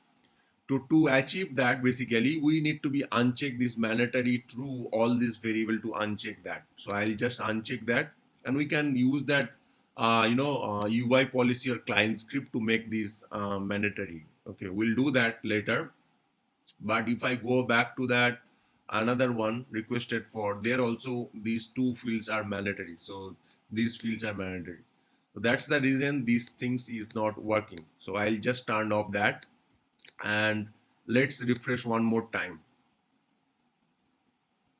So if we refresh that form, so right now nothing, no, none of the form are visible. Now if I select external, the external form, these fields are visible.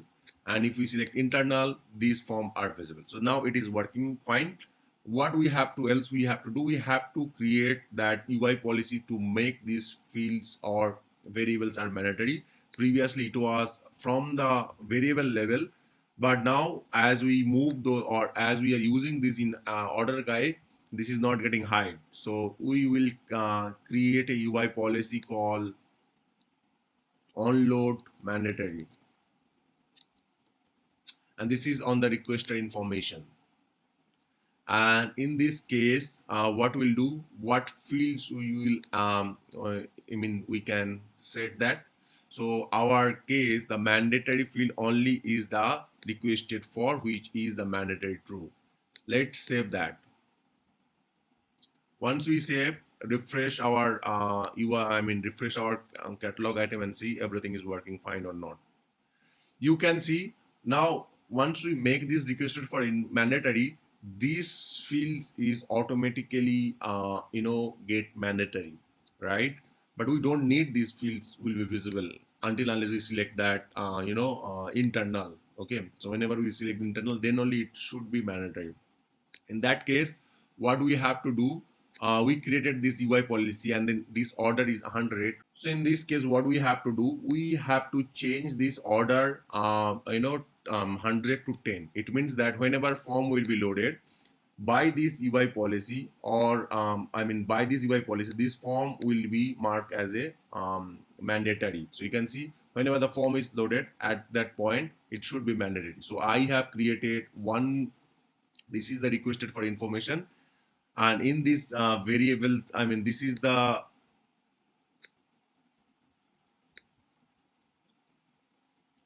is our catalog UI policy. In this catalog UI policy, order 10, what we are trying to do, we are trying to make this field mandatory at that order 10.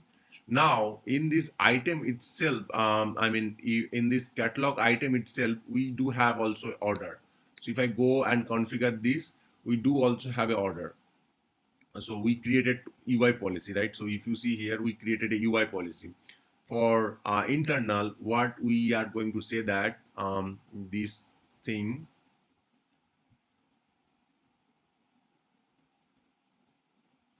that this order, the requested for manager, requested for will be mandatory true,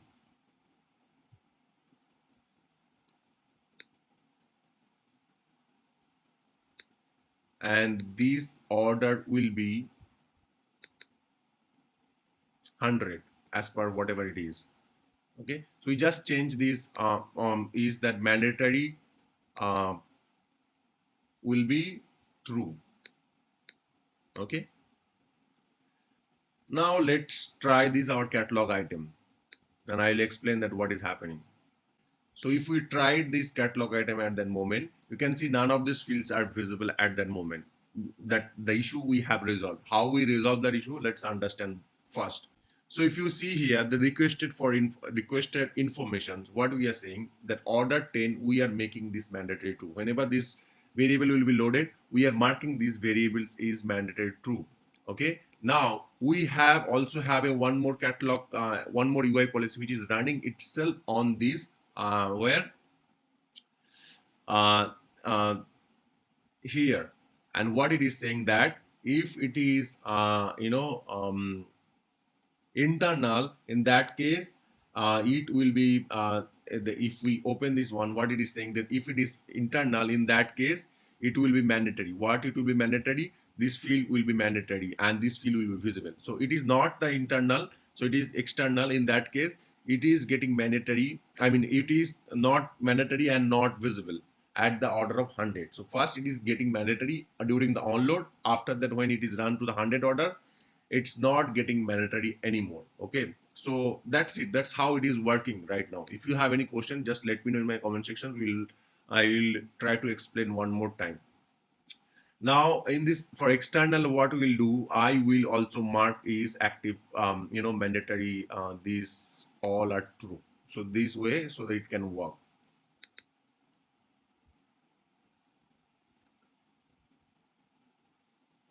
I'll mark that mandatory true if it is on that form. And we have to go back to the external. Here we need to create a catalog UI policy, so that individual item, if somebody using that individual item, also it should work that. Okay, so onload mandatory,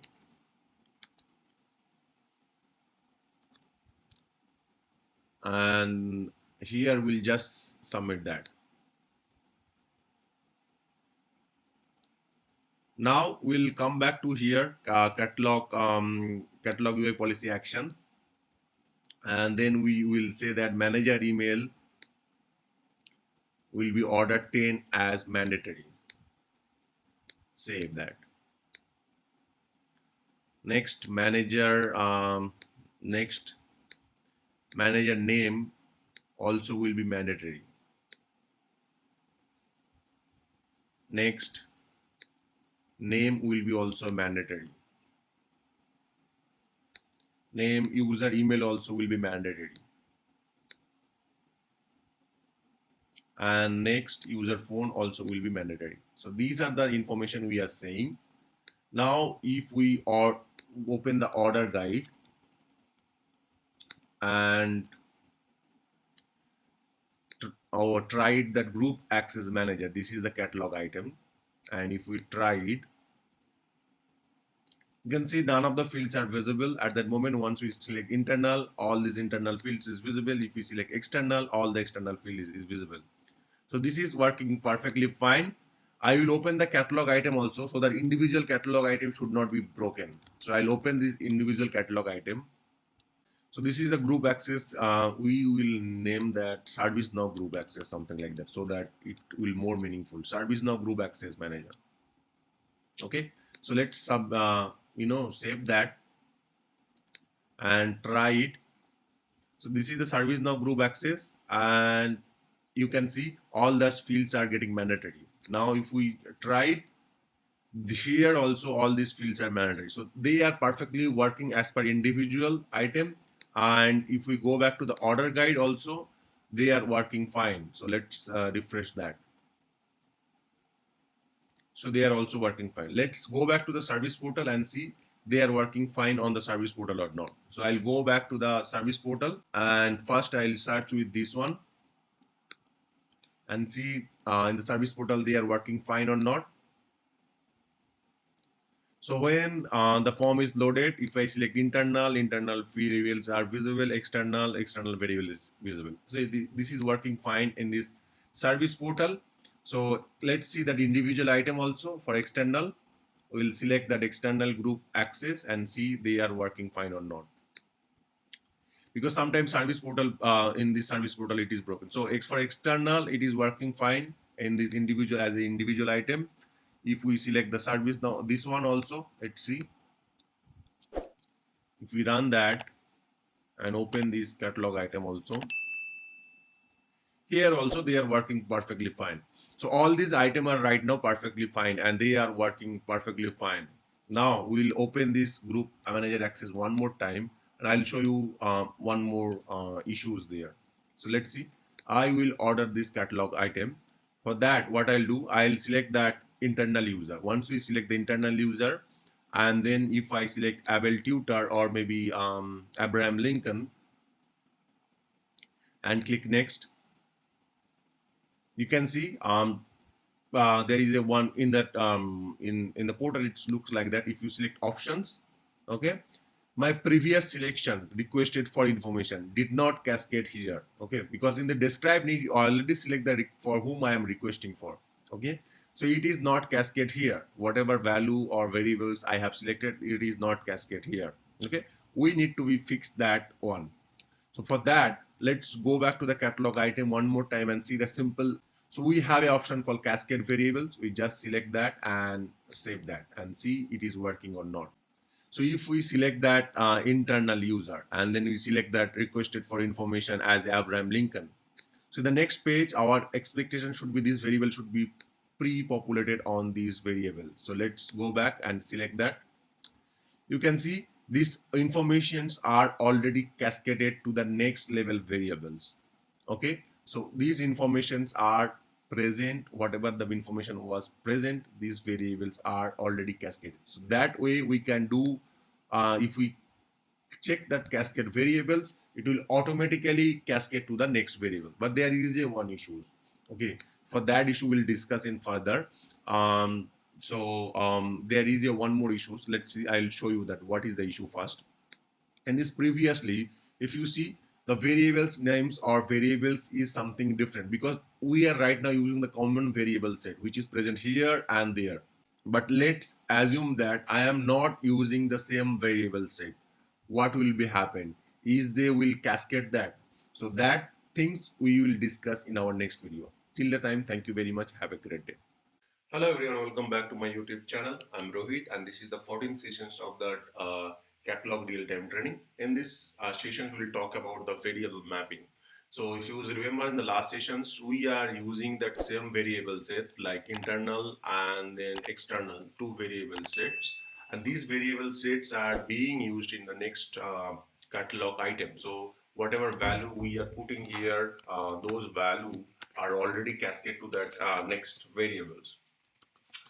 So let's do one more time and let me show you. So if I do and click the next, it is automatically those value are mapped to the next catalog item. You can see these are the value mapped to the next catalog item. Now let's assume that scenario where you going to create a variables here, which is the custom variable, and that variables is not being used into that next options, right? The next choose option, but that there is a different value that you want to map. How do you do that? Okay, I'll show you that example today. Basically, this video is going to be very short. So let's say I am going to create a variables here called details description. So this is the variables section. So I'm going to create a variable called details description. Details description. And this is my, the order will be 1000 and then it will be multi-line text. Okay, and this definitely is optional. So let's say this is the details description is a variable which is present on to that order guide. So let's refresh our order guide and we will be able to see that these variables is present under this order guide and this might be some value.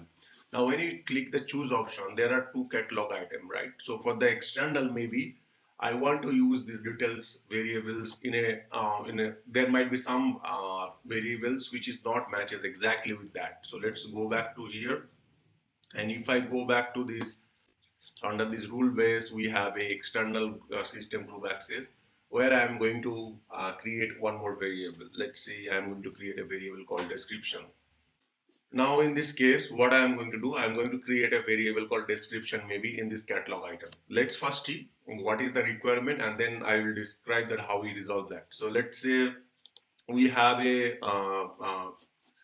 here called description is the variable. Okay, and then here also the order is the 1000 and it is a let's say multi-line text. Okay, and save that. Now let's refresh our catalog item and understand what is the situation here. In this catalog item, when we select the external and when we put all these details and put the details description, so let's put that all these details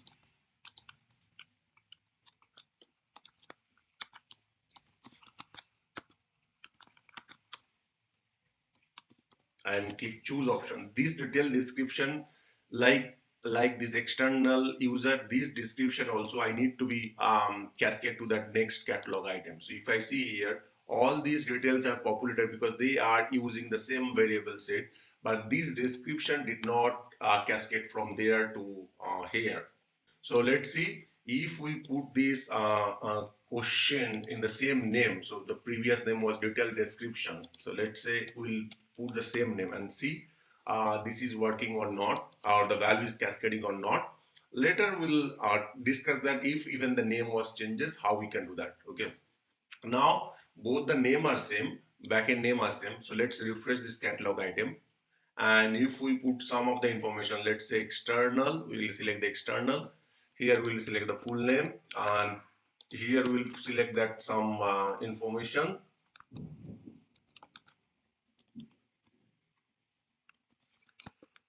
And here we'll select some of the value. And if we go back to the detailed description, you can see if the variables name are same, the detailed description will be cascaded. So basically, if the backend variable name are the same or the same variable set they are using, the cascade variables checkbox is working. But what will be happen here if their name are different, right?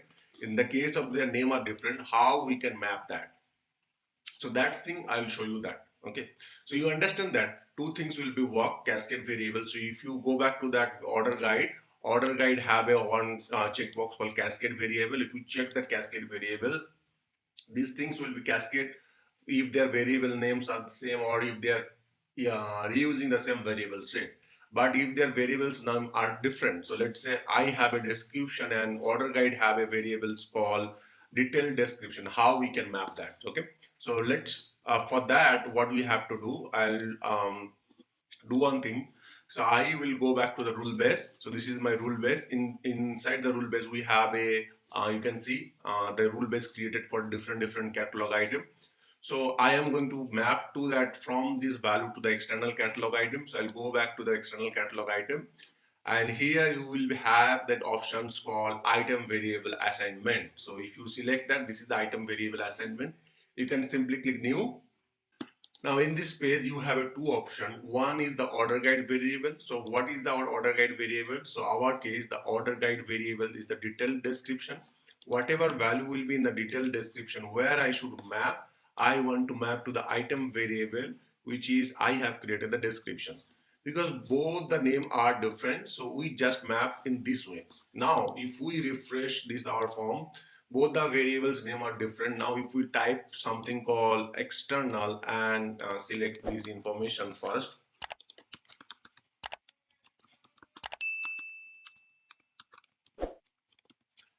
now here if we type something and click next, in the next page this value will be automatically cascaded. You can see this value is automatically cascaded because we have created a item variable assignment. So this way if your variables name are different, even though you can cascade that variables value. So whatever value is there, you can cascade that. So that is the point we have left for our order guide. So I just want to share with you guys. So that's it for today. The next session we'll talk about the record producer. Till the time, thank you very much. Have a great day. Hello everyone, welcome back to my YouTube channel. I'm Rohit and this is the 15th sessions of the catalog real-time training. In this training, we'll basically talk about the record producer. We had a long journey. We talk about the normal catalog item, variables, workflow. We talk about the order guide, and now today we'll talk about the record producer. The very first thing is that why we will talk about the record producer, because record producer will directly create a incident or problem or change. So basically, any task can be created directly from there. There can be a question like, how can we, from the catalog item, we can run script, and through the run script, we can create the incident problem change, right? So why what is the difference between record producer and that catalog item. So if you see, is there if there any sensitive data that you don't want to, or that you don't want to go to the RI team, and that you don't want to follow that RI team or request path, in that case you can create a record producer do not generate any RITM request or task. It will directly generate incident problem change, but there is a one disadvantage. Record producer normally don't have any workflow, and record producer normally don't have any approval stuff. So record producer directly create a incident problem change in your system. Okay, so normally the record producer used for, let's say example, to generate, if you have any issues, you can go to a record producer and do give all this information, and it will generate a incident for you. So today we'll talk about a one of the record producer or item, we can say that application issues, something like that. So if you see here, we have pretty much in the top, whatever we have earlier discussed, pretty much same kind of thing. The item name is the application issues, and these are the variable stuffs. So we'll discuss first one by one. So there is nothing new in these detail sections, and the variable section we are going to create the request by the way we have done. We'll create impact and urgency, these two fields, and impact and urgency will become from the incident table. And then we'll create a variable called system, or variable set called system, that is multi-row variable set. So we call that MRV as multi-row variable set. And in this variable there will be three questions, and then we have a short description, and inside the short description we should have a contextual search. So basically this will be our catalog item which will be present to the incident table. So we have a table, and table will be incident. So whenever that the record producer somebody will be ordered, it will be directly generate an incident. Okay, so let's get started. To create a record producer, you have to type in the left navigation called record producer. Under this record producer, if you see this record producer module, there are already many record producers there. You can create your own record producer here. Let's simply click the new button, and then the very first and the primary field or the mandatory field is the table name. So for which table I want to create the record producer, and it will be show all these table name. So basically whenever you order this record producer, it will be directly create a record on to this particular table. So let's say if I select the incident, somebody ordered this catalog item, directly they will create a incident for that. So let's go back to our Excel sheet. So our catalog item or record producer name is the application issue. So this is the catalog item name. Nothing new in the short description, everything as it is. We discuss about short description, and the meta. These are the common factor for all these catalog item. Here is a new things called script. We'll discuss that further. We have an icon and picture like the other normal catalog item. We have a redirect to generate task record or catalog homepage. So whenever somebody ordered that, they should go to this the incident table, incident record, or the particular record, task record, or they will go to the catalog homepage. We'll try these options or explore these options a little bit later. Now we have accessibility.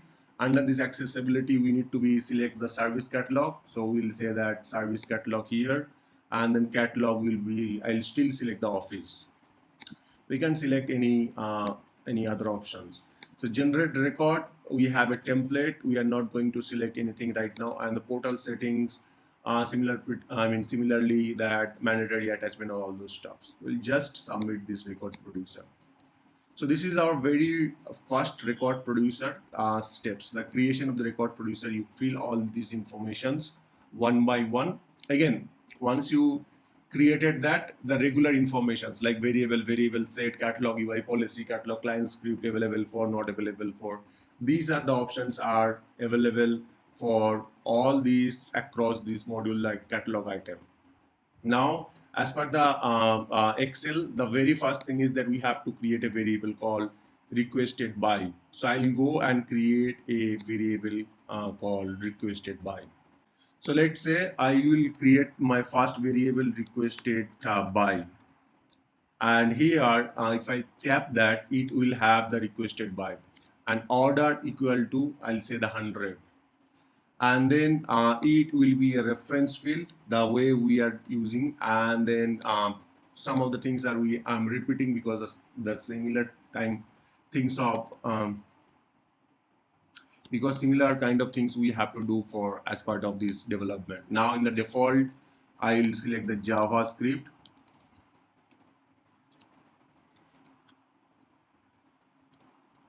gs.get user ID.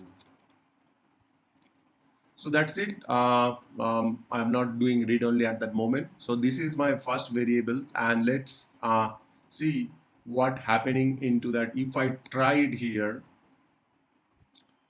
by default it have a system administrator, and this is the title, and this is the short description. Now if I submit that, it won't generate any catalog. I mean, it won't generate request or item. If I click submit, it will directly generate a incident. Let's see.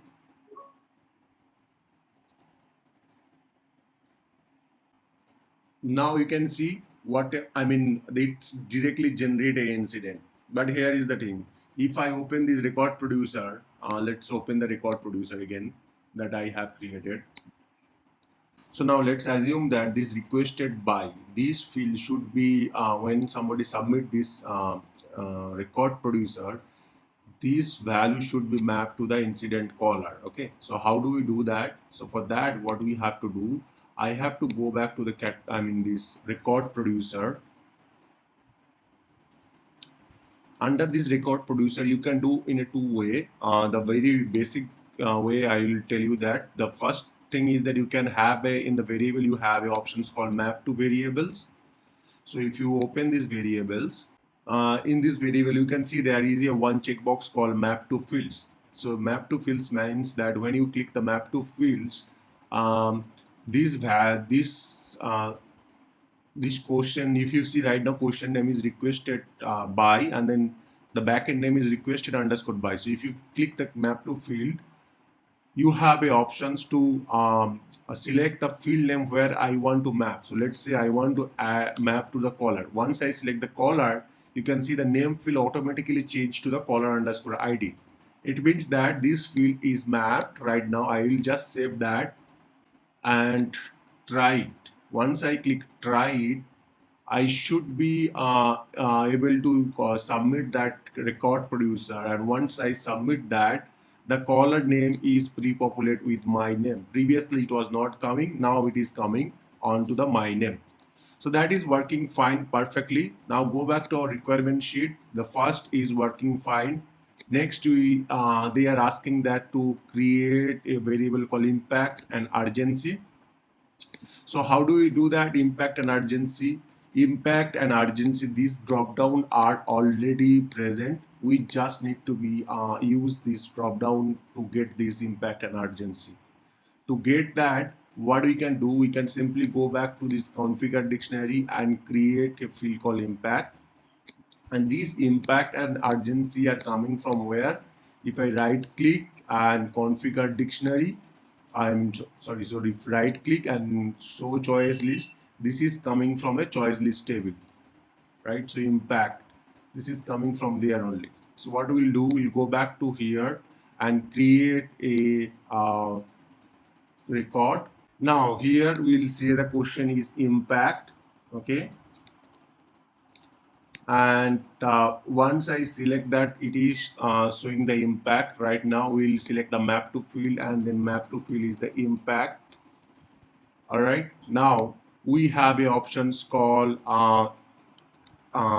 lookup select box. We'll select the lookup select box.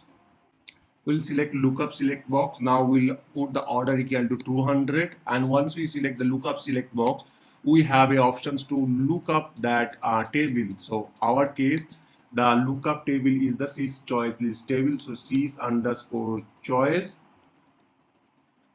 this is our lookup and then here the variable, the value, the thing is that we should show the label. So we'll select the lookup field value is the label, and here we have to put the reference qualifier. So let's put the reference qualifier is, I'll copy this query and right click and paste here. So these will be the reference qualifier. Let's JavaScript colon, and let's put in this way. Select name equal to task, something like that. I'll do that.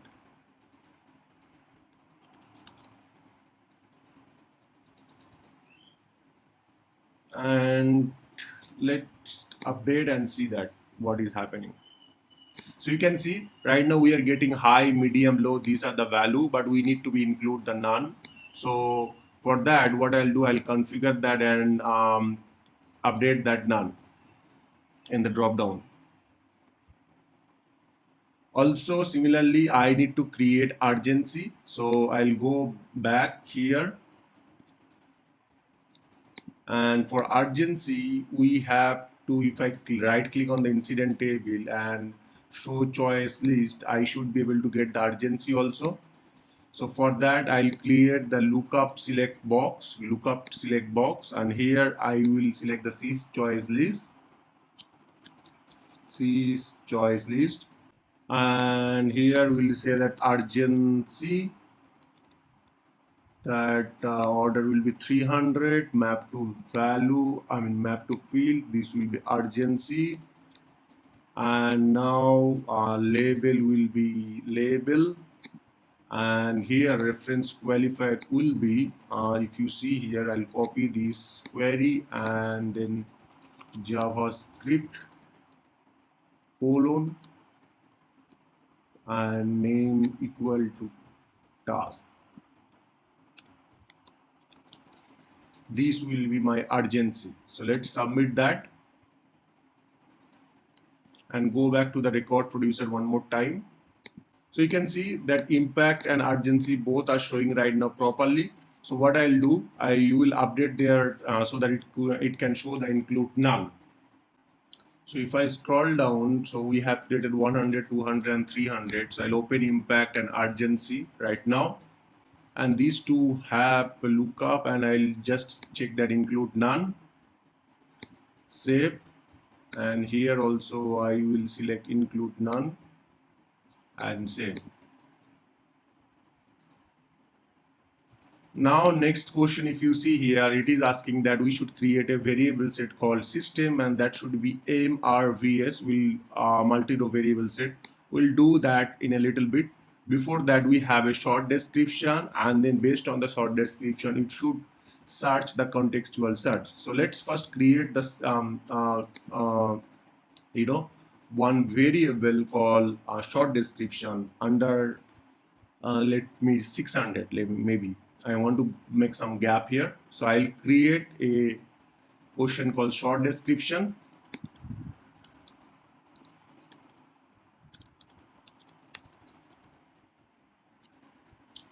Okay, and I'm not mapping here. It will be mandatory, and just submit that. So order will be 600.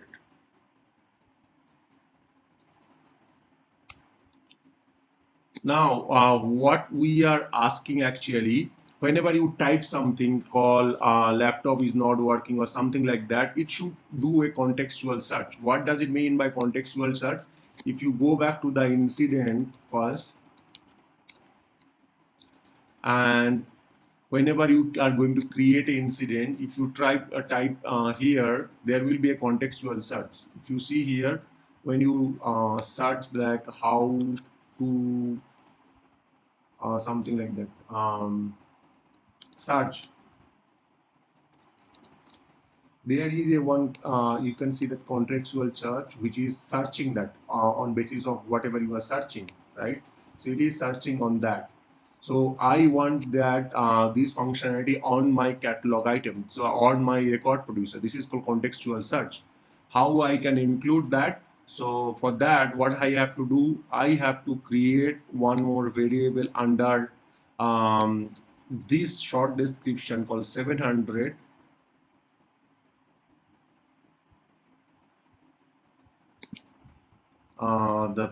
The order will be 700, and then portion will be search, and then type will be macro, if not then custom. And here we have a option under the type specification, we have a macro CX. So this is the contextual search. So if you see CX as record producer search, we need to select that, and then under this widget we have to search that contextual search. So these two we need to be add here. Okay, and now that's it. We just have to be submit that. Once you submit that, and if I search, and let's see if this is working or not. So let's say I am searching that laptop. It is not searching. For that, one more configuration we have to do that. We have a record producer configuration. So under this contextual search, we have a record producer configuration. We need to create a record here. So for that, I'm going to create a new record. So first, I have to select the record producer. My case is the application issues. This is the record producer. And in the search context, I have, if I see here, I have a search called incident definition. So I will select that, and search variable, I have to select the short description.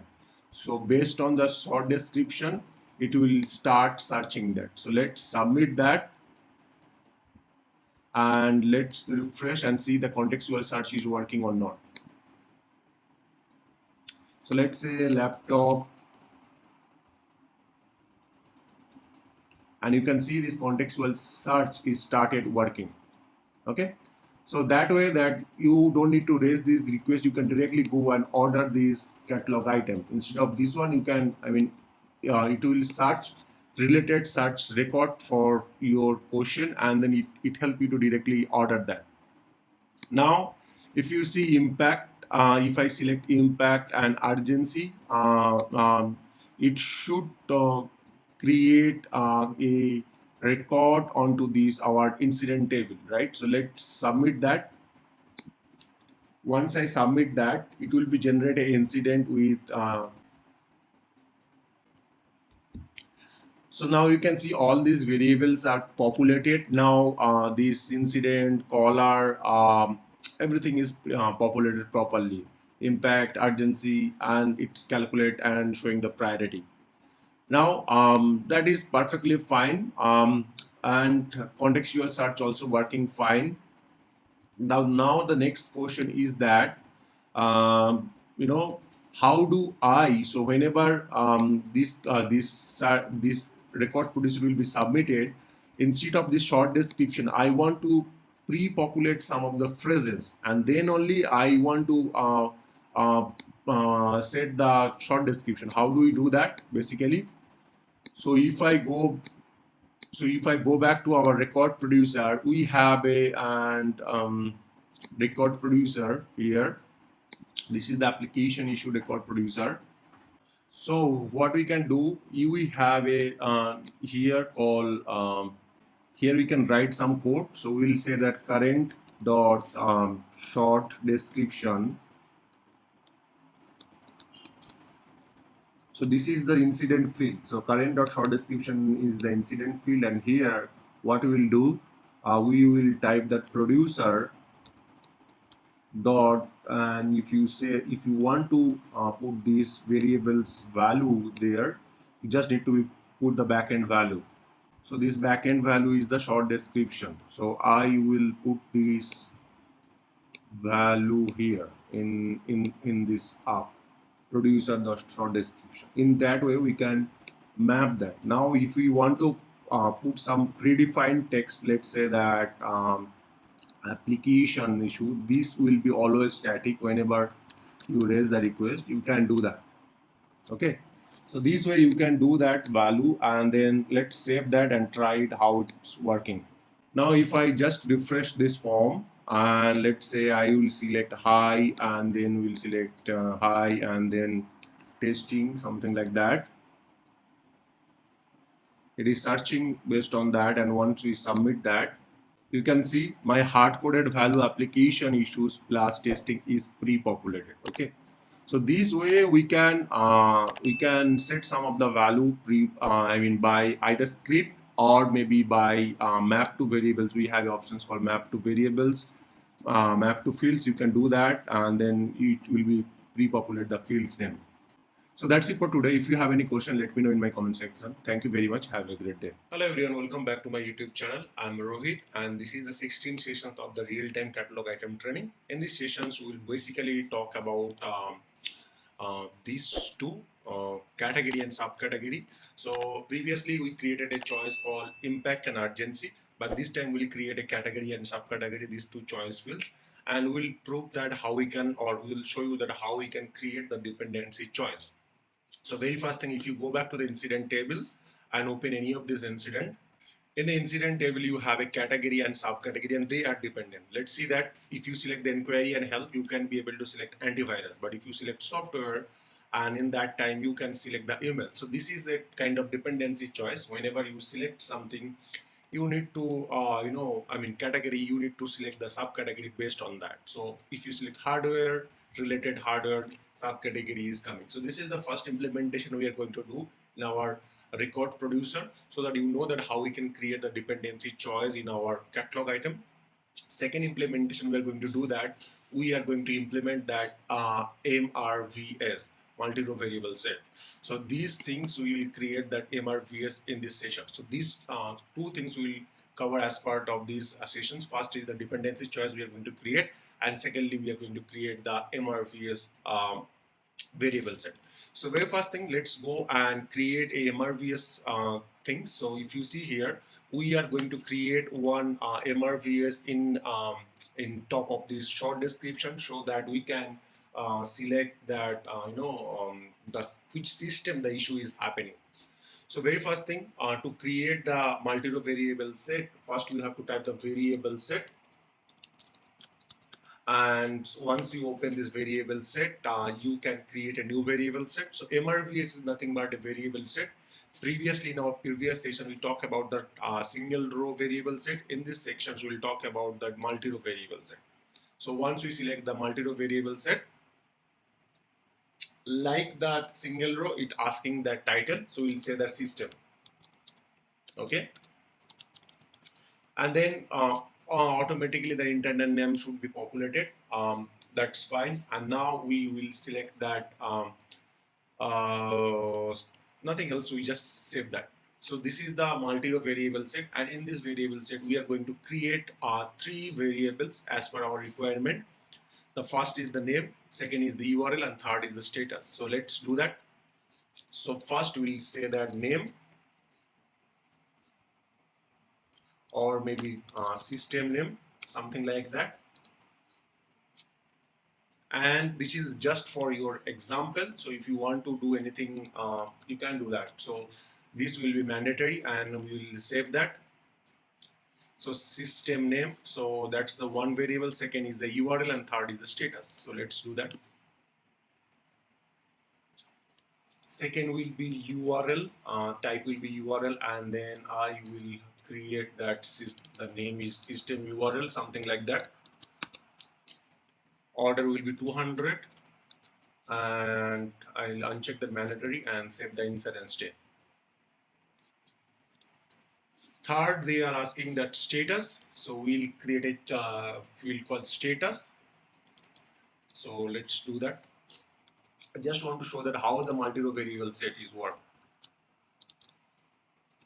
So this is the status, and in this status we will going to put the order equal to 300, and we will say that select box and simple mandatory insert and stay. And in this status we'll create multiple choices, so we will quickly create the choice. So in this status, we will create the choice on the bottom of this. First is that not opening,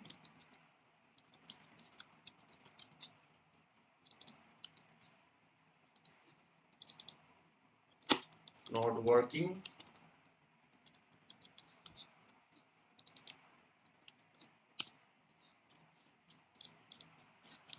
some user impact,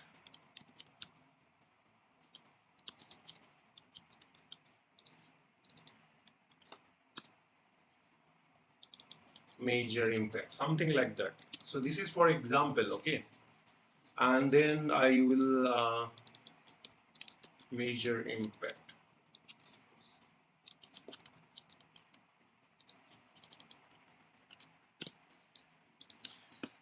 And in this type specification, I will include none and save that.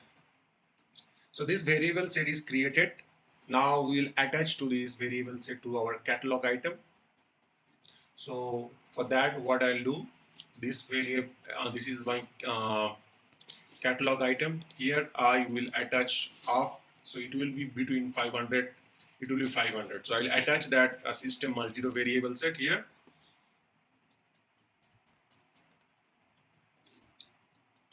So we'll say the system,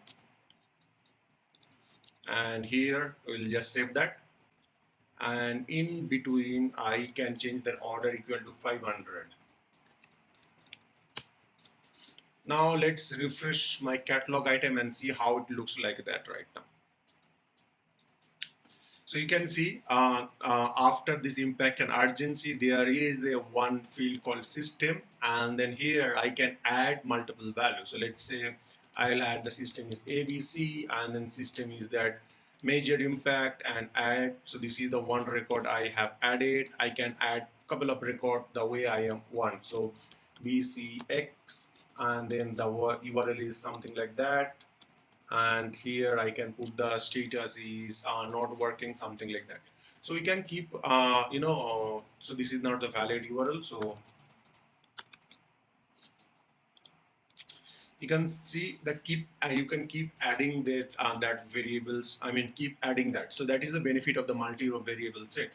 So we'll work on that, how or what is the benefits or what we can get that. So okay, with this one we'll do that later. But if you see here, by this system name we want to create the child incident. Whenever the incident will be created, there will be a impacted services or CI, right?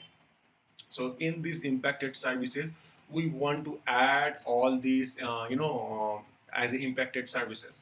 Okay, we want to add multiple variables as impacted services.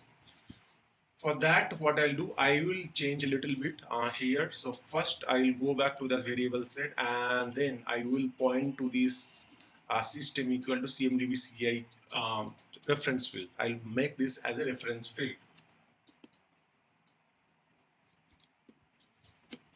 Here, instead of single line text, I will say that reference, okay? And these will be CMDB CI, configuration item.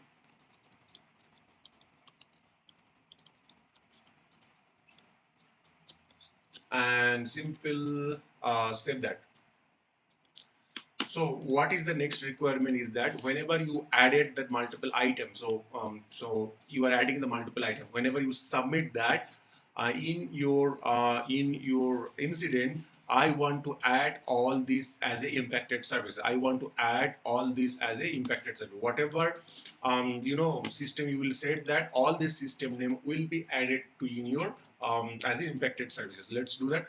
So let's say I will add that, here the impacted services is something like this one, this CI and the status or something like that. This CI name should be automatically added to the related list of the impacted services. So how many, whatever is that, the value will be, everything should be in our incident related list. Okay. So to do that, first I'll go back to the again system here. So the backend name is the system, right? And I'll open this, that record producer one more time.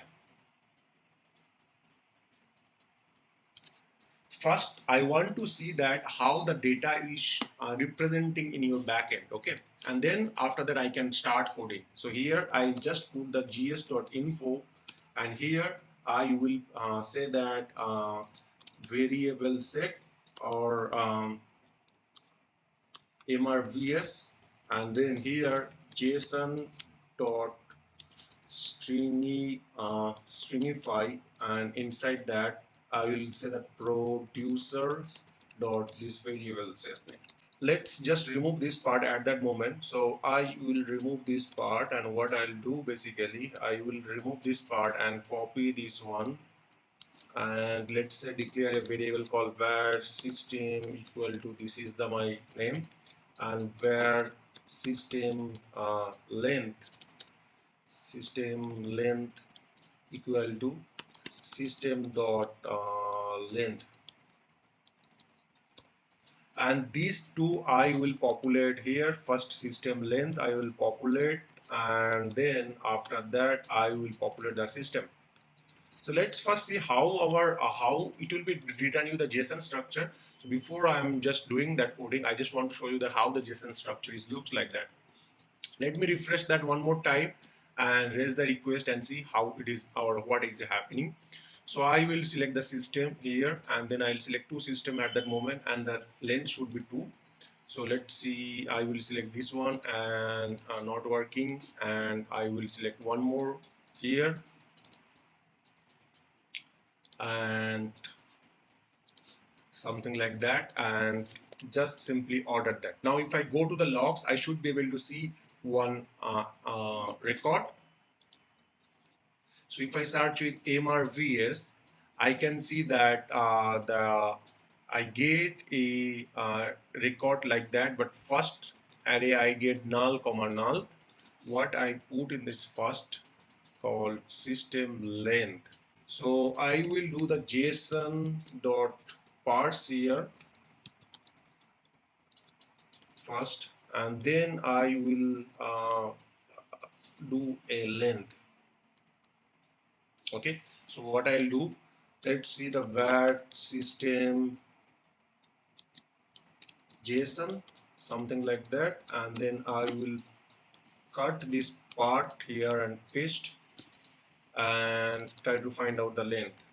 Okay, so let's raise one more time, and I just want to, if you see the JSON structure, the first time we don't get the we get the null none, but it is showing showing as an array. In this first array it have, you know, the first key, and it's have a system, and then again the system, something like that. So we'll raise one more time and see.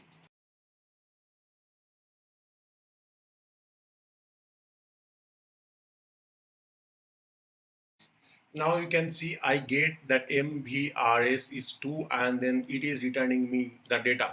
So in a JSON format, what I have to do here, I have to run the for loop. So what I'll do, for where I equal to 0 and I less than the system length, I plus plus, and here what I'll do, where gr equal to new glide record, and here what we'll do, in this incident table we are going to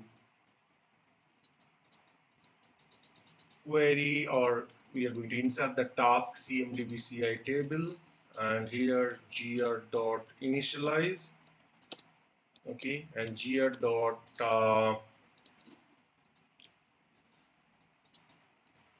copy query, and add here gr dot task equal to nothing but our case is the system JSON dot I dot system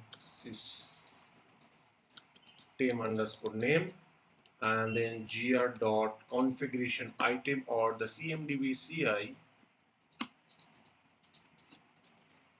show matching, copy query, and going back, paste here. So CMDBCI services will be this one, and here current dot sys underscore id, like that, and here dot insert. So it will be something like that. Okay, so let's save and try, and before that I will put a log into this log. So gs.info mrvs line 14 plus, this is the one I just want to see that every value, that the value we are expecting is correct or not, plus also I want to see the current dot sysid also coming properly or not, something like that. So let's save and let's refresh one more time and see everything is working fine or not. So here I will select that two services,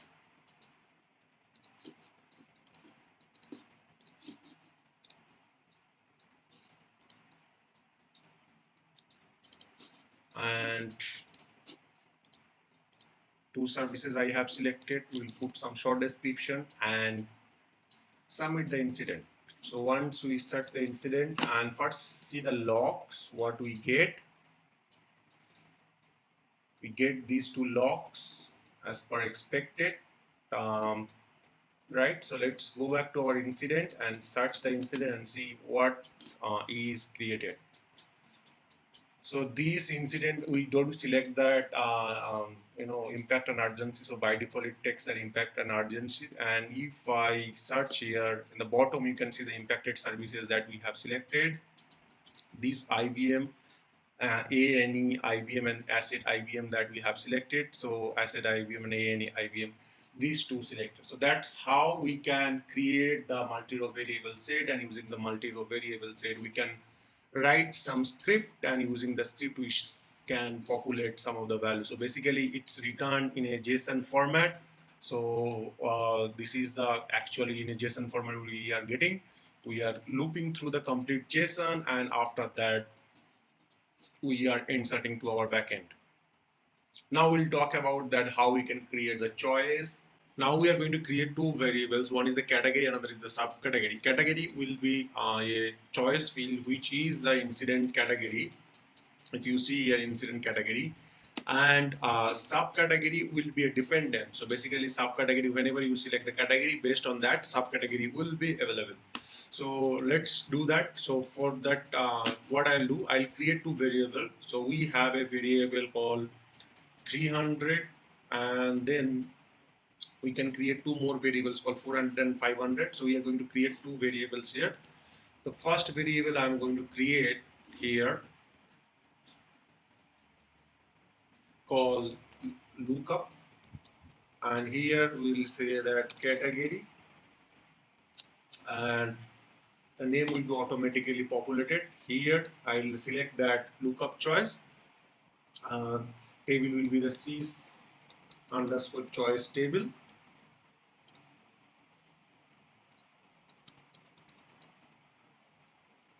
and the lookup field will be the label, and then we have to put that reference qualifier, so that I will also select the include none, and then reference qualifier we have to put that. So for the reference qualifier, I'll go and click the show choice list, and this is the, if I check that and type the incident here, so for incident, these are the category available. So I'll copy query this and simply paste here JavaScript, and colon, here I'll put that complete name. So I'll just remove this part and submit that. So let's refresh that and see our first category variables are available or not. So if I refresh here,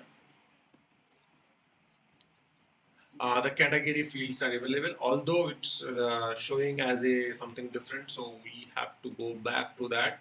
The type we have selected actually lookup multiple choice, but it should be lookup select box. So I will change to that lookup select box instead of lookup multiple choice. It will be lookup select box. Okay, and the order will be 400, and I'll simply save that. So these will be my first choice. Now I am going to create one more choice on the 500 call. The name will be subcategory. Okay, so for that, what I'll do, I will remove that and then say that subcategory.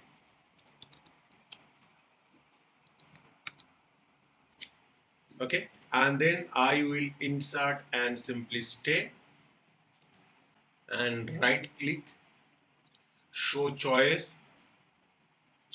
It is subcategory table is the incident.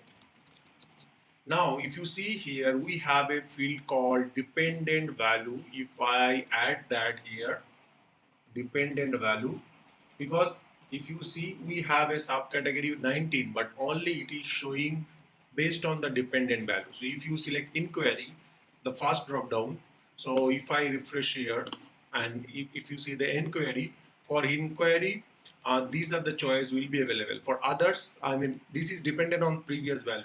Okay, so if you select hardware, these are the choice, the previous value is the hardware, these are the choice value will be visible. So that's how it is back in backend it is defined. So let's refresh that and we should be able to see one more, I mean two variables. One is the category.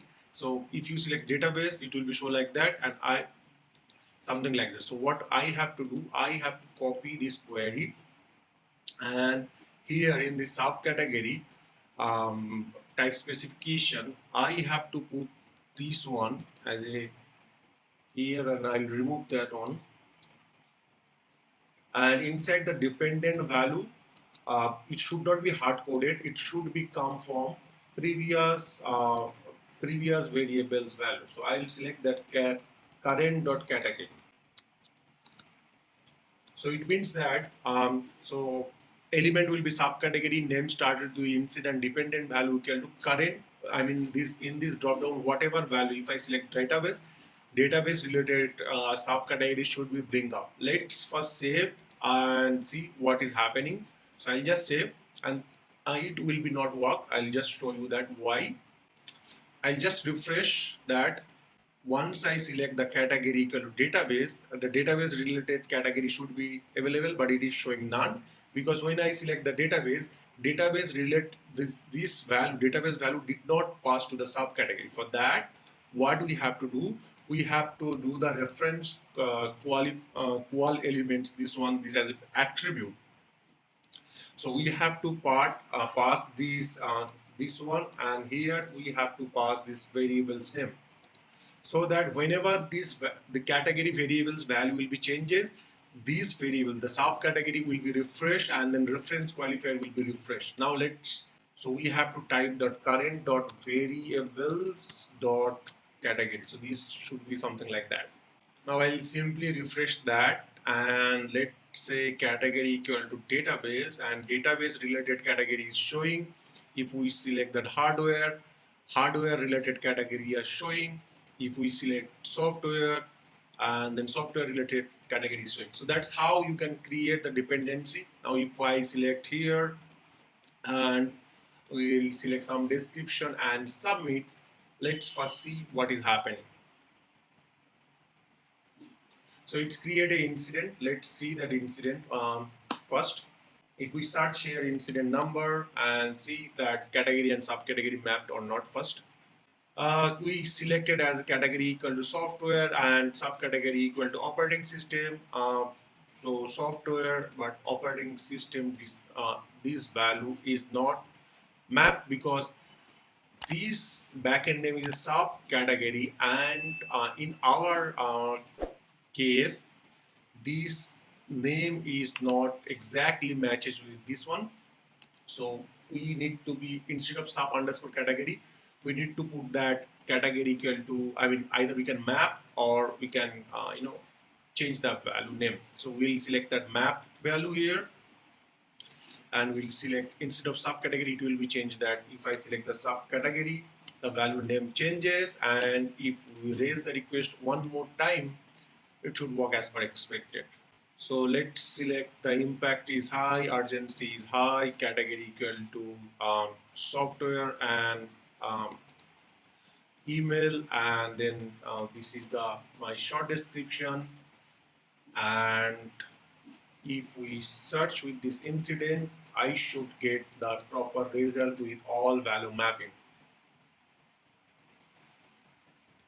So category is software, subcategory is email, and priority is and impact and urgency is high. So priority is critical.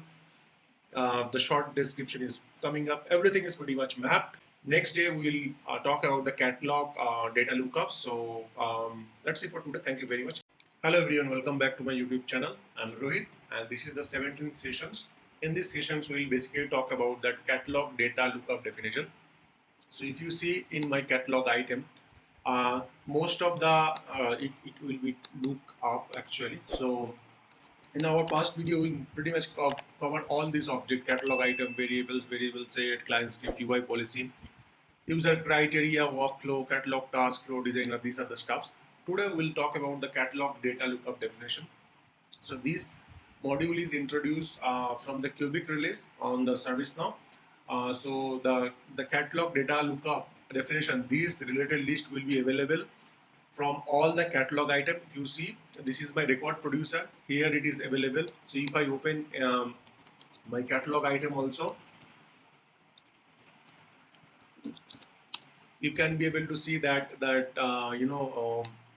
here also this is actually present everywhere on the catalog item. So this is my order guide. If I scroll down inside the order guide, you can see the catalog data lookup definition. And now if I open these rule based or any of this specific catalog item also, you will be able to see this related list. So first I will tell you that what is the purpose of the catalog data lookup and how we can use this catalog, this catalog data lookup. So let me open the portal first and I will tell you that how we can use that. So in this portal, if you see the group access manager one, and if I search with this group access manager, this is our order guide. In this order guide, we had a one type called internal. So once we select the internal, this is a variable set. Once we selected the requested for, basically the requested manager and the country is getting populated. How it is getting populated? By creating the client script. We are doing a glide ajax call, and by glide ajax call, we are getting the user information from there and populating that information to by this script. Okay, to overcome this glide ajax, because in the client script there are a lot of places where we used to get this related information, get reference, we use the glide ajax, all those stuffs. For that, to overcome and to simplify that, ServiceNow introduced that catalog data lookup table. So this is the catalog data lookup table that is ServiceNow introduced. I will show you that how we can use that, and then I'll describe that. So first, let's open this record producer called application issue. I will open this record producer. Maybe I'll search that.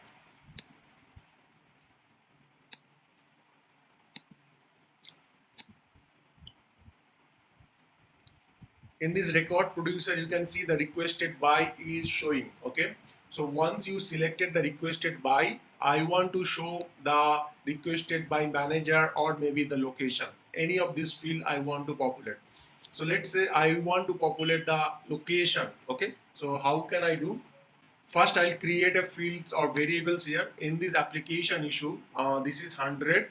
After that, I'll create at 120 or 150 call location, and then I will show you that how we can achieve that using the catalog data lookup. So the type will be reference, and here will be that user location. Okay, and here that table will be CML location table, something like that. All right, then the order will be 150,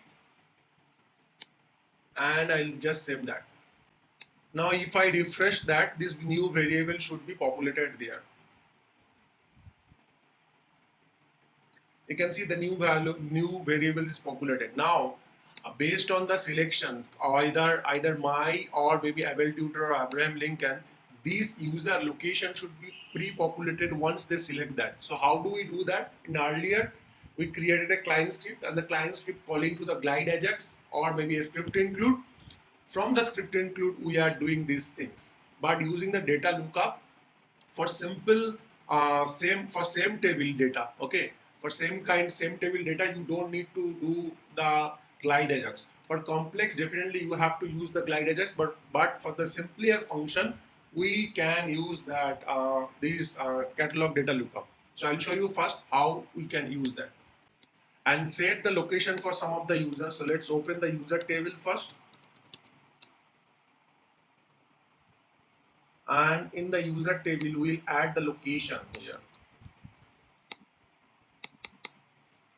So by default, it is coming my name as a system administrator. So let's see what is my location. So I will say the system. So my location is empty. So I will select one location for myself. So let's say this is my location. Okay. For system administrator, this is my location. And for others, there are many users which have the location. Okay. So now let's set up that catalog data lookup. So if I go back to this record producer, so this variable is present to the catalog item level. So this variable is created on the catalog item level. I will create a catalog data lookup onto that catalog item itself. But if your variables under the variable set, so if you want to populate some information based on that, inside the variable set itself also have the same definition for catalog data lookup. So you can use that. So I will go back to this catalog item, and here I will define a catalog data lookup. So I'll click new, and here I need to be define the the name. So let's say requested by information. So this will be my name, and here you can see the matcher table. Matcher tables means that from which table I want to match. So let's example that based on this value, I want to get some data, right? So how do we do that? So I will basically what I used to do that. If I want to get the user location, I have to query to the user table, right? So this is my user table, and then whatever is the location of the user table, I will set this here, right? So basically, the matcher table is the user table, right? Because this I will go to the user table, search with this sys ID of the able tutor, and then I will find out the location. Whatever value is the location, I will set that. So this is the process I used to do for that script, right? So I will select the matcher table is the user table first.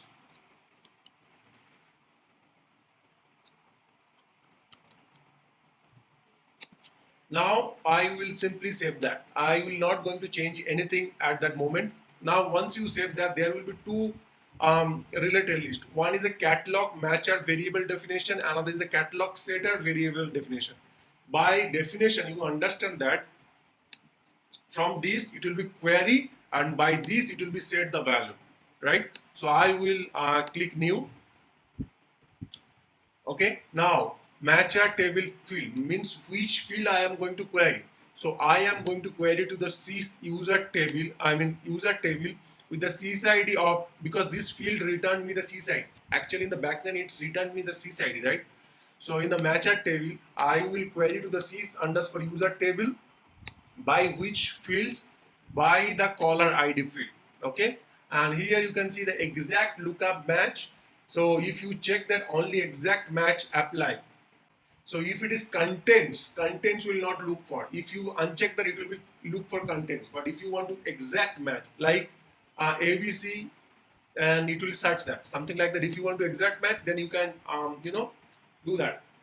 Definitely sys ID will be unique, so there is nothing needs to vary. Now I query this table, right, with these variables able tutor. Now I have to set what I have to set, the location value I have to set into the user location variable. For that, what I'll do, I'll simply click new. Here I will say the matcher table field is the location, and here you can see you have the options called which field you want to set. So our case it should be user location. Now you have a always replace. If you select that, If true, the matching lookup will update the source field even if the matching field is blank. If there is no value, it will also show you, I mean, it will be marked as a blank. So we just complete this definition, catalog data lookup definition. Now let's refresh our case and see what is happening. So first of all, on load it did not work because I mean, I do have a location, but it did not work. So by default, the on load did not work. Let's see that for Abel tutor it is working or not. So I will select that Abel tutor,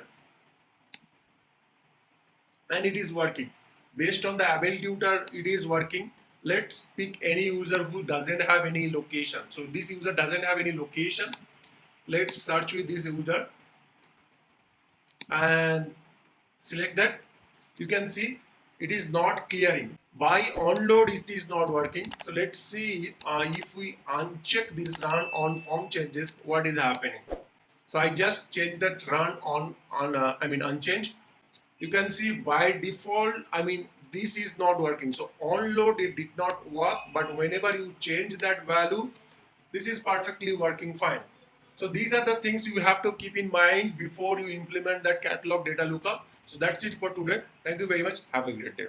Welcome back to my YouTube channel. I'm Rohit, and this is the 18th sessions of the catalog item real-time training. So this is all about the execution plan. So in our real-time scenario or the complex real-time project, we mostly don't use the execution plan. But as I am going through all over this catalog item training, so I just want to discuss with you guys that about the execution plan. So I want to going through that. So in the execution plan, mostly is used to generate the catalog task, and using the catalog task also you can generate the approval. So we'll see that how we can do those steps one by one. So if you go back to your system and if you type that execution plan, so most of the industry they are not using that execution plan. But if you go back to the execution plan, you can see this is the execution plan table, and it's have the 16 record. So if I go back to the catalog item table, SC item table, and trying to create a new catalog item. So once you click the new button, by default in the process engine you can see the execution plan is set as a default. So basically if you don't select any flow, any workflow, by default the process engine will be selected as the execution plan, and using the execution plan you can generate the task or you can generate the task approval. So we'll talk about that. So let's say I am going to create a variable called execution plan.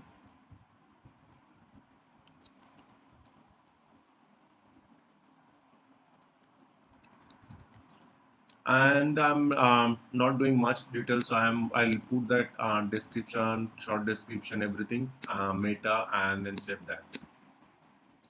Now you can see by default the execution plan is default. So I'll show you that why. I mean, by default if you don't attach any workflow or flow designer, what will be happen into the through the execution plan. Before that, I just want to create a single variables to give you some demo. So let's say that name, I'll create a simple variable. So at that order 100, I'm going to create one variable called name, and that's it. Nothing mandatory and all those stuff. I guess you already aware of those steps. I'll just submit that. Now in this catalog item, by default the process engine is the execution plan, and if we try it here, the name variables is available, and order that, what will be happen, very first thing is that. So if I order this catalog item, so I'm doing from the back end, it will generate a one R item, and in this R item there is nothing called show workflow or show flow context. Nothing is there because it's attached to that execution plan. As per execution plan, it attach or it's generate to catalog task. And how it is generating, if you go back to the execution plan and open the default execution plan, you can see that at that order 100 there is a one task, at the order 200 there is a one task, and these have that first it will go to the fulfillment service, and secondly it will go to the software group. So it is created two tasks, one is the fulfillment service, another is the software. So that way that execution plan actually works. And if you see here in this execution plan, they, although they have a order 100 or 200, but you can't make them the dependent. So it will be, those variable will be visible, something like that. So I will create one execution plan. So simply I'll go to this execution plan module here, and I'm going to create a execution plan called test execution plan. So when you open that, it will be open. It have some several view. I'll show you that. The name, I'll say that test execution plan. But yes, if you want to simple generate that task based on certain condition, you can use this execution plan. And once we save that, this delivery time is a read-only field. These will all will become based on the execution plan task. So once you create the execution plan, you have an execution plan task, and if you see, it have the various view. You can, based on the various use cases, you can change it to the view and see that what all fields is there. Now you can see you have a new and you have a new approval. So you basically, as I mentioned, that the execution plan is actually generate the task. So you can generate a task approval. So let's see how the task approval looks like. So I'll simply click the new approval. Once I click the new approval, it is asking me for a certain name. So I will select that, the first. So once you put this one and you have a upon approval upon rejection, what it is meaning that. So if you approve that, what will be happen? It will be processed to the next task. You can do that. Wait for user to close this task. This option is there. Secondly, upon rejection, cancel all the future tasks or go to the previous task. So based on your use case, you can define that. Now you have a condition, and this condition, based on the condition, you can do whatever things you are needed. So I am not doing anything. Here you have a script, installation instruction, short description. Whatever thing is that you can do all those stuff. So I'll put this short description and instruction and click the submit. So in the execution plan, first we created a execution approval task. So basically we have a two types of task. One is the execution plan task, another is the execution plan approval task. So in this first approval, we already said that what have to be done, but to whom we are trying to send the approval, we have not said. So if you open the execution plan approval task, you will be able to see that groups and then approved by. So I'll select some of the approved by here. So let's select some of the approvals. So I'll select these three user app for the approval and save that. So first of all, whenever you order that, it will be generated task, and task will have some approval. Okay. Now let's go back to our delivery plan. So this is at order 100, and in this 200, I'll click new. I just want to show you the difference. So this is the one approval task. So execution plan approval task. Now I'll create one more called second task. Here it is asking for the group. So we'll select a groups called Acme Refrigerator groups, and then I'll copy the short description just to show you that how it is showing. And then here we can put the delivery date. So we'll say the 5 days. Okay, so delivery time is the 5 days. So now you can see the total delivery time is calculated, because the top one we don't put that. Order, let's say we will put that 100, instead of 100 we'll put that 200, and let's see what is happening. Although this execution plan have a first order, then this is the second order. Let's see what is happening. I'll copy this execution plan and I'll open this item and set that execution plan. I'll open this catalog item, and instead of default execution plan, I'm going to select my execution plan, so that we have created. Now simply save that. Now once we click try it and see that as per our expectation it is working or not. So we'll click OK, or maybe the name I'm putting that OK, and order now. So as per our process, let's see, it should generate the approvals. But at that moment, we are not able to see anything. So nothing is approval is generated. It simply generate two tasks. if you see at that order 100 and order 200. But actually, if you see the actual start time, so it means that this task is started. So I'll simply open this task and show you that. So this task for the approval, if you remember, we asked for this task for approval. Now here is the interesting thing. You can see that that approval for, assignment group is not visible. Assign to is visible, and if you see under the approval tab, you can see all these approval names. As I mentioned, that it will be generate the approval task, not direct approval. So let's say what happening. We approve this catalog task. It has to be approved by 3%. You can't do a lot of code here because the execution plan doesn't, most of the people, they don't use that, but just for knowledge.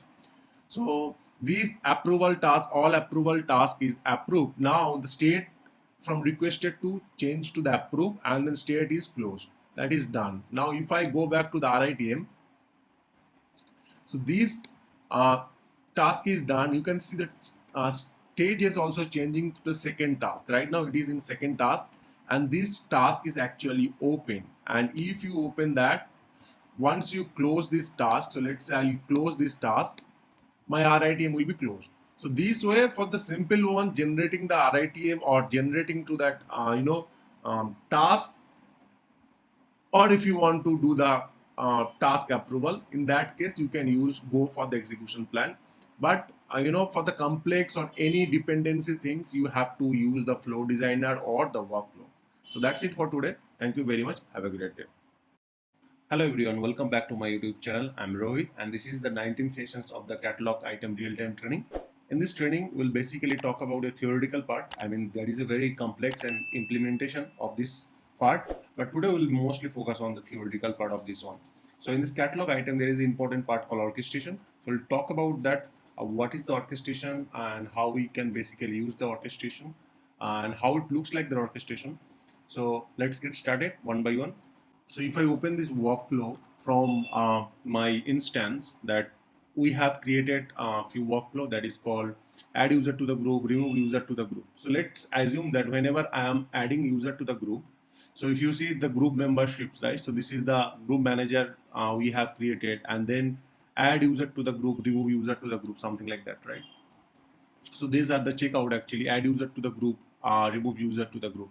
So let's assume that when somebody click that add user to the group, or maybe whenever my actual flow is going to the subflow or calling this subflow add user to the group, I am adding this user to my ServiceNow instance by this run script, right? So I am adding the user through this run script I'm querying to and adding to my system. But what happens to for external system? External system means I just query to that sys user gr member table and I'm just inserting them. But what will be happen for my external system? The external system means Active Directory or maybe Okta or any kind of integration or third party. Let's say that these users are present to the Active Directory and or maybe Azure or maybe any other Active Directory related platform.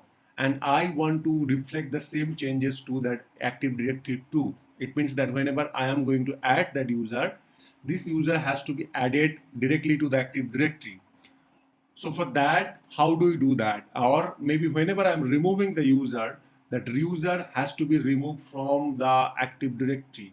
So Active Directory have a groups, maybe I do want to remove certain groups from the user. How do we do that? So these things we'll talk about. So those are the basic things.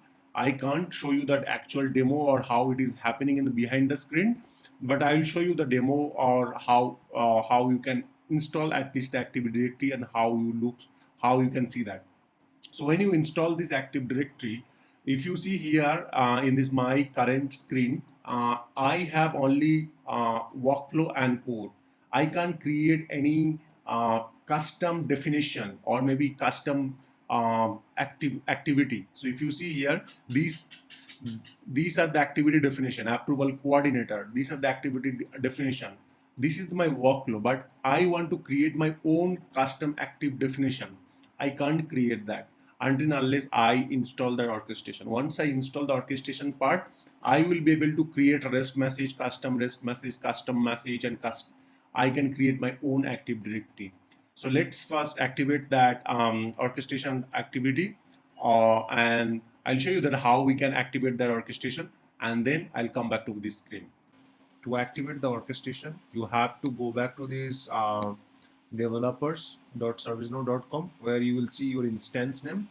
We just click here, and then here you have a activate plugin. You click here, and once came to this page, you type that orchestration, and under this orchestration you can see the many orchestration is available, but this is the basic orchestration. The first one is the basic orchestration part, and after that you have Active Directory, Amazon E2, EC2, Exchange. These are the orchestration available. So first I will activate that basic orchestration. So I'll click the orchestration and part here, and it will be started activating the orchestration. Once it will be activated the orchestration, I'll get a mail. Once your orchestration plugin will be activated, you will get a mail in your for the personal development instance.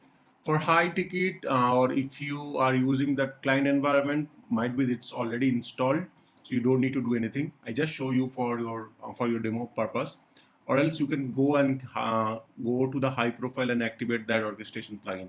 Now, if you see here in this workflow editor, there are two tabs previously. One is the workflow, another is the code. Right now, if you see here, we got three more tabs called pack, custom, data. These three tabs are available.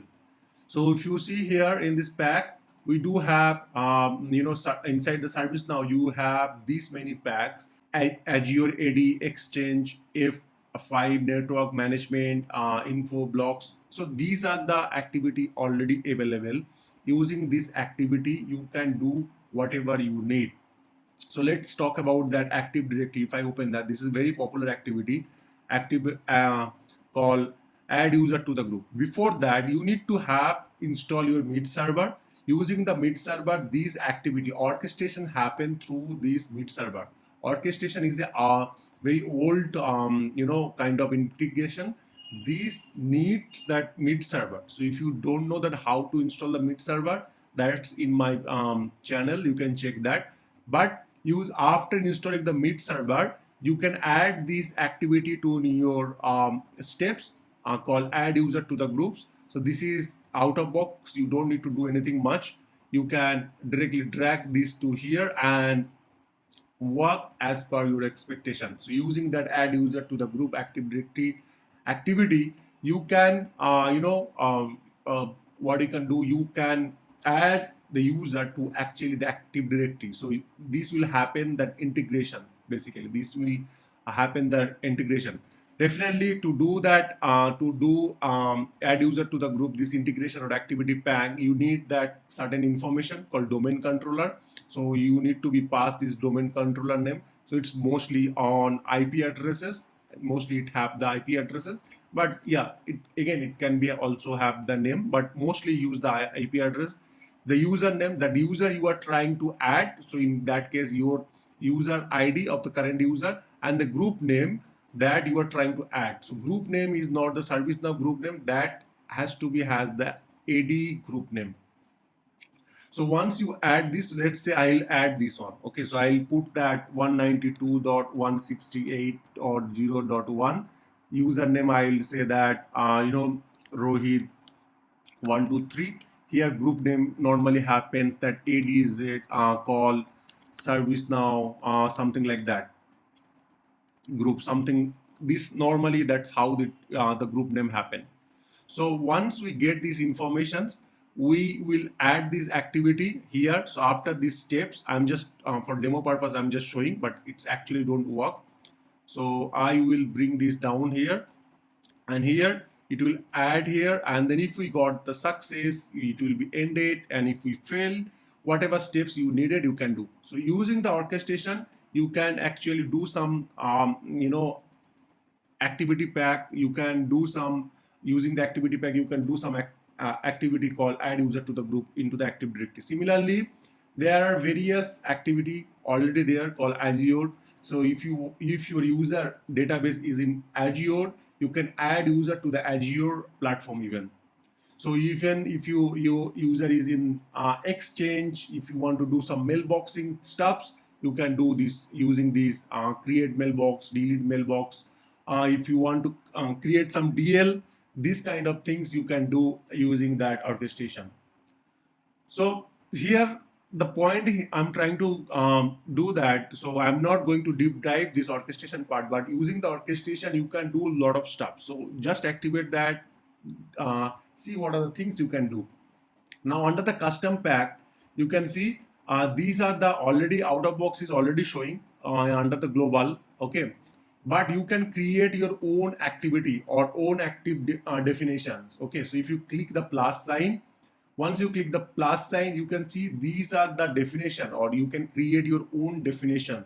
So these are we call definition. So activity definition, activity. So you can create your own activity.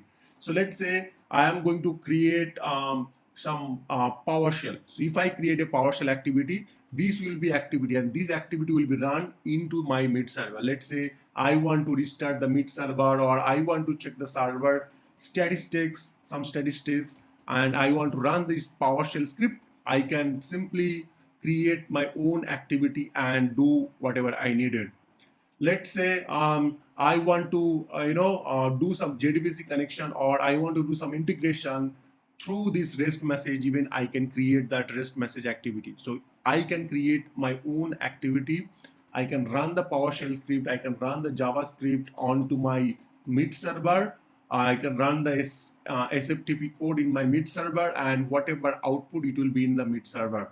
So using the orchestration, there are a lot of scopes you can do, but I'm not going deep dive. Whenever I'll start the basic integration stuffs, in these sessions we'll definitely talk about the REST web service, SOAP web service, how can we use in our catalog item. But at that moment I'm not going to deep dive. Try to explore yourself, or you can say that it's a basic knowledge of the orchestration. I just want to, because this is actually related to the catalog item, so that's I just want to explore. And then data is nothing but so whenever you are using this activity, so those activity will return certain value. So let's say if I put this call add user to the groups, I'll show you that data tab will basically use to get the data, actual data. So let's say I will say that add user to the group. Okay, so these activity pack will generate certain data. I mean, it will call to this, SOAP message. I mean, it will call to the activity and it will generate some data. If we want to use this data called result or error message, so we can use this data to our next activity. Whenever we'll talk about the REST message or any custom activity definitions, in that sessions we can discuss further. But this is the basic stuffs. So when you activate that orchestration, you will get 3 more tab: pack, custom, data. Customs or pack will have predefined activity definition, that using that you can create your activity. This already have activity, and how this activity is working. If we can go to the custom and go back to that activity and double click, this activity that is defined here will be open to the next step. You can see this activity have these many steps, and if you click the test input, you can put some value called domain controller, group name, and then username, and you can actually test that before you use to your workflow. You can put some test value and you can check that.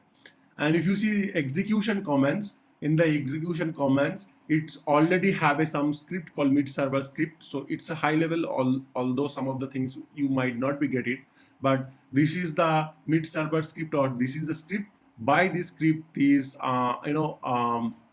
activity, or this run script, or you can say this activity is working. So inside this activity, our mid server script, it's written. So if I go back to the left navigation for deep dive and type that mid server script, so all this orchestration runs on the mid server. Remember that. So basically you need to have installed this uh, mid server first. So under this mid server, if you scroll down, there is a one file called script files, which is the mid server script. And if I search that script name that is used here in our mid server, you can see this is the mid server script. And if I open this script, Inside that, all these PowerShell related script is defined actually, the or that mid server related the script is defined here. I'll not go deep dive this part, but yeah, so this how it works. Okay. So if you have, definitely it is a complex part. If you have any question, just let me know in my comment sections. Or if you want to know any specific topics video, just let me know in my comment section. Thank you very much. Have a great day. Hi everyone, welcome back to my YouTube channel. I'm Rohit. This is the 20 sessions of that catalog real-time training. In this training, we'll talk about that notification and then event. From the event, how can we send the notification and how we can directly attach notification to the workflow. Some of the person ping me and comments me that they want to know about that event and the notification. So we did not cover that part of my previous session, so I'm going to cover this part today. So event and notification is used to generate the email. So let's see how we can use those stuffs.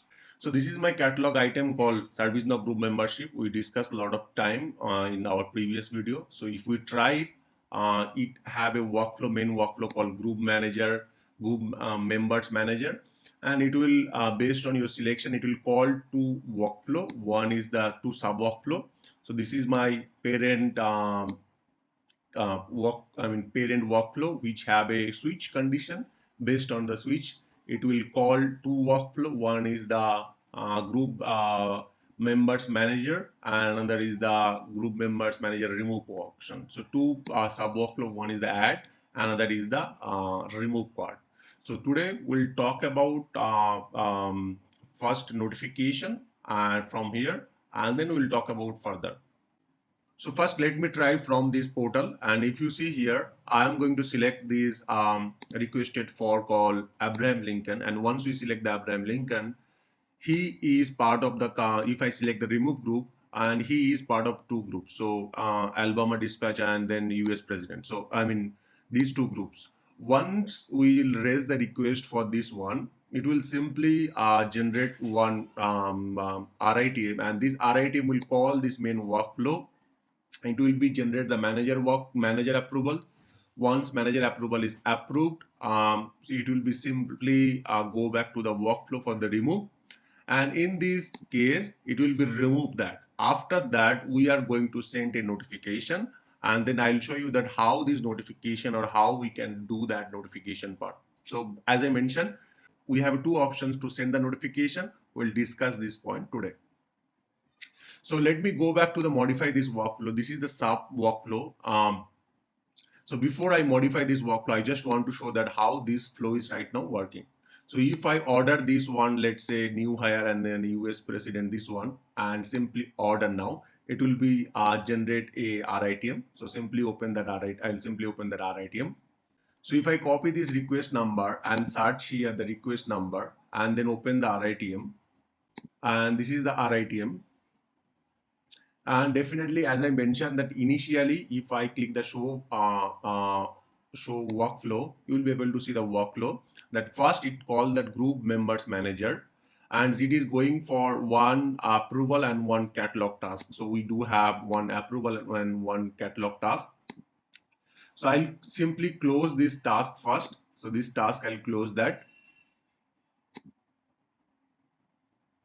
And once you close that, it will be wait for the approval. So I'll approve that. I just want to show that current flow right now, how it is happening.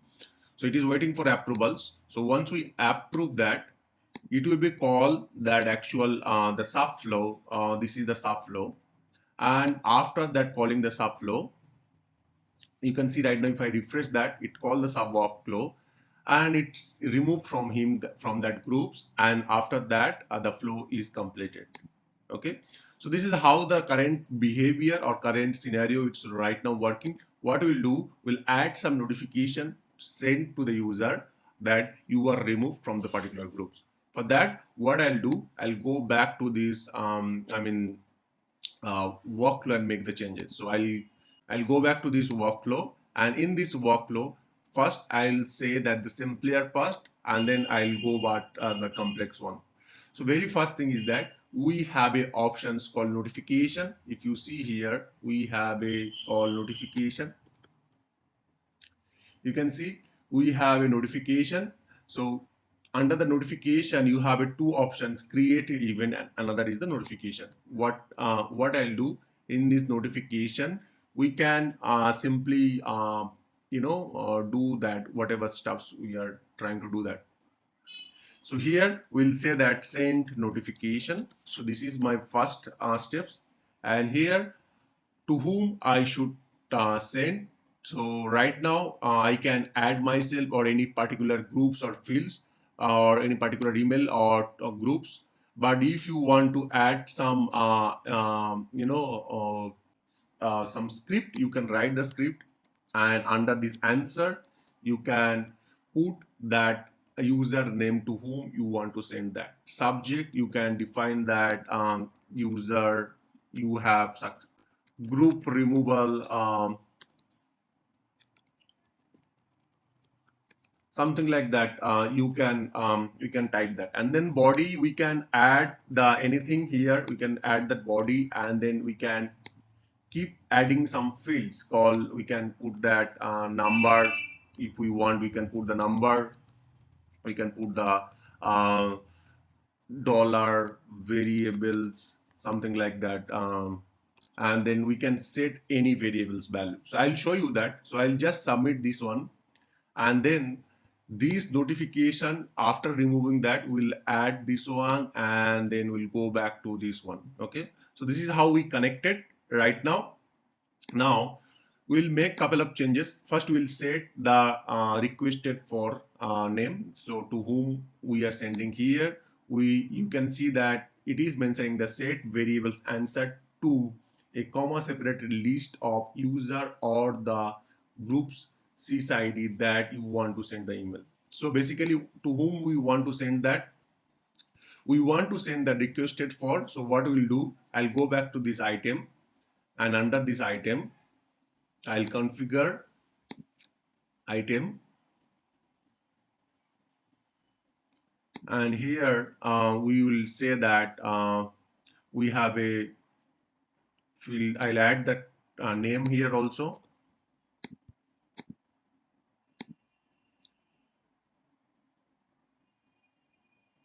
Under this name you can see all these variables name. So we'll copy this requested by.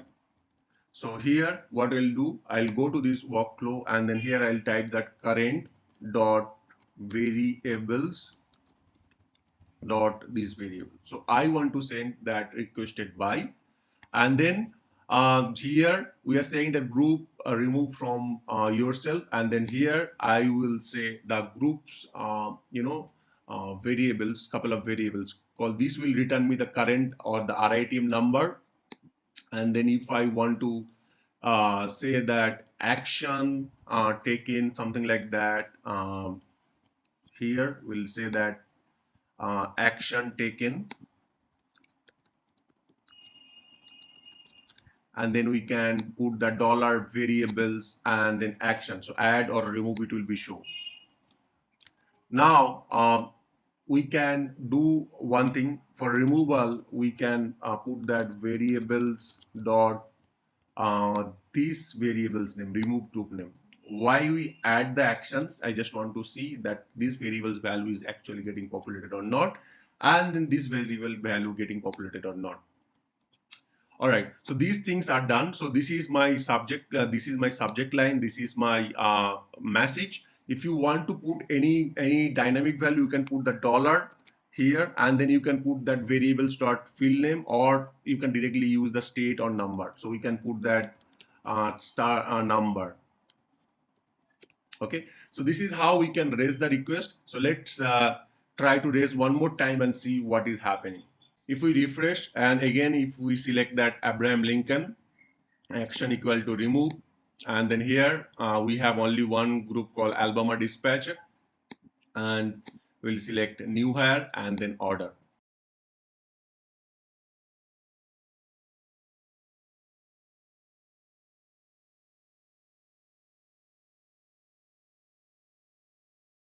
Now after completing that, if we click the show workflow, and if I see that remove one, it go and pass the notification phase, and let's see that how the emails is generating. So if I go back to the emails tab, and email log, and if I see here, now you can see this is the one message that this is the mail you get, that group remove from yourself by this RITM. This notification we have generated, and that's the reason that event is that workflow and the notification is empty, because this is generated from the workflow. And then if we click that, if we click the preview email, you can see that the group remove from yourself. This is the RITM number, action taken, remove group to user, and then this is the group name Alibaba Dispatch. So this way you can generate a notification from the workflow. There is a one way, and this is the one way. Another way is that you can generate the event. From the event you can generate the notification to set the dynamically some of the value for the complex one. Let's say you want to make more complex logics, and then from that you want to add the notification script, you want to add header, footer, all those stuffs. That we don't have any options, right? So here we can't use the template, we can't use that email layout, all those stuffs we can't use that. For the details, you can generate the notification from this event, and then that event will be triggered, and then from that it will be generate the notification. Let's try that. So what I'll do, I will remove this part, and then first thing first, I have to generate a event. So I'll go back here, and then here I'll type the event registry. Under the event registry, I'm going to create a event first. So event is nothing but a trigger point. Once it will be triggered, you can define that what needs to be done. So we say that group dot remove, and then table name we have to define for which table it should be generated. So I will say SCREQ item. Here fire by, I will say the workflow. This is an optional field. I'll copy this name and paste that. All right. So this event is done. This event creation is done. If we go back to the workflow, we have a create event. We have to drag that activity. Under this activity, we'll say that let's say we'll pass that generate event. And here we need to define the event name. I'll select this simply my event, and then each event have a two parameter. When the event generated, it have a two parameter. So I will say I'll just submit that, and you can do a lot of stuff dynamically from this event also. So I will select this one event, and then here this one. Now it will be generated through the event. Now what I'll do, in this advanced part, we have a requested by this code, right? So I'll copy this one, and what I'll do, under this event, I will pass this this one. So I will return that current log. I mean the first parameter I will pass that current dot variables dot request requested by, and simply update. So what will be happens to that? So it will be generate a event, and the event will be triggered, and from this event it will have two parameters. The first parameter will have the requested by, and then second parameter I can say that some variables name or whatever I want to pass, but it's optional, you can pass or not. Okay, so this is the things. It will generate a event. Now what I'll do, I have to create a notification, and in this case I'll say the notification, and I will show you that what is the difference definitely after this all stops. So I will create a notification called group remove, and select the table equal to SCREQ item. Here we have an option called sent when we have to change that event is fired, and here we have to select that the event name that we have created. Our event name is the group remove. We'll select that. So whenever this group remove event will be triggered, this notification will be triggered. Under this who will receive, you can select some specific user or the groups, but I don't have any options to a script right now. For that, what I'll do, what I actually already did, that I am passing these current variables dot requested by as a parameter 1. So Whoever is the parameter one, they should get the emails. For that, what I'll do, I'll just save that, and after saving this, that option will become up. Once I save that, you have a options called event param 1 contains recipient. So if you check that, whoever will be event param 1, they will be the recipient person. I check that. Under this what will contains, you have a options. Here we have a subject, we have a body. What I'll do, I'll simply go back to that the previous one, the notification that we have created, and simply part, and then here I'll paste that. But there will be some difference. I will definitely show you that. So I will copy this one too as a body, and here I'll say that notification, something like that, extra, to identify the difference between that one and this one. Now after that, I'll just simply save that. Here we'll select the requested for and Abraham Lincoln and action equal to remove. Now if we select the remove group, there is no group available. So let me add some of the group to the user. So I'll go back to the sys user group or sys user table.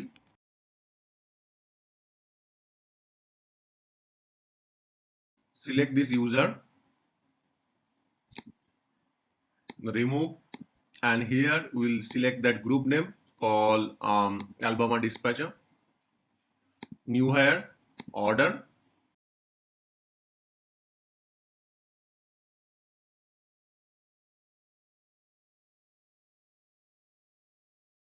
So catalog task is closed, approval part is done. If I click the show workflow, it's now generate the event and complete that. Now, what I'll do, if I go back to the event log, under this event log, you can see first the event is generated or not. So our case, the event name was group remove. So I'll search the group dot remove. So it's triggered right now, and it's have a param 1 and param 2. Param 1 is nothing but the sys ID of that user. Now if I go back to that emails log, so basically previously it was not generated the event logs because it is directly triggered from the workflow. Now it's generate the event, from the event it is generating the notification. Now if you see here, this is the mail which is recently generated called notification. And if I open the last one, so that was the previous one. So let's first see what is our case. So group remove event is generated, and from that group remove notification is triggered. If we preview that, so this is the notification, and it's have a group remove from yourself, RITM number, everything is as expected. Now if I open the earlier one, it was generated from the directly workflow and doesn't have any specific special notification. And if I preview that, there is small change, small differences, or when you need that, you need to be identified that. You can trigger from directly on the notification on the workflow, or you need to be generate the event. I will show you that. So if you see closely, under this notification, you have the subscribe notification preference, but this one doesn't have because this is triggered from directly from the workflow. So this one have a this unsubscribe notification and everything, right? Why? Because if you generate directly from this workflow, you can't set the layout and then template. Okay, so if I go back to the notification have a options to attach that email template. This option is does not available to in your normal notification, and even notification have a lot of other features, like you can run the mail script, you can include attachment, that you can omit the watermark, you can set the push message. These are the options are available into the notification. For the complex notification, you should definitely, and then you have a header footer set. You have options to set the header and footer through the email layout. So you have a complete control on your notification, but that doesn't have the complete control if you're triggering from the workflow notification. So that's it for today. Thank you very much. Have a great day. So in our next sessions, we'll talk about that rollback and translate. So these are the requests we got and from the another user. So I'll cover this in our next sessions, translate and the rollback. So that's it for today. Thank you very much. Have a great day. And training. So in this session, we'll talk about the translate. So what is translate? How we can use the translate? We'll talk about that in our workflow. So basically, if you remember, this is my catalog item, and in this catalog item, we are using that group membership catalog item. This is the one where we have a workflow, and this workflow is calling to that another R2 child workflow. So if I go back and then open this child workflow, one is the add user group manager, another is the remove group member. So now today we'll basically talk about the translate.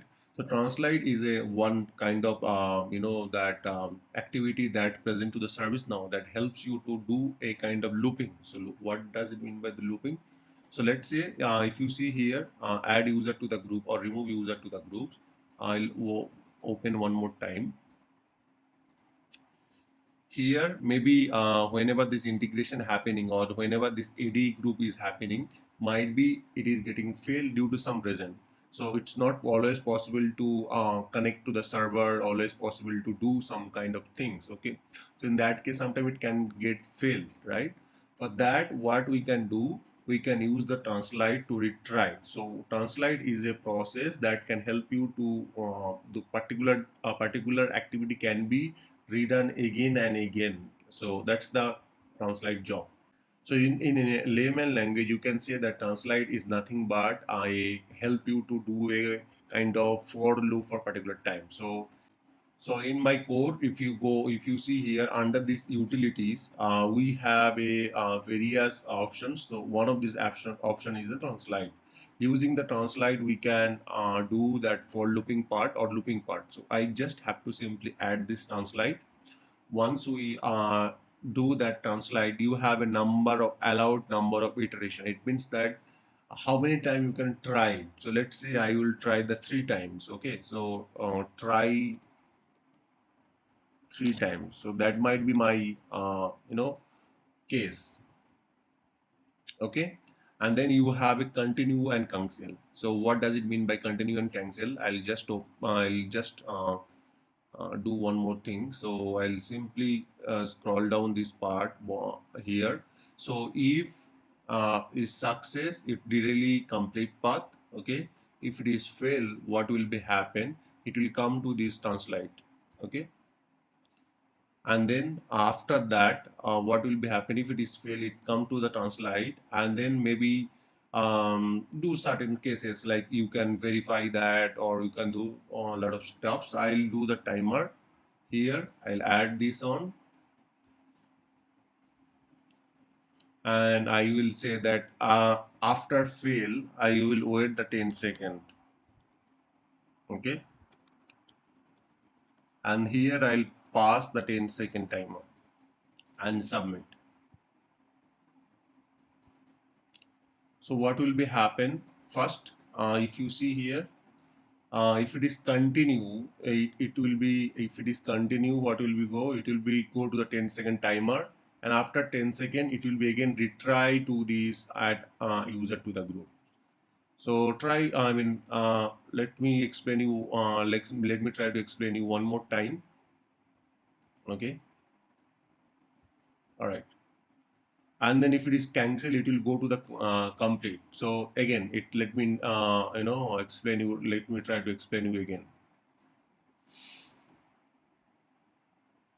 All right, so first it will go to the add user to the group. So in this case there might be some time it can be failure. So if it is fail, it will come to the translate and it will be translate 3 more time. First time it will come to here, it will continue, and then it will be wait for 10 second. After 10 second it will go and try one more time here. Basically after 10 second it will try to this add user to the group one more time. Okay, if the 3 time is done, it will be go and end the process. Okay, or if it is got success, it means that I don't need any translate or retry method, so it will be end. So translate is help you to rerun the code again and again. So that's the job of this translate. So let's raise this request and see how it's work. I'll simply open this one and then order this request. So let's say for the Abraham Lincoln, I'm trying to add him to this add user to the group, and I'm trying to add one of these group called database and new hire and order. So this is my first steps. So as per you know that it will be generate one mm, manager approval and then task. So I'll close those tabs quickly.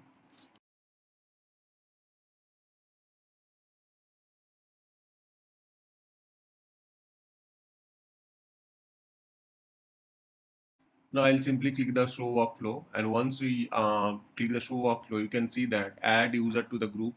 These came and these have two additional approval coordinator approval. So once we approve that, it will be add user to the group, and then it will be try to this one. So let's do that. So I will approve this one, this part.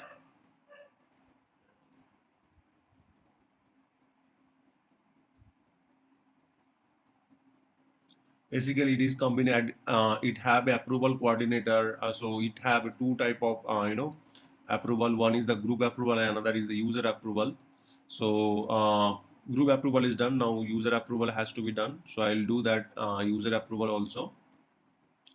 Now if you see I just approve, so what will be happen, you can see that it try to add user to the group. It try to add user to the group and it's fail and it's translate and go back to this timer. Okay. After 10 seconds, it will go to this add user to the group and it will be keep on trying the 3 times. So each and every time, every 10 second, it will go to this add user to the group. It will try to add user to the group. So it is done. Again it's fail. So after 3 times, after 3 iteration, it will be continue and go to the close count. So that way you can see it is tried 3 times. So this add user to the group called 3 times, and after complete, I mean after 3 times, it's fail and then come to this close complete state. So translate is a process that can help you to retry a particular path. So it is just retry this path. So it is coming to this one and it is trying, and then it is waiting for 10 seconds and it is going back to that these steps. So it is getting failed again, it's trying to that 10 second and again trying to, so it's kind of waiting and trying to add user to the group. So using the translate you can maybe retry particular path again and again for the time being. Okay. So next topic, I just want to talk about the rollback. So rollback activity. So in the ServiceNow, we have a rollback activity. If you go back to the workflow editor and if I on this one, we have a under this approval, we have a rollback. So what does it roll back? Basically, so suppose I rejected this, maybe it normally used for rollback, used for the rejection. So suppose somebody rejected this approval. So approval coordinator, we are always working for the approved condition. But if somebody rejected, so we might need another task for justification. Once somebody put the justification, then we can again send for approval. So that is the case. Okay. So I'll just add that. So in this, the rejection case, if you see this is the rejection, and if it is reject, what is happening? It is close completing and ending the process. It is not adding user to the group. So something not doing. What I'll do, I'll remove this path, rejection path, and then what I'll do, I will generate a catalog task. So call the catalog task called the justification or something like that. So I'll add a catalog task here called justification task, something like that.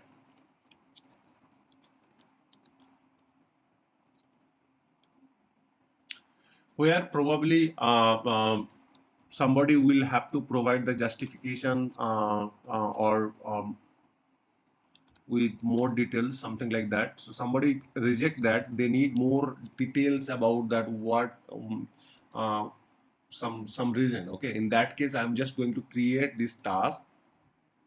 Okay, so once somebody rejected, it will be create one catalog task with the more details with the justification, and then after that we'll perform the rollback and we'll generate again So I will go back here and add the rollback.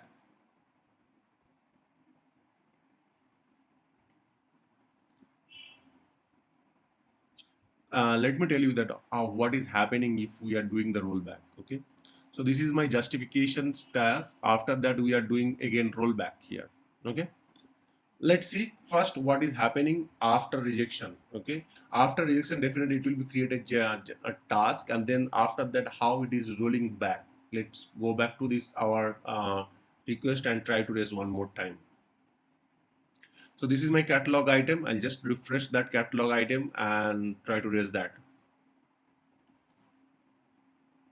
So Abraham Lincoln, add user to the group, group name, call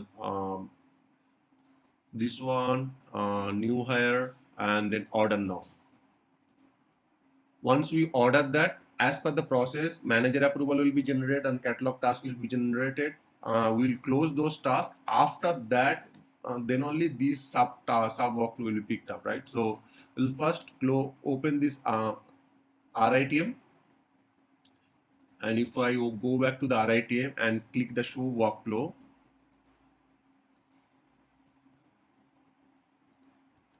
you can see that we are still now in the group manager approval, and this sub workflow till now not called, where we have added the rollback, right? So what I'll do, I'll just approve this one, this task, because this is the first initial steps. Everything has to be everyone has to be follow. This is the first task, and after that we have another task for catalog task that we have created. We need to close that catalog task. So these two steps are done.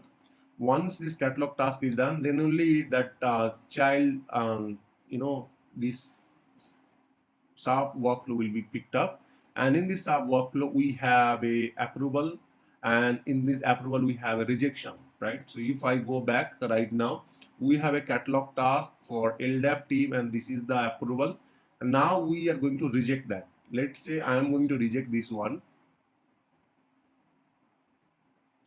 Once we reject it, right, other task or other approval is no longer required, and if you see the workflow right now, it is going to rejection path, and it's generate one catalog task as per our flow.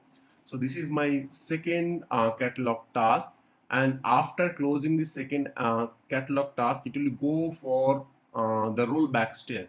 Okay, so what I'll do, I will open this task and justification task. I'll say that I have changes necessary thing,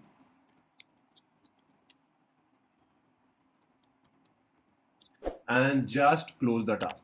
So once we close the task, the rollback will be happen, and then again it will be generate that approval. So I will refresh that.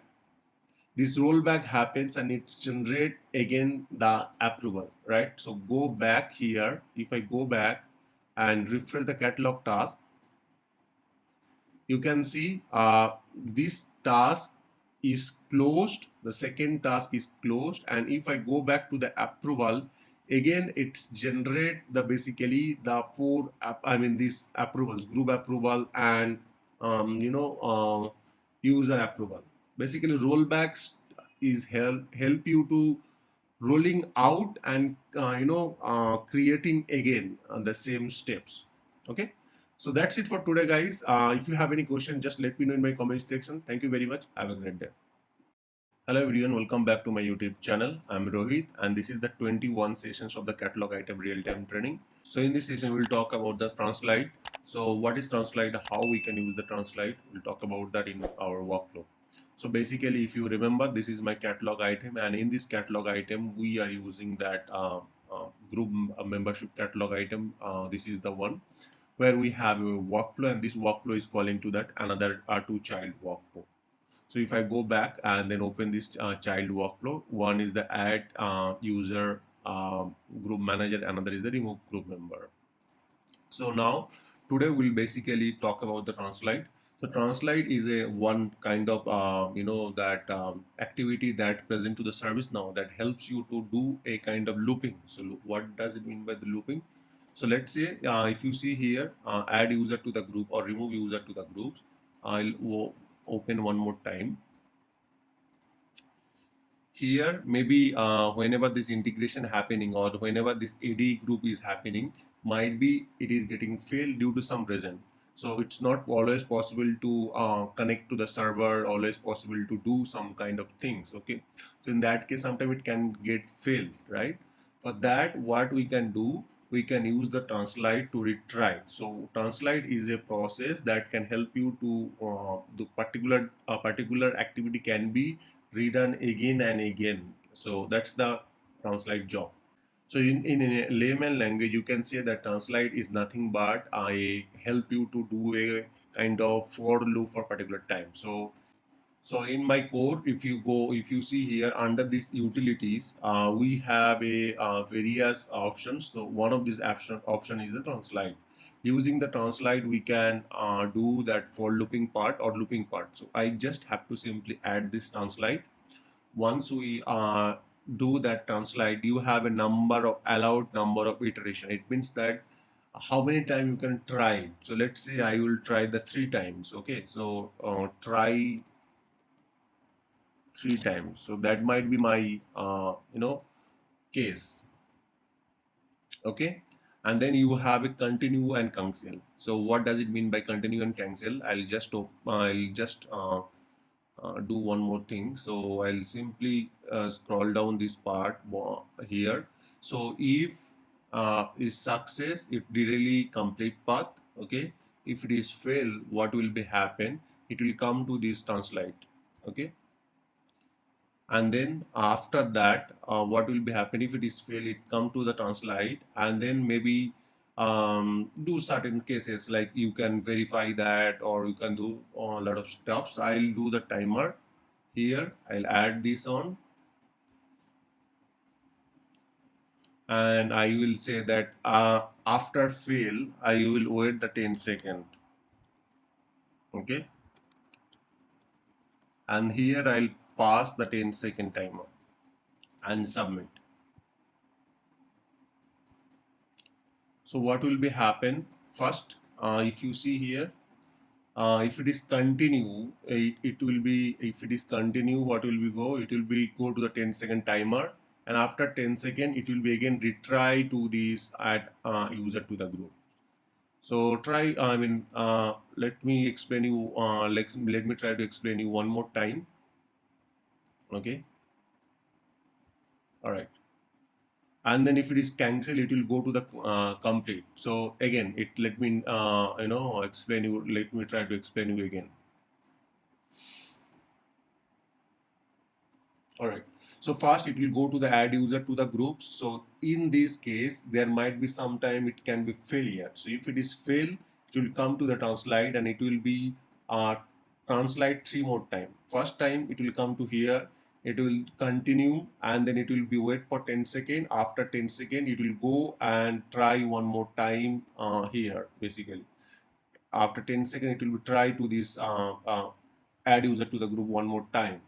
Okay, if the 3 time is done, it will be go and end the process. Okay, or if it is got success, it means that I don't need any translate or retry method, so it will be end. So translate is help you to rerun the code again and again. So that's the job of this translate. So let's raise this request and see how it's work.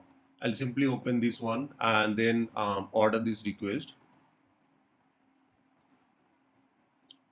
So let's say for the Abraham Lincoln, I'm trying to add him to this add user to the group, and I'm trying to add one of these group called database, and new hire and order. So this is my first steps. So as per you know that it will be generate one mm, manager approval and then task. So I'll close those tabs quickly.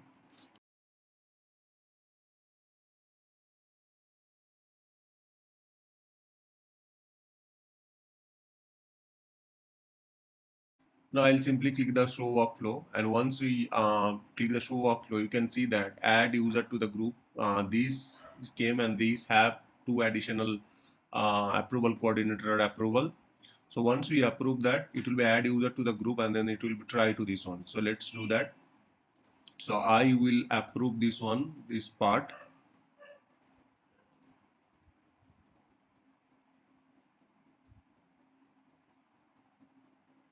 Basically it is combined, it have a approval coordinator, so it have two type of approval. One is the group approval and another is the user approval.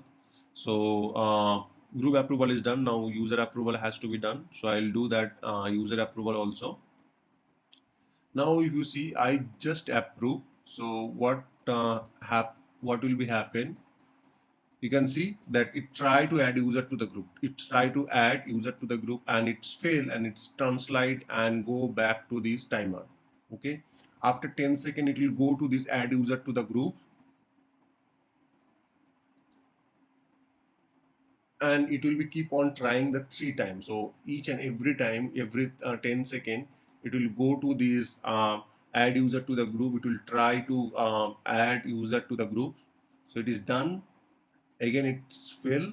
So after 3 times, after 3 iteration, it will be continue and go to the close count. So that way you can see it is tried 3 times. So this add user to the group called 3 times, and after complete, I mean after 3 times, it's fail and then come to this close complete state. So translate is a process that can help you to retry a particular path. So it is just retry this path. So it is coming to this one and it is trying, and then it is waiting for 10 seconds and it is going back to that these steps. So it is getting failed, again it's trying to that 10 second and again trying to, so it's kind of waiting and trying to add user to the group. So using the translate you can maybe retry particular path again and again for the time being. Okay, so next topic, I just want to talk about the rollback. So rollback activity.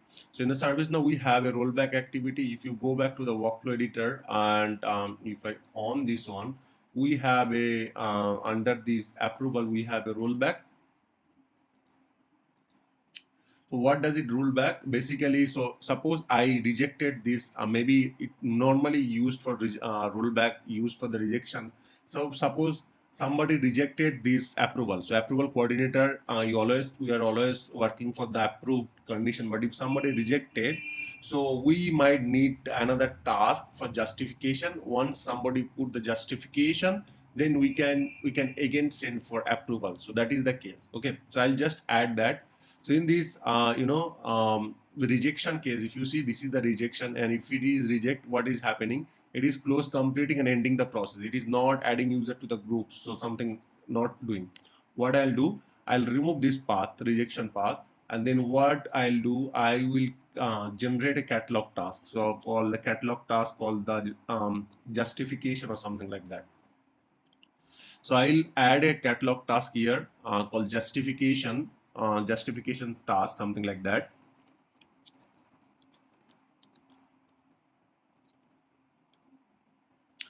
Where probably somebody will have to provide the justification or with more details, something like that. So somebody reject that, they need more details about that, what some reason. Okay, in that case I'm just going to create this task.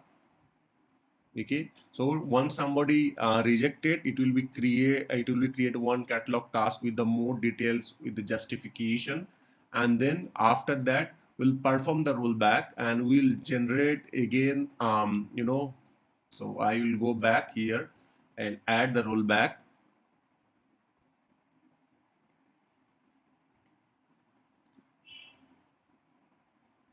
Let me tell you that what is happening if we are doing the rollback. Okay, so this is my justification task. After that we are doing again rollback here. Okay, let's see first what is happening after rejection. Okay, after rejection definitely it will be create a task, and then after that how it is rolling back. Let's go back to this our request and try to raise one more time. So this is my catalog item. I'll just refresh that catalog item and try to raise that. So Abraham Lincoln, add user to the group. So group name call this one, new hire, and then order now. Once we order that, as per the process, manager approval will be generated and catalog task will be generated. We'll close those tasks. After that, then only these sub workflow will be picked up, right? So We'll first open this RITM, and if I go back to the RITM and click the show workflow,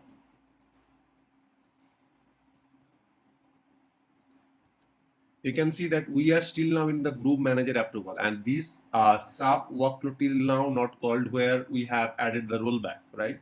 So what I'll do, I'll just approve this one, this task, because this is the first initial steps. Everything has to be everyone has to be follow. This is the first task, and after that we have another task for catalog task that we have created. We need to close that catalog task. So these two steps are done.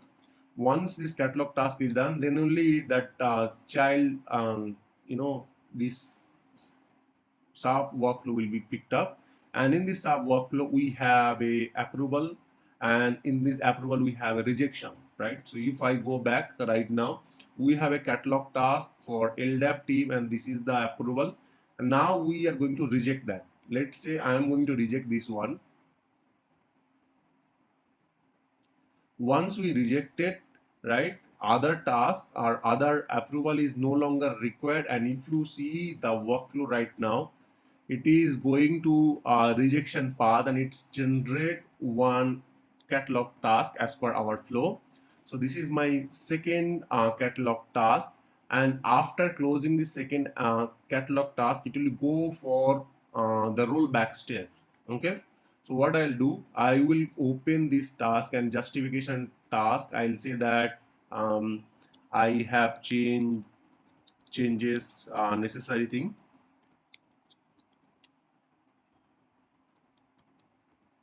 and just close the task. So once we close the task, the rollback will be happen, and then again it will be generate that approval. So I will refresh that.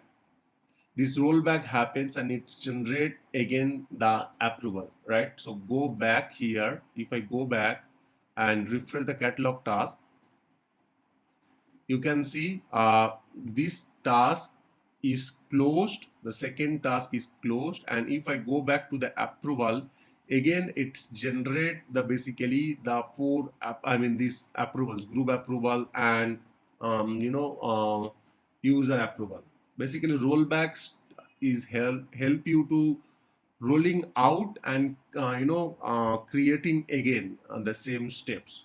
Okay, so that's it for today, guys. If you have any question, just let me know in my comment section. Thank you very much. Have a great day.